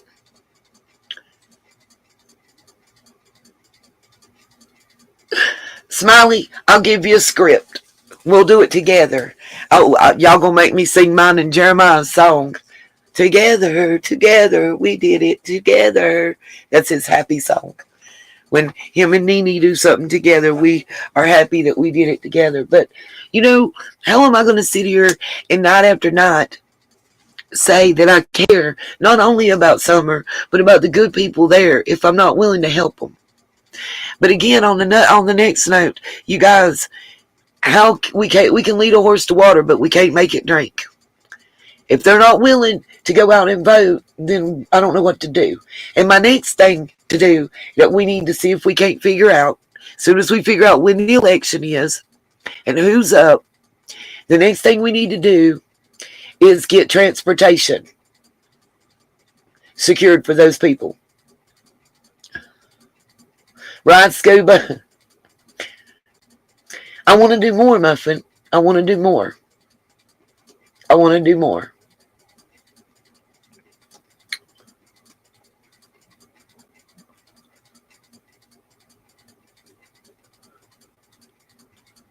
By the way, thank you to my friend Christy. Y'all, she's on her way to Walmart right now. And hopefully she'll be back soon. She's going to get me some Pedialyte and some Imodium AD. And if she's got enough, she's going to get me some Gatorade too. I sent her with my card and said, I don't give a damn. Just buy. Just don't get grape flavored Pedialyte. I can't do it. I'm working on it. But no, I ain't talking about my transportation. That's not what I mean. I'm talking about we need to figure out some kind of some kind of transportation to where we can pick up the citizens in Tennessee at their home or wherever that they want to gather and take them to the precincts to vote. That's what I'm talking about.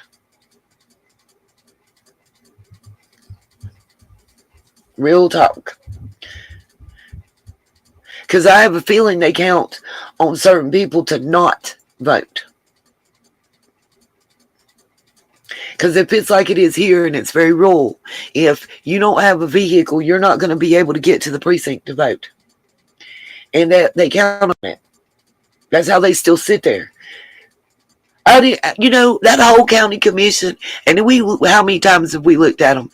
Like, there's only like 3 or 4 that don't look like they've swallowed another county commissioner. They're not hurting for a meal. I will, Annette, but Shay don't live in Hawkins County. She does not live in Tennessee. Shay lives as far away as I do. She is in Kentucky. But she might be a good recorder for me to play. I'll talk to Shay. I will reach out to her. I love me some Shay. Coleslaw Fire Brigade. I have somebody, y'all may not realize it. I have someone, I think, that will record it for me that I speak to regularly. I don't even know their real name. I'm going to keep it a band. But they provided me enough info to let me know that they know what they're talking about, that I was able to verify. And long story short, they live in Hawkins County, work in Rogersville, and I'm pretty sure that I could get them to record something for me on audio. Long as I don't Play it for Jody Sue.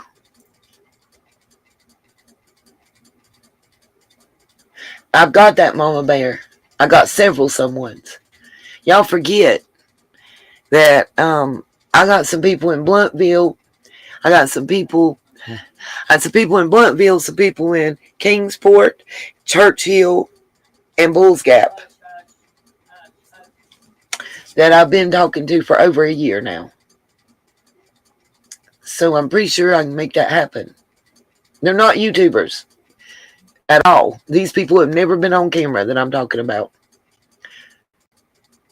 They don't want to be. They don't even want to be quoted or have their name told.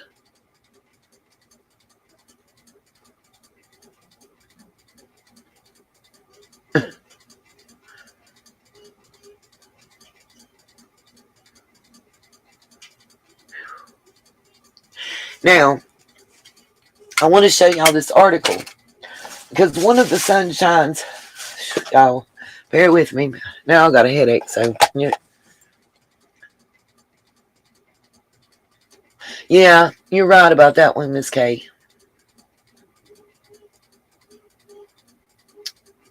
We'll figure it out. We'll figure it out. But it's a plan, and it's a plan that's coming together.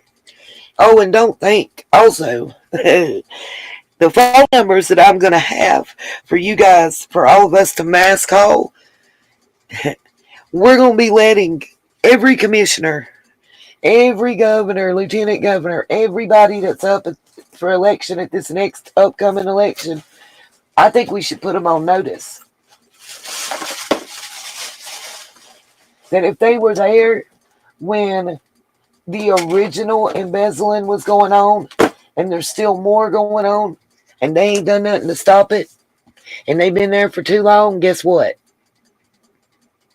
We're going to mount a campaign to get the constituents to vote them out. And we're going to let them know why. They will have no peace and no rest until there's justice for Summer Wells.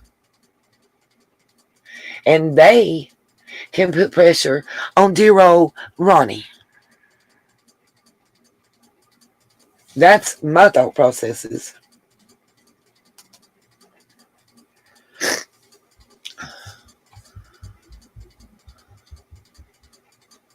You got that right, Muffin. It is. And I'm going to keep on it.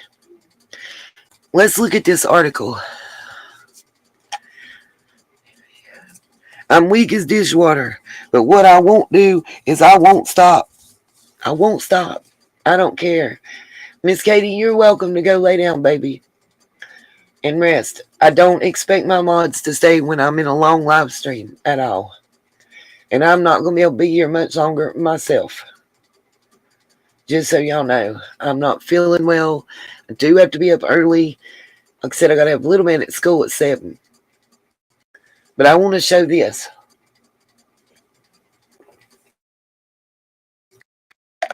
Because I've looked at them in July, and after June 15th. But how many of you guys have seen the human trafficking and prostitution arrest that occurred before Summer went missing? That's what this one is. This one was like the week before Summer went missing. And it's real interesting. A couple names. One specific name. It's very interesting. So we're going to look at this article. And let me double check this article. And then I'm going to show and read y'all Trisha's post before I say goodnight. Because I got a lot of work to do for tomorrow. I'm going to have that list. And I'm going to have those numbers. And we're going to start by calling everybody in power above, below, and beside of Ronnie is what we're going to do. I know, Katie, you're like me. You're going to sleep for an hour or two and then get back up and then sleep an hour or two and then get back up. I know that struggle is real. So here's this article. 7 men arrested in connection to East Tennessee human trafficking operation. Authorities began the 2-day undercover investigation on June the 9th in an attempt to address human trafficking in East Tennessee.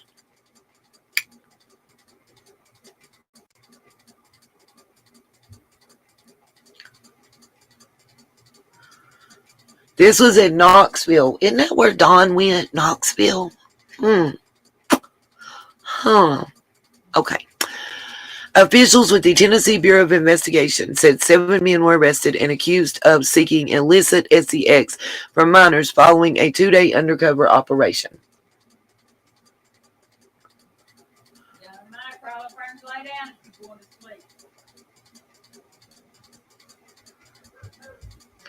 According to TBI, authorities began the 2-day undercover investigation on June the 9th in an attempt to address human trafficking in East Tennessee. Authorities placed several decoy advertisements on websites that are known to be linked to, hookers and commercial sex cases. Officials said the operation aimed to identify individuals that were seeking to engage in commercial sex acts with minors.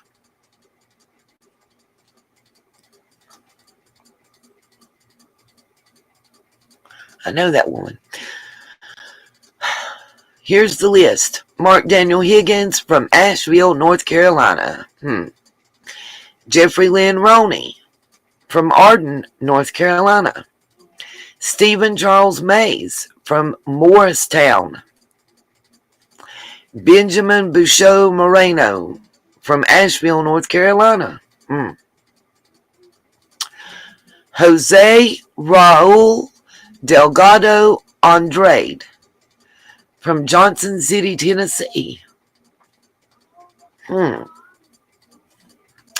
Alberto Vasquez Gonzalez from Bristol, Virginia. And Randall Dale Staton from Bakersville, North Carolina. And they pretty much all got the same charges. One, I think, has 2 counts, while the rest of them just have a single count.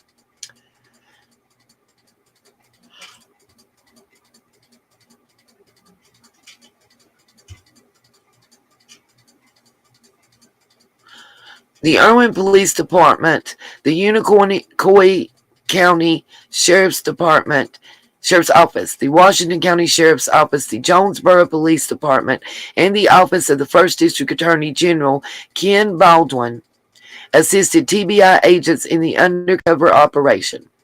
By the way, I want to say something to y'all. Don't y'all find it kind of suspect and odd that every single town, that's right, Cherokee, that's why I'm saying who's up for re-election there. Every single town that we get an address from Dawn and Candace is linked to human trafficking. Don't believe me? Google Fayetteville, Arkansas. And then Jonesboro, Arkansas, the hotel that was alleged sighting of summer.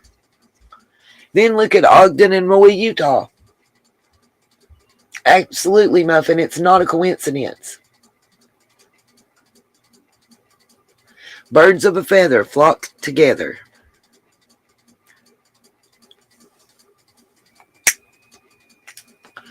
Now, I want to end the broadcast by doing something. I want to show y'all. I'm just going to share my screen. I think it'll be faster than trying to switch between 2 images. But I want to read this and show you guys. Don't know if y'all have ever seen this or not.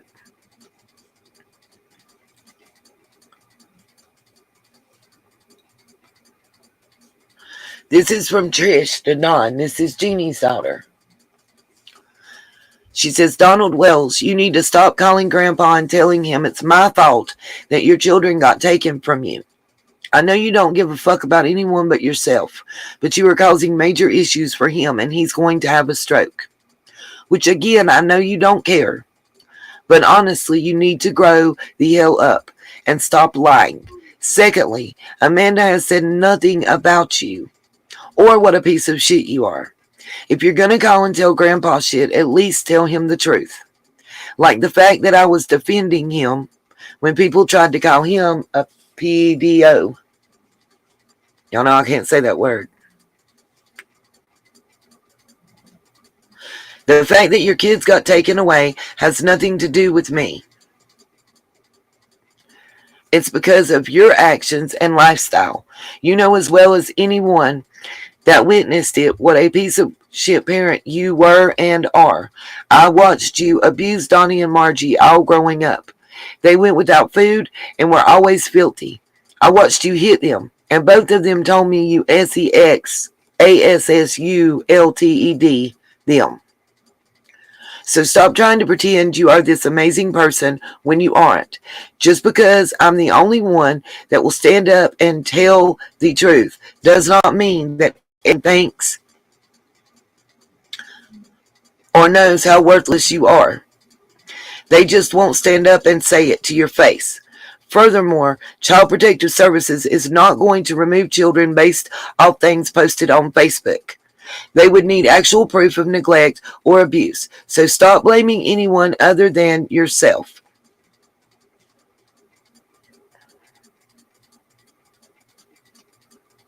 And just so you're aware, I don't care if everyone in this family hates me or if you continue to tell lies to try and put them against me, because the truth will come out.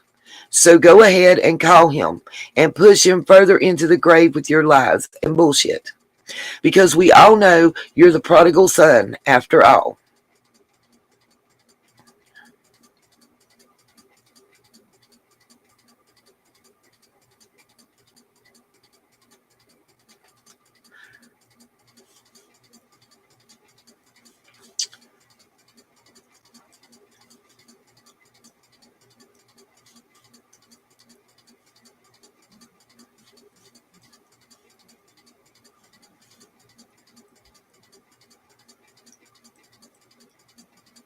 I think, to me, that spoke volumes. That's Jeannie's daughter, Trish. It might have fallen on deaf ears, but you guys know how important it can be to express and get it off. Even if it doesn't make a difference, it'll make a difference for you. So I commend her. I commend her for taking care of herself. I commend her for standing up for herself and her mom. I commend her for taking her power back. That I commend her for. Can you guys hear me? It didn't seem like my mic was working right. Absolutely. Breaking the cycle. Sorry, y'all. I kind of got emotional. I believe her. I do. I absolutely do. I absolutely do.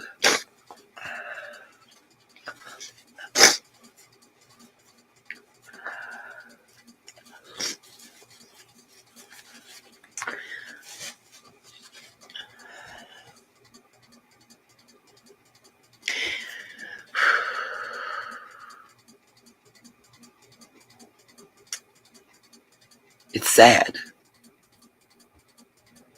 And I commend her because I know through all this she has stood strong beside her mom and hard behind her mom. And I know a lot of people have said stuff about Mary and Jeannie and whatnot. But you guys, I showed you another story even where a person I know personally was taken from her dad when she was like 6, 7, something like that. And she was almost 19 and he got back in touch with her. And that being said, she talked to him on the phone and had one conversation with him on the phone. And everything was cool. Nothing jarred in her then. And something happened and somebody sent her a background check. And he had a case that had just ended or was pending or whatever. But something about that jarred something in her mind. And she remembered what happened to her at 5 years old because of that. So, for people that criticize Mary and Jeannie for taking 30 years to say something, I kind of believe their story. You know, it was like when Jeannie heard about it with Summer, it broke loose like a dam. And then she said something to Mary, and it broke loose in her. And they said something because they have a damn conscience. And they have been beat down and attacked. And those of you that are survivors, I feel like you understand how that feels. Because we've been there, right? How many times are you afraid to come forward and tell what's going on because people are going to look down on you, or they're going to ostracize you, or they're going to think you asked for it, or you like it, or you wanted it, or you were wearing the wrong outfit, or you ran your mouth too much, and that's why he bopped you, whatever it may be.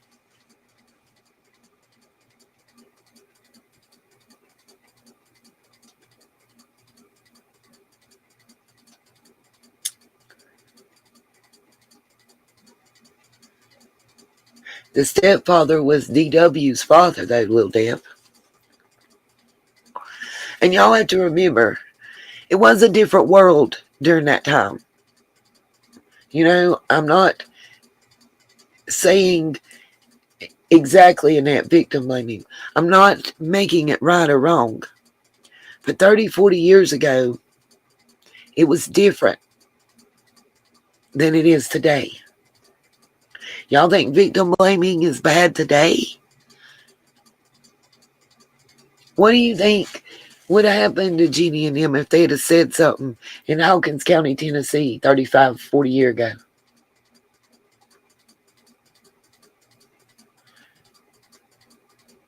They were just kids. What do y'all think would have happened? On some real shit. Do y'all think they'd even still be on this earth, maybe? Jeannie might not ever even had Trish. It is harder with Family Muffin. It is. In my personal opinion, it's harder when it's someone you know than it is a stranger. Because, like, a stranger, you can villainize that person in your mind and make them a monster and make up excuses and reasons for what they did. But when it's your family, when it's someone you know and you've known your whole life and you grew up around and you've been around, and it's somebody that's supposed to love you and protect you and care for you that does that to you, to harm you, it's beyond. It's beyond comprehension. That's why I'm always very diligent to say, when I talk about and say something about Jody Sue,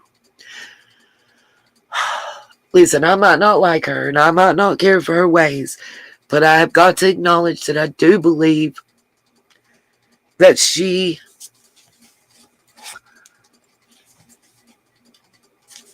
suffered some DV because Andy admitted he did. You know, I'm sure she did back. I'm not being judgmental.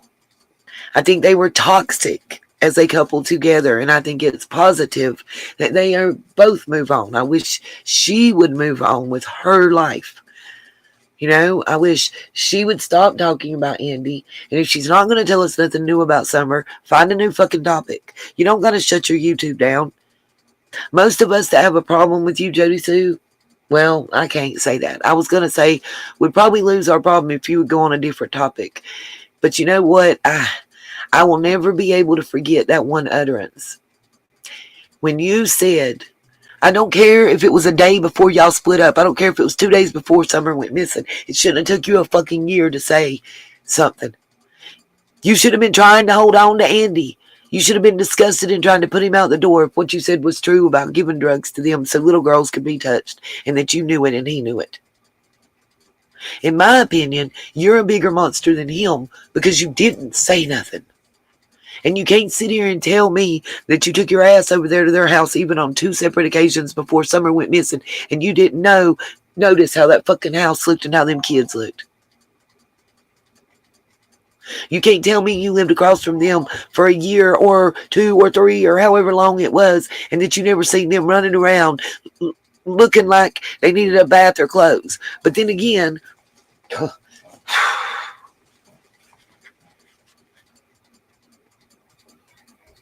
I mean, y'all even talked about, you and Andy both have talked about food being stolen and coming up missing. It was probably them damn hungry kids. And you talking about seeing them fight over a bowl of soup. Like they was ready to fight to the death over a bowl of soup.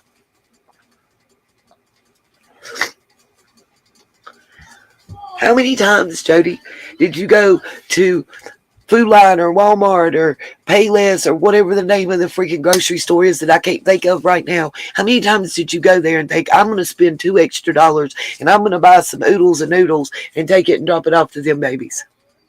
How many times do you think of doing that? Because I probably would have. And I probably every day would have been going the Child Protective Services and reporting their ass with video and pictures. That's what I have a problem with Jody Sue about. That's what I've got a problem with Andy about. I'm sorry. One is not exclusive of the other. I can't put him up on a pedestal and put her down low. I got to hold both of them in the same line because they both got eyes and ears and mouths. And if they're smart enough to figure out how to do a YouTube channel and to go live stream on it, they're smart enough to know to call CPS or DSF or whatever it's called in Tennessee. They're smart enough to call somebody to get help for the kids. Period. And that is why I won't watch either one anymore. Period. And that's why I have a problem with them. And if somebody thinks I'm wrong, then you can have that. But every one of you that lives on Ben Hill, that every one of you that lives anywhere, that ever set foot at 110 Ben Hill Road, that ever saw those kids and knew that they were hungry, knew that they weren't being bathed well, knew that they had bruises and knocks and knees and bites, and knew that they were getting yelled at and screamed at and hollered at and beat on or whatever, and you didn't do anything, you're as equally responsible for Summers being missing. And you have to sleep, and you have to lay down, and you have to live with that every night. Period on that one, too.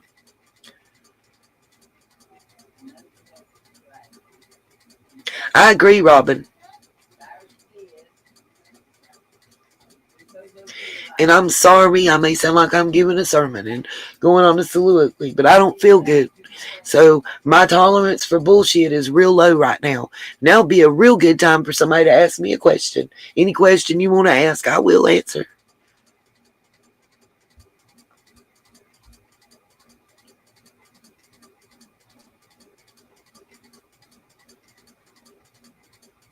I don't eat more of that candy.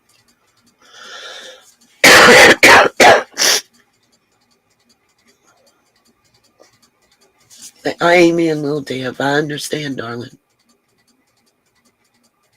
I worked all that hard. Oh, she's going to holler.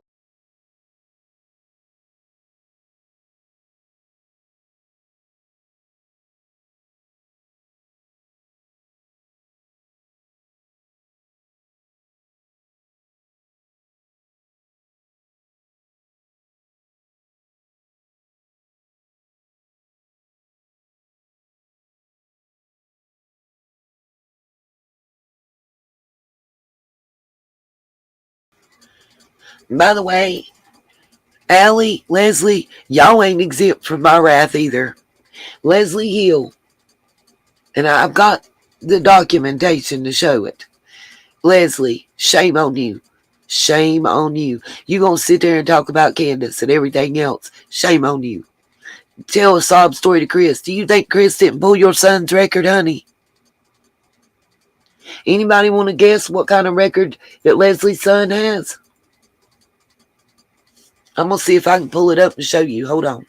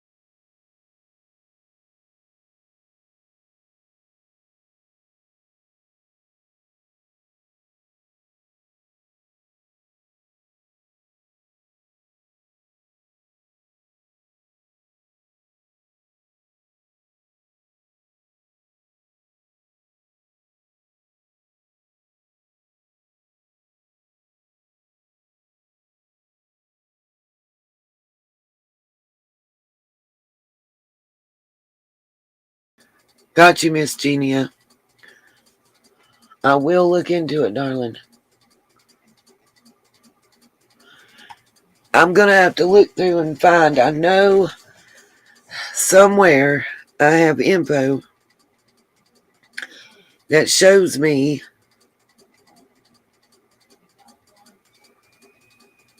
that Leslie's son is an RSO. I can't find it. I don't know where I put it. And it's driving me bananas now.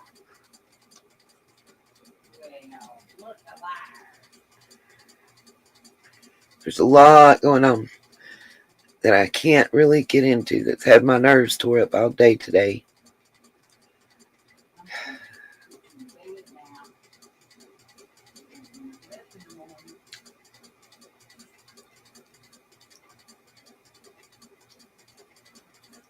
Let's see, hold on.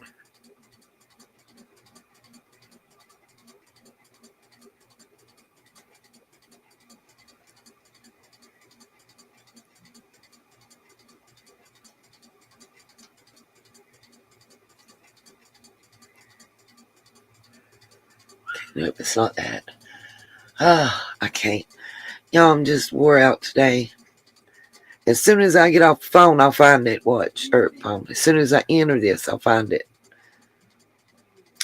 But, somewhere I have the RSO proof.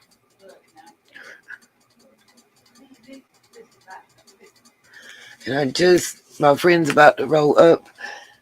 Y'all, thank you, Jesus. Thank everybody that helped out.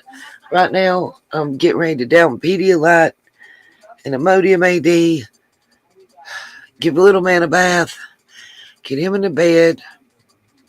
And compile that list. And I'll find Leslie's son. But, damn it, that irks me because I know I was looking at it today. He's got multiple charges, like failing to register as the RSO and stuff. I mean, there's a lot. It's not one thing. It's a lot. And then how dare you, Leslie, sit there and say something against Candace. You're just as bad. Like, the whole reason that your nephew got shot in your driveway was over pills, opiates. Real shit. And then you really, really, really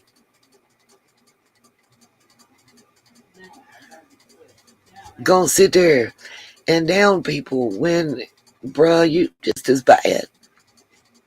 If not worse. I mean, if I'm wrong, y'all tell me I'm wrong.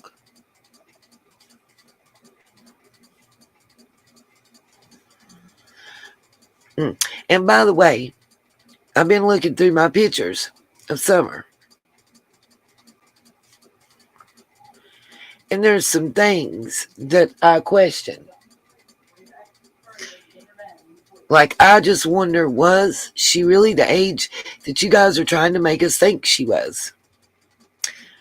Why am I saying that? Well, there's older pictures.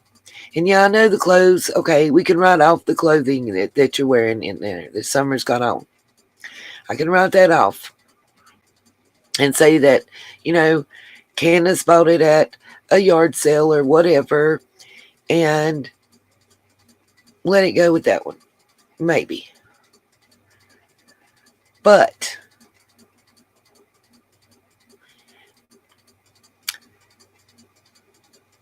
and a big butt right here.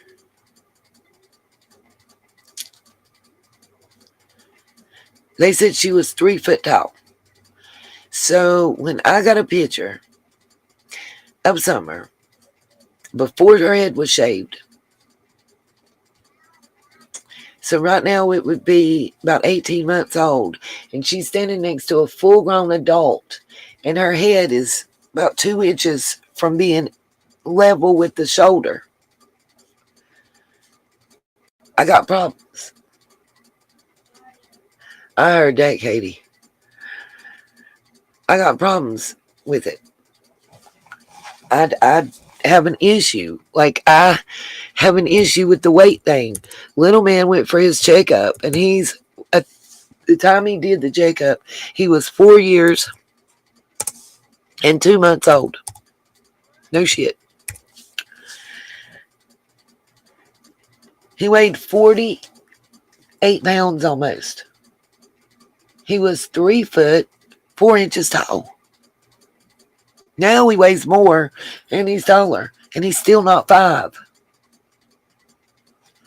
Right, Melissa? But how do we know exactly when that picture was taken of her in front of the barrel? We don't have the metadata.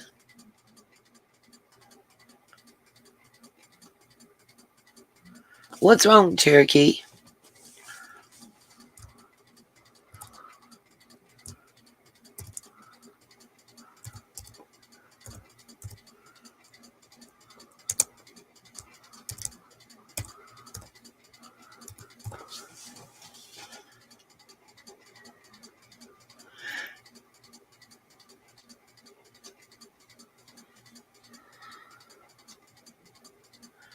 And these pictures that I'm talking about allegedly were taken prior to the barrel picture. So how can she be taller in those than she is in that one? If that makes any sense. Like if the barrel picture was supposed to have been taken in May, then how? Okay, Melissa, that guy worked with Dawn for over a year that time.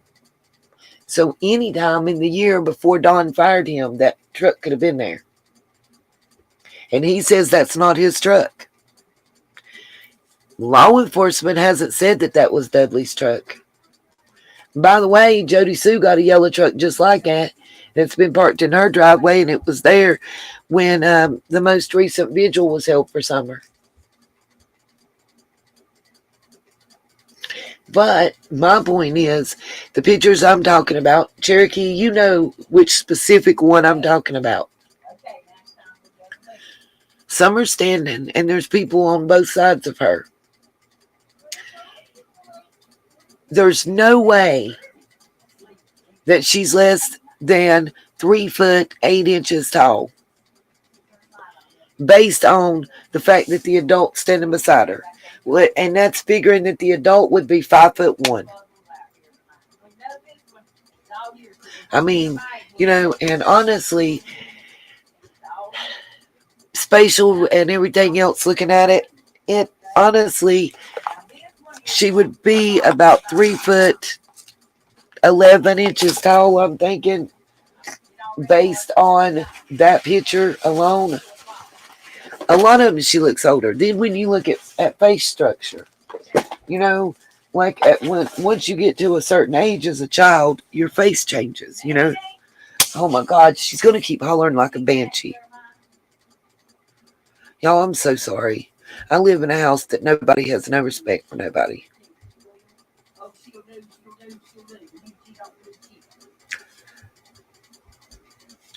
I have to go and give him a bath. I'm getting cussed right now. Peace, love, and light. I will see y'all later tomorrow night. Love y'all. I gotta go get him. I don't want him to be tortured, y'all. I love y'all. Just wore out.